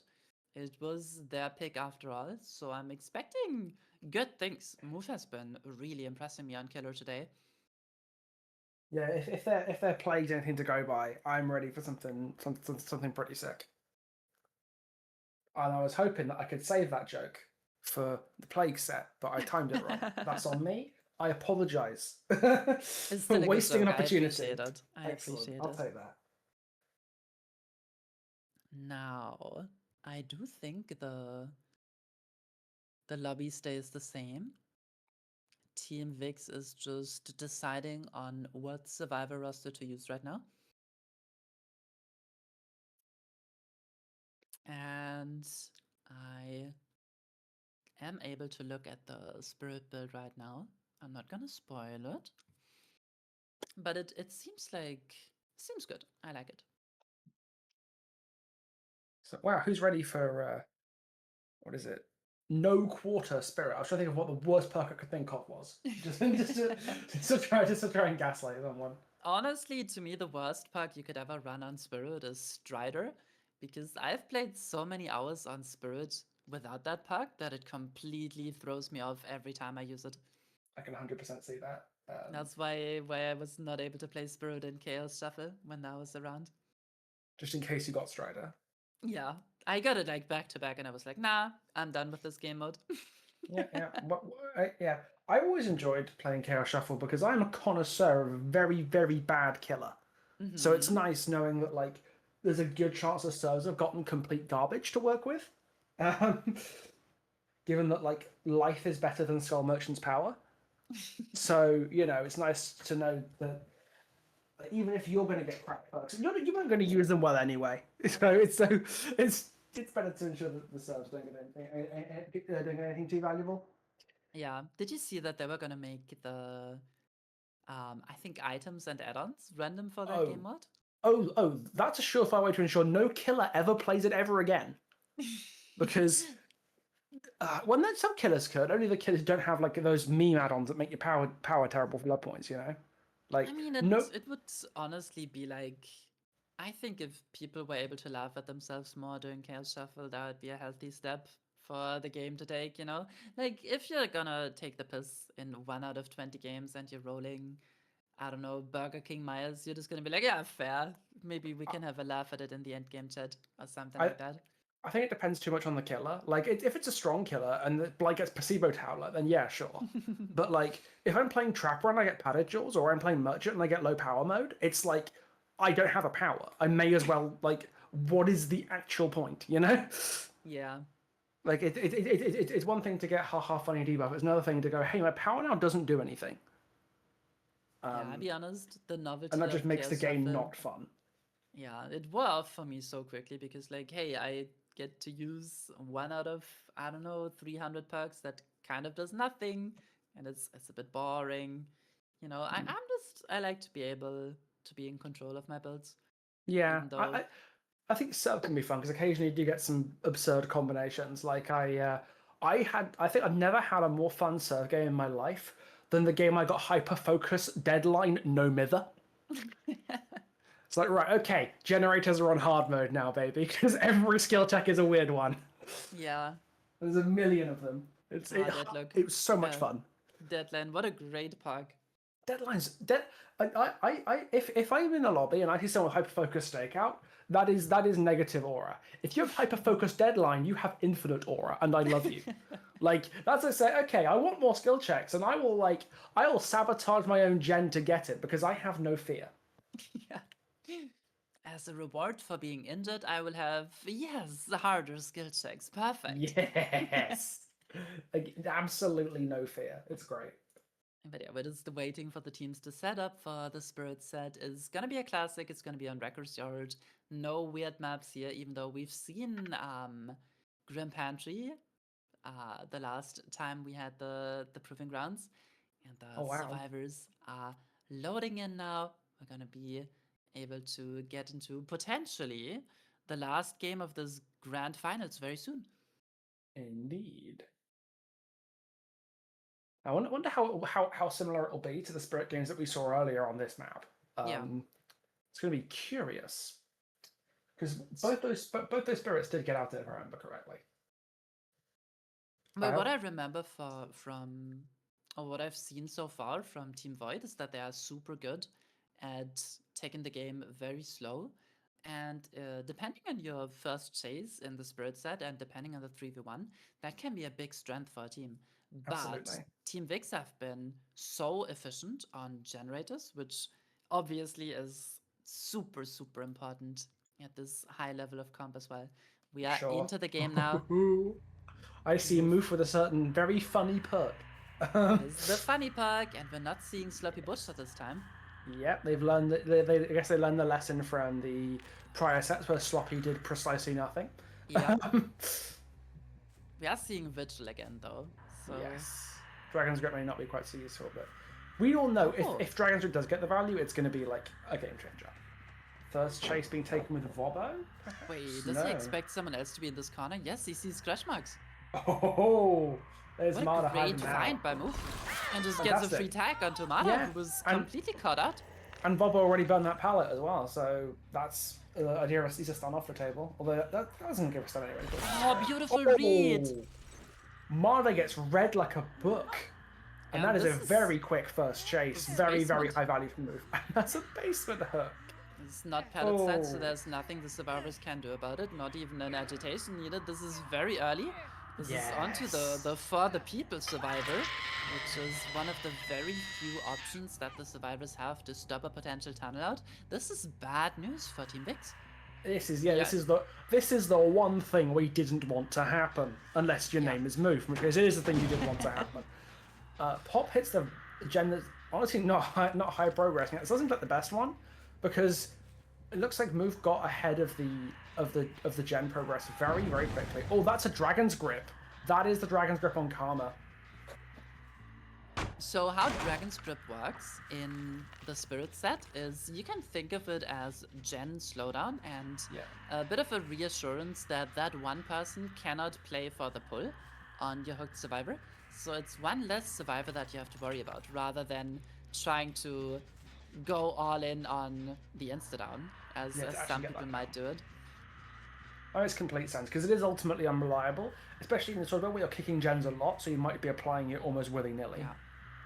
The survivors know that they have limited resources to prevent this tunnel out, and they're just letting Marta hit second stage. Beautiful use of the sprint burst by Karma, but Move is able to slow down this gen, and we're gonna see Marta hitting second stage and potentially 2 gens coming through in trade for that second stage. Now, I am very impressed, honestly, by Move's decision making. The second. Dragon's Grip value right there, getting the insta-stun onto Karma. That's the stuff. And if I remember correctly, Karma is the one with Vigil as well. So Yeah. that was a probably more clutch Dragon's Grip than maybe even Move understands. That was super nuts. well timed. So Karma not able to get away with the sprint burst this time. Getting the injury onto Zynox. Fortunately not able to prevent Marder from vaulting before the base kit BT runs out.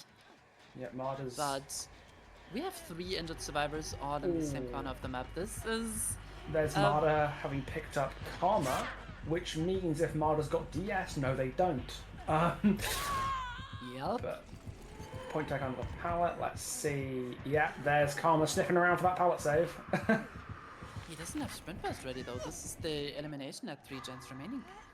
That's spectacular. Yeah, Marder unfortunately getting caught out there without the ability for Karma to be close enough to save. This is precipitously bad for Vikzz. This is going to be a challenge. That's a pop on a decently progressed gen as well. That's nasty. Yeah. Zynox with the balance as we've seen before. Ooh, very well played by Zynox. But I just want to point out again how impressed I am by Move's decision making at the start of the game. He saw Karma, decided to not go for it. Saw Zynox first, the balance landing, decided to not go for Zynox. Another down onto Karma, beautiful find on the broken bus.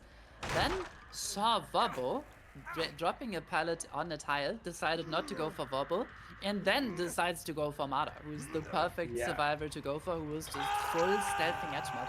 That find was... Yeah, it's crazy. Just poking and prodding at the team. Yeah, poking and prodding at the team to find the right chase target. That's exactly what you want to see. In any event is just like chip it, almost like you're trying to find a fault, you know, like a weak point of a wall and trying to break it down. That was relentlessly impressive from Move, and it has paid off beautifully, absolutely beautifully. And there's very little the survivors can do right now. You can only have one survivor work a gen right now. Meanwhile, the other survivor is probably close to hook, waiting for that one opportunity to potentially get it for free, but Move is just hovering around the hook, not leaving too far. Yeah. Just checking on Karma, making sure he's doing okay, you know. Yeah. Just hang in there, buddy. It's lonely on that hook, you know? Yeah, it's nice comforting to have the killer nearby. Absolutely.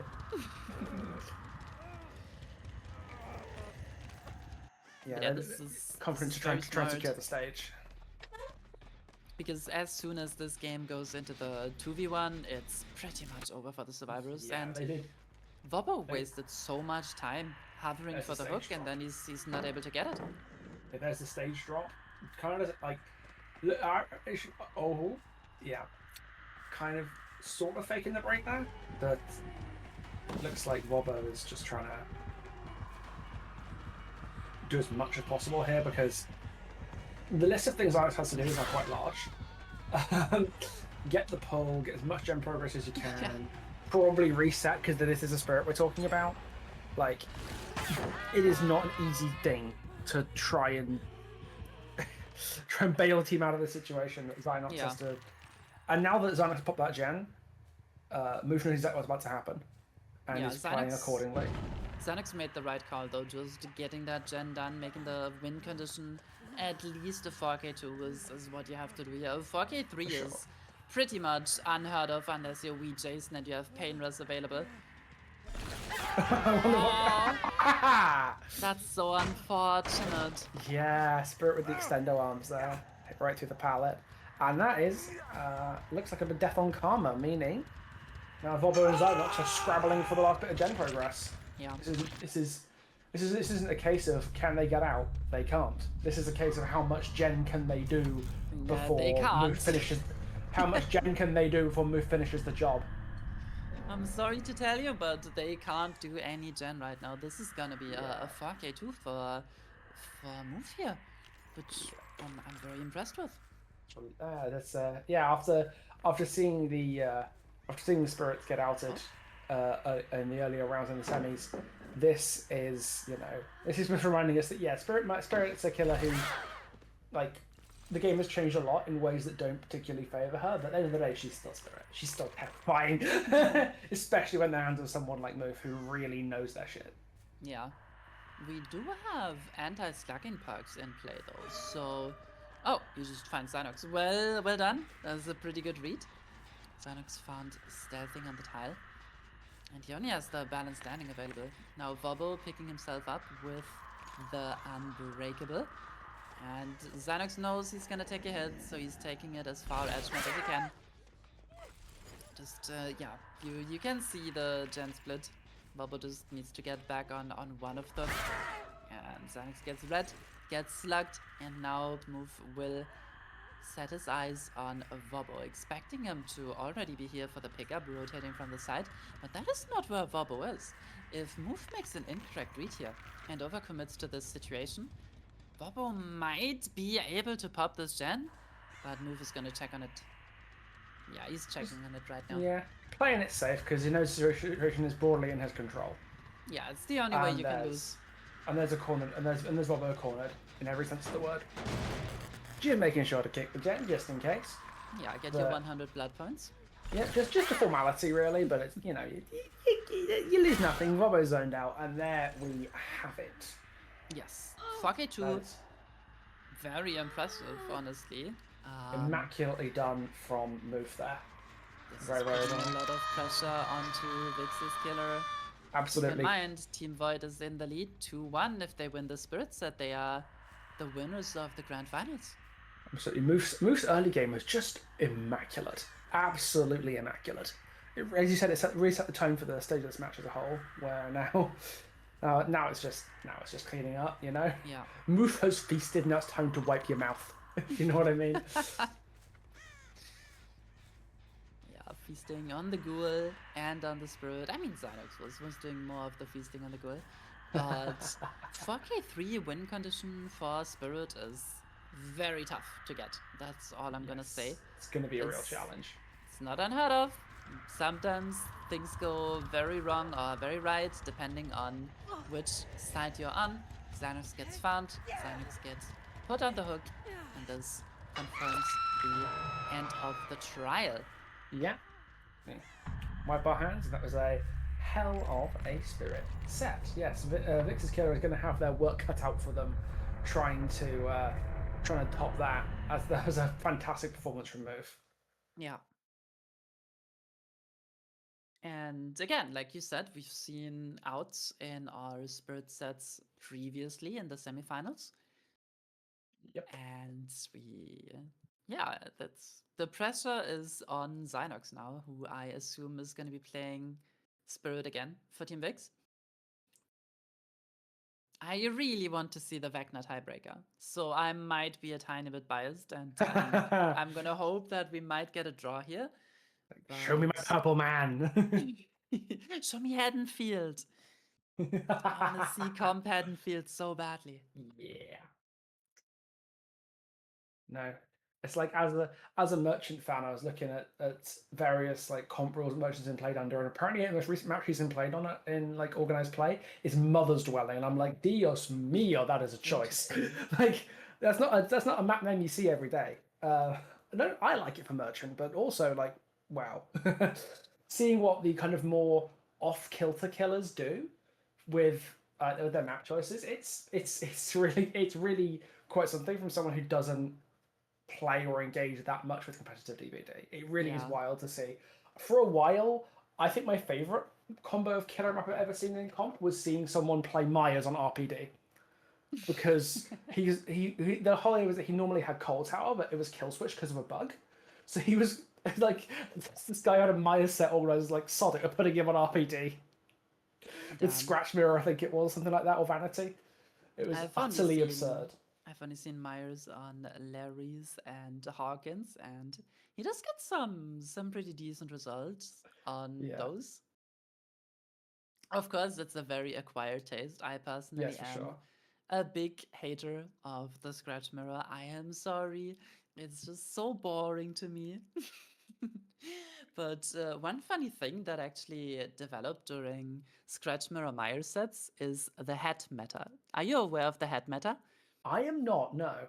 So you will want to run same gender survivors, and you will want to give them matching headwear so that when Myers is stalking them through walls and gets their aura, it's harder for the Myers to tell which one of them is the obsession, so that Myers can't farm play with your food that easily. Oh, that's genius. That's I love that. It's like It's brilliant. I made a discovery actually when Castlevania came out that I was like, this can't be real. But then I tried it and it was true. Alucard specifically has a competitive advantage against Ghostface. No Because if way. Alucard is crouching, Ghostface can't stalk through his cape. But only if he's crouching. If he's running or like walking, the cape flies up so you can see him. But it's really funny. I noticed that on the testing like maybe on a day or two after I was playing Ghostface, and it was like, hang on a minute, this doesn't seem quite right. Some critical information, I know. So I tested it. It was like, okay, Alucard, like Ghostface lacks the object permanence. He puts a blanket over his head, and Ghostface is like, damn, where'd he go? Then he moves. Like, oh, that's where you went. It's so bizarre. And I think it was certainly the case when Castlevania came out, and it might still be true where Alucard can just like play peekaboo with Ghostface and he can't be stalked. It's great. But can his cloak be stalked if he's moving? And does that extend his hitbox? That is a good question. I'm certain that you can stalk him while Alucard is like running or walking because his cape moves enough that you get a good like view of the survivor himself. I think it might be because the cape touches the floor when you're crouching, when it doesn't touch the floor in the other like in any other pose. So that might have something to do with it. But I really don't know. I'm not an Alucard Ghostface inspector. Maybe I should be. Maybe I should just be trying to do that. But so worth remembering in case anyone wants to do a Ghostface set. Alucard, play him. I can't wait to see it. Yeah. Okay, back to the more serious spirit set right now. Yes. We are really gonna need a banger performance from Xynox to bring it back to a potential 2-2. Indeed. I have faith in Xynox. When we've seen Xynox's killer before, it's been pretty spectacular, but spectacular really is what we need right now. Yes. 4K3 is going to be a challenge. Yes, exactly. Especially with the servers knowing it, because now they are fully aware that they just need to like slam those gens like a freight train, you know? It is like, it is so helpful yeah. to know your win condition. And it also puts just so much more pressure on the killer. Yes. We will be loading in shortly. And yeah, we need the perfect early game. We had the perfect early game for Move. We need to see the perfect early game by Xynox as well. Yeah, this is if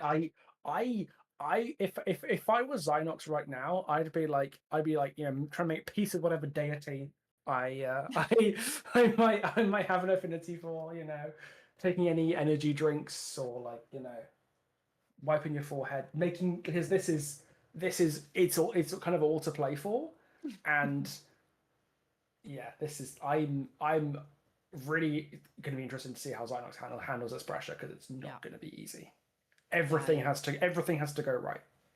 I also want to see how the Void survivors, who I would say have been very, very cautious, very slow, how they handle dealing with the 4K2 win con. Because maybe now it's the time where they shift gears and they turn on the aggressiveness. But playing this slow and really grinding down Xynox is going to be so tough. It's going to be really mentally draining, and I'm just very excited to see what we're going to get in this trial. Yeah, maybe that's the plan. Give Xynox a brain hemorrhage by knowing he's got a really hard task to do and making him work for it, you know? Maybe that's the win condition, like, I don't know, causing him like a damaged brain vein or something, I don't know. No, Xynox is an experienced player. I'm sure he can handle the pressure, but he knows the pressure is on. Oh, for sure. And we're seeing Dwight against Spirit. That's pretty unusual. Yeah, we're seeing also we've got Ruin Undying. Well, Ruin Undying is not really the build you need if you need 4K2. Yeah, this is a wait, is that aura reading from Undying in the corner? That would be huge. Did he see it? I don't think he did. It was right behind the white aura of the corrupted gen. You could just see a split second. But I did see an aura screw all the way back there. Yeah, there is a crow. Xanax sees it. He's gonna investigate, see what survivor is hiding here. Just gonna go for it. Yeah. Oh, there's the boldest man in the west over here. Ooh, good use of the firecracker, but Xanax reads it perfectly. Yes, that's gonna And be this is a gonna be a nice tag unavailable for 100 hours. And I have good news for Vikzz fans. This is in fact for the people survivor. And for the people being, aside from Dead Heart, our only anti-tunnel perk that we have available in this set. So it's as good of a start as Xanax could hope for. Undying is huge here! That's the Undying aura! And Xanax just pretends to have lost him for a second there, but then immediately goes back. Okay, this is not a basement hook though. Even with agitation, you don't make this. So Xanax has to just get back into the action again quickly. If he can scare the survivors of the gens quickly and make Ruin work for it, maybe in one way we can do something here. There's a high progress gen next to that hook. The spots coming off on the right. Yep, there we go. That's a like half-ish progress gen. Yeah, about half, 40%.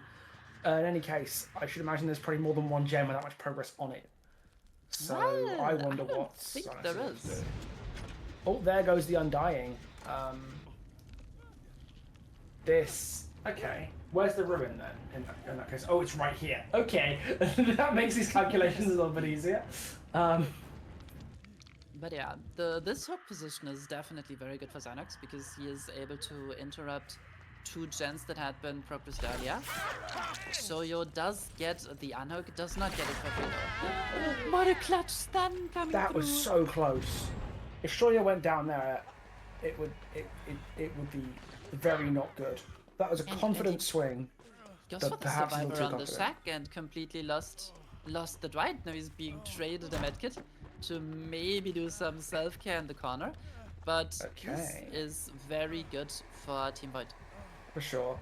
This mind cam coming through and another stun by 100 hours. And this is a lot of phase used by Xynox. And the swing with a miss, blocking the pallet with the husp now. Yeah. This phase needs to hit. And the 100 There hours, goes the play it beautiful safe. comp corner. Goes corner. I imagine that ruin is likely going to be gone by the time we're back in this game, because there's no way that 100 hours didn't com the ruin that was next to them in the top. That's the second gen popped. Okay, this could be. Okay, now the pressure is very much on Xynox. Everything has to be. I don't. I can't see a easy out Xynox has to stopping this from spiraling into a loss, but Yeah. This Ruin Undying really helps in the 3v1 scenario, right? Assuming you make it there with Ruin still intact. This does not give you any immediate gen regression. This also does not give you any gen regression upon downing, like Pop or maybe Eruption would give you. So if you were able to hyper snowball at the start, maybe get a slug and a down, or like a slug and a hook, this build is good to 4K3 on. But without that, it's just not possible. It's too slow. yeah, this was not a build that was picked for having to do this. Yeah, I mean, if you're playing Hillbilly, this would be a build to do it. But Yeah. on Spirit, And there's and the third gen popping. this is the tie condition, and we can assume that at this point, another gen is being progressed. Now gets the down onto Shoyo. Is the pull gonna come through, or is one there's gonna? move. Whoa! From the top row. Yeah, Makes move the soaring in like last Superman. Second. They can't come back from this. I don't think that Xynox has any way of winning this game anymore. It's No, just all it's Dystopia too has to do is slow. hold M1. All Dystopia has to do is hold M1 here. And this is what I was saying about Spirit earlier, why she's not like a quote-unquote true S tier. It's so hard to snowball as her, because you get your one down, then you get your one down, then you get your one down. Yeah, and then you'll hang for a bit. If anything messes with your chase, you just get caught in your tracks, and there's nothing you can do. Now we do have a hook on a high progress gen, barely Xynox has found the gen stopping. to defend. Yeah, barely stopping the survivors from getting wincon right here. Now frantically trying to find the survivor that was working this before. But if he can't find it, then 100 hours and whoever else just reset him are just gonna stack another gen, and time is running out for Xynox. I know Shoyu is on the hook, but with the extended hook timers, that is definitely enough time to slam out at least one more gen. Indeed, this is going to be. At this point, Xynox's biggest hope is that they don't just sit on that top corner gen He and they're sees the able to push it through survivors. quickly enough. But I have no idea. Truly, it's No, he hits Oh, the sure, ace it's coming off the fresh hook. off the hook. That's That's so tough. unfortunate. And Xynox knows that this is probably it, because he now needs to go and stop the gen that is. Oh, what a hit! That was very spicy. All right, It's a all long right, sword, Xynox. baby. All right, Xynox, you ate that one thing. that was No. a very, very excellent hit. And that gen is regressing, so it's not done. The game is not over at this moment. These gens are too far from each other. They Like, are. You It's cannot just contest like- both of them. Yeah. These footsteps. Maybe someone was dead, maybe it's possible, but certainly not with 4 Yeah. alive. Certainly not with 4 alive. That's just, There's Spirit the is injured, lacking. dead on hook, 100 hours right there, and he knows he can't Yeah, take that chase. it's so rough. And Spirit is just lacking the map mobility, because if you want to have a chase, you need your power. If you want to contest the gen, you also need your power. You can't have both.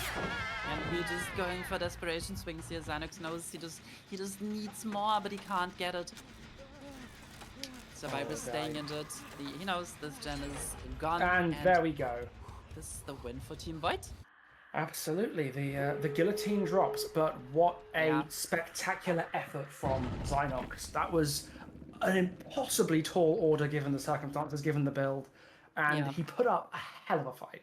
For sure, it's so close, but you just need to snowball harder, and in some instances it's just not possible. Congratulations to Team Void for winning the third Tenax Proving Grounds, the grand another one. finals with a score of 3-1. Really well played. Yes, absolutely. Congratulations to them. Sorry that you didn't get your precious Vecna set though. Aww, I'm so Next upset. time, next time. Yeah, but even though Void is an established team, this is definitely a bit of an underdog, a bit of an upset coming through. I think most people had Team Vikzz taking this one home, just based on the names of the team and the previous matches they have played in different leagues. But yeah, this is what is so fun about our league, is that we have like so many teams of such different calibers, and with our format, there's always upsets possible. Team Void will be taking home $100, which is our prize for every tournament. And yeah, we will be back in 2 weeks again for the next Proving Grounds. If you have a team, if you're interested in competing, no matter how experienced you are, maybe you want to sign up. It's a really fun format, in my opinion. It's best of ones for the qualifiers and quarterfinals, so anything is possible. Pixelbush, thank you so much for casting with me today. It was super enjoyable to have you on. And big thank you, of course, to our sponsors, Cracked Media Official. It wouldn't be possible without them. And yeah, we are having bi-weekly tournaments. We are often changing around the killer pools, changing the balancing, keeping everything updated and fresh. So One yeah. day we'll get a Skull Merchant set. One day. For sure. Next time it's the Skull Merchant tiebreaker on, I don't know, Rancid Abattoir or something. something awful. Let's go. We're in the garbage leagues now, baby.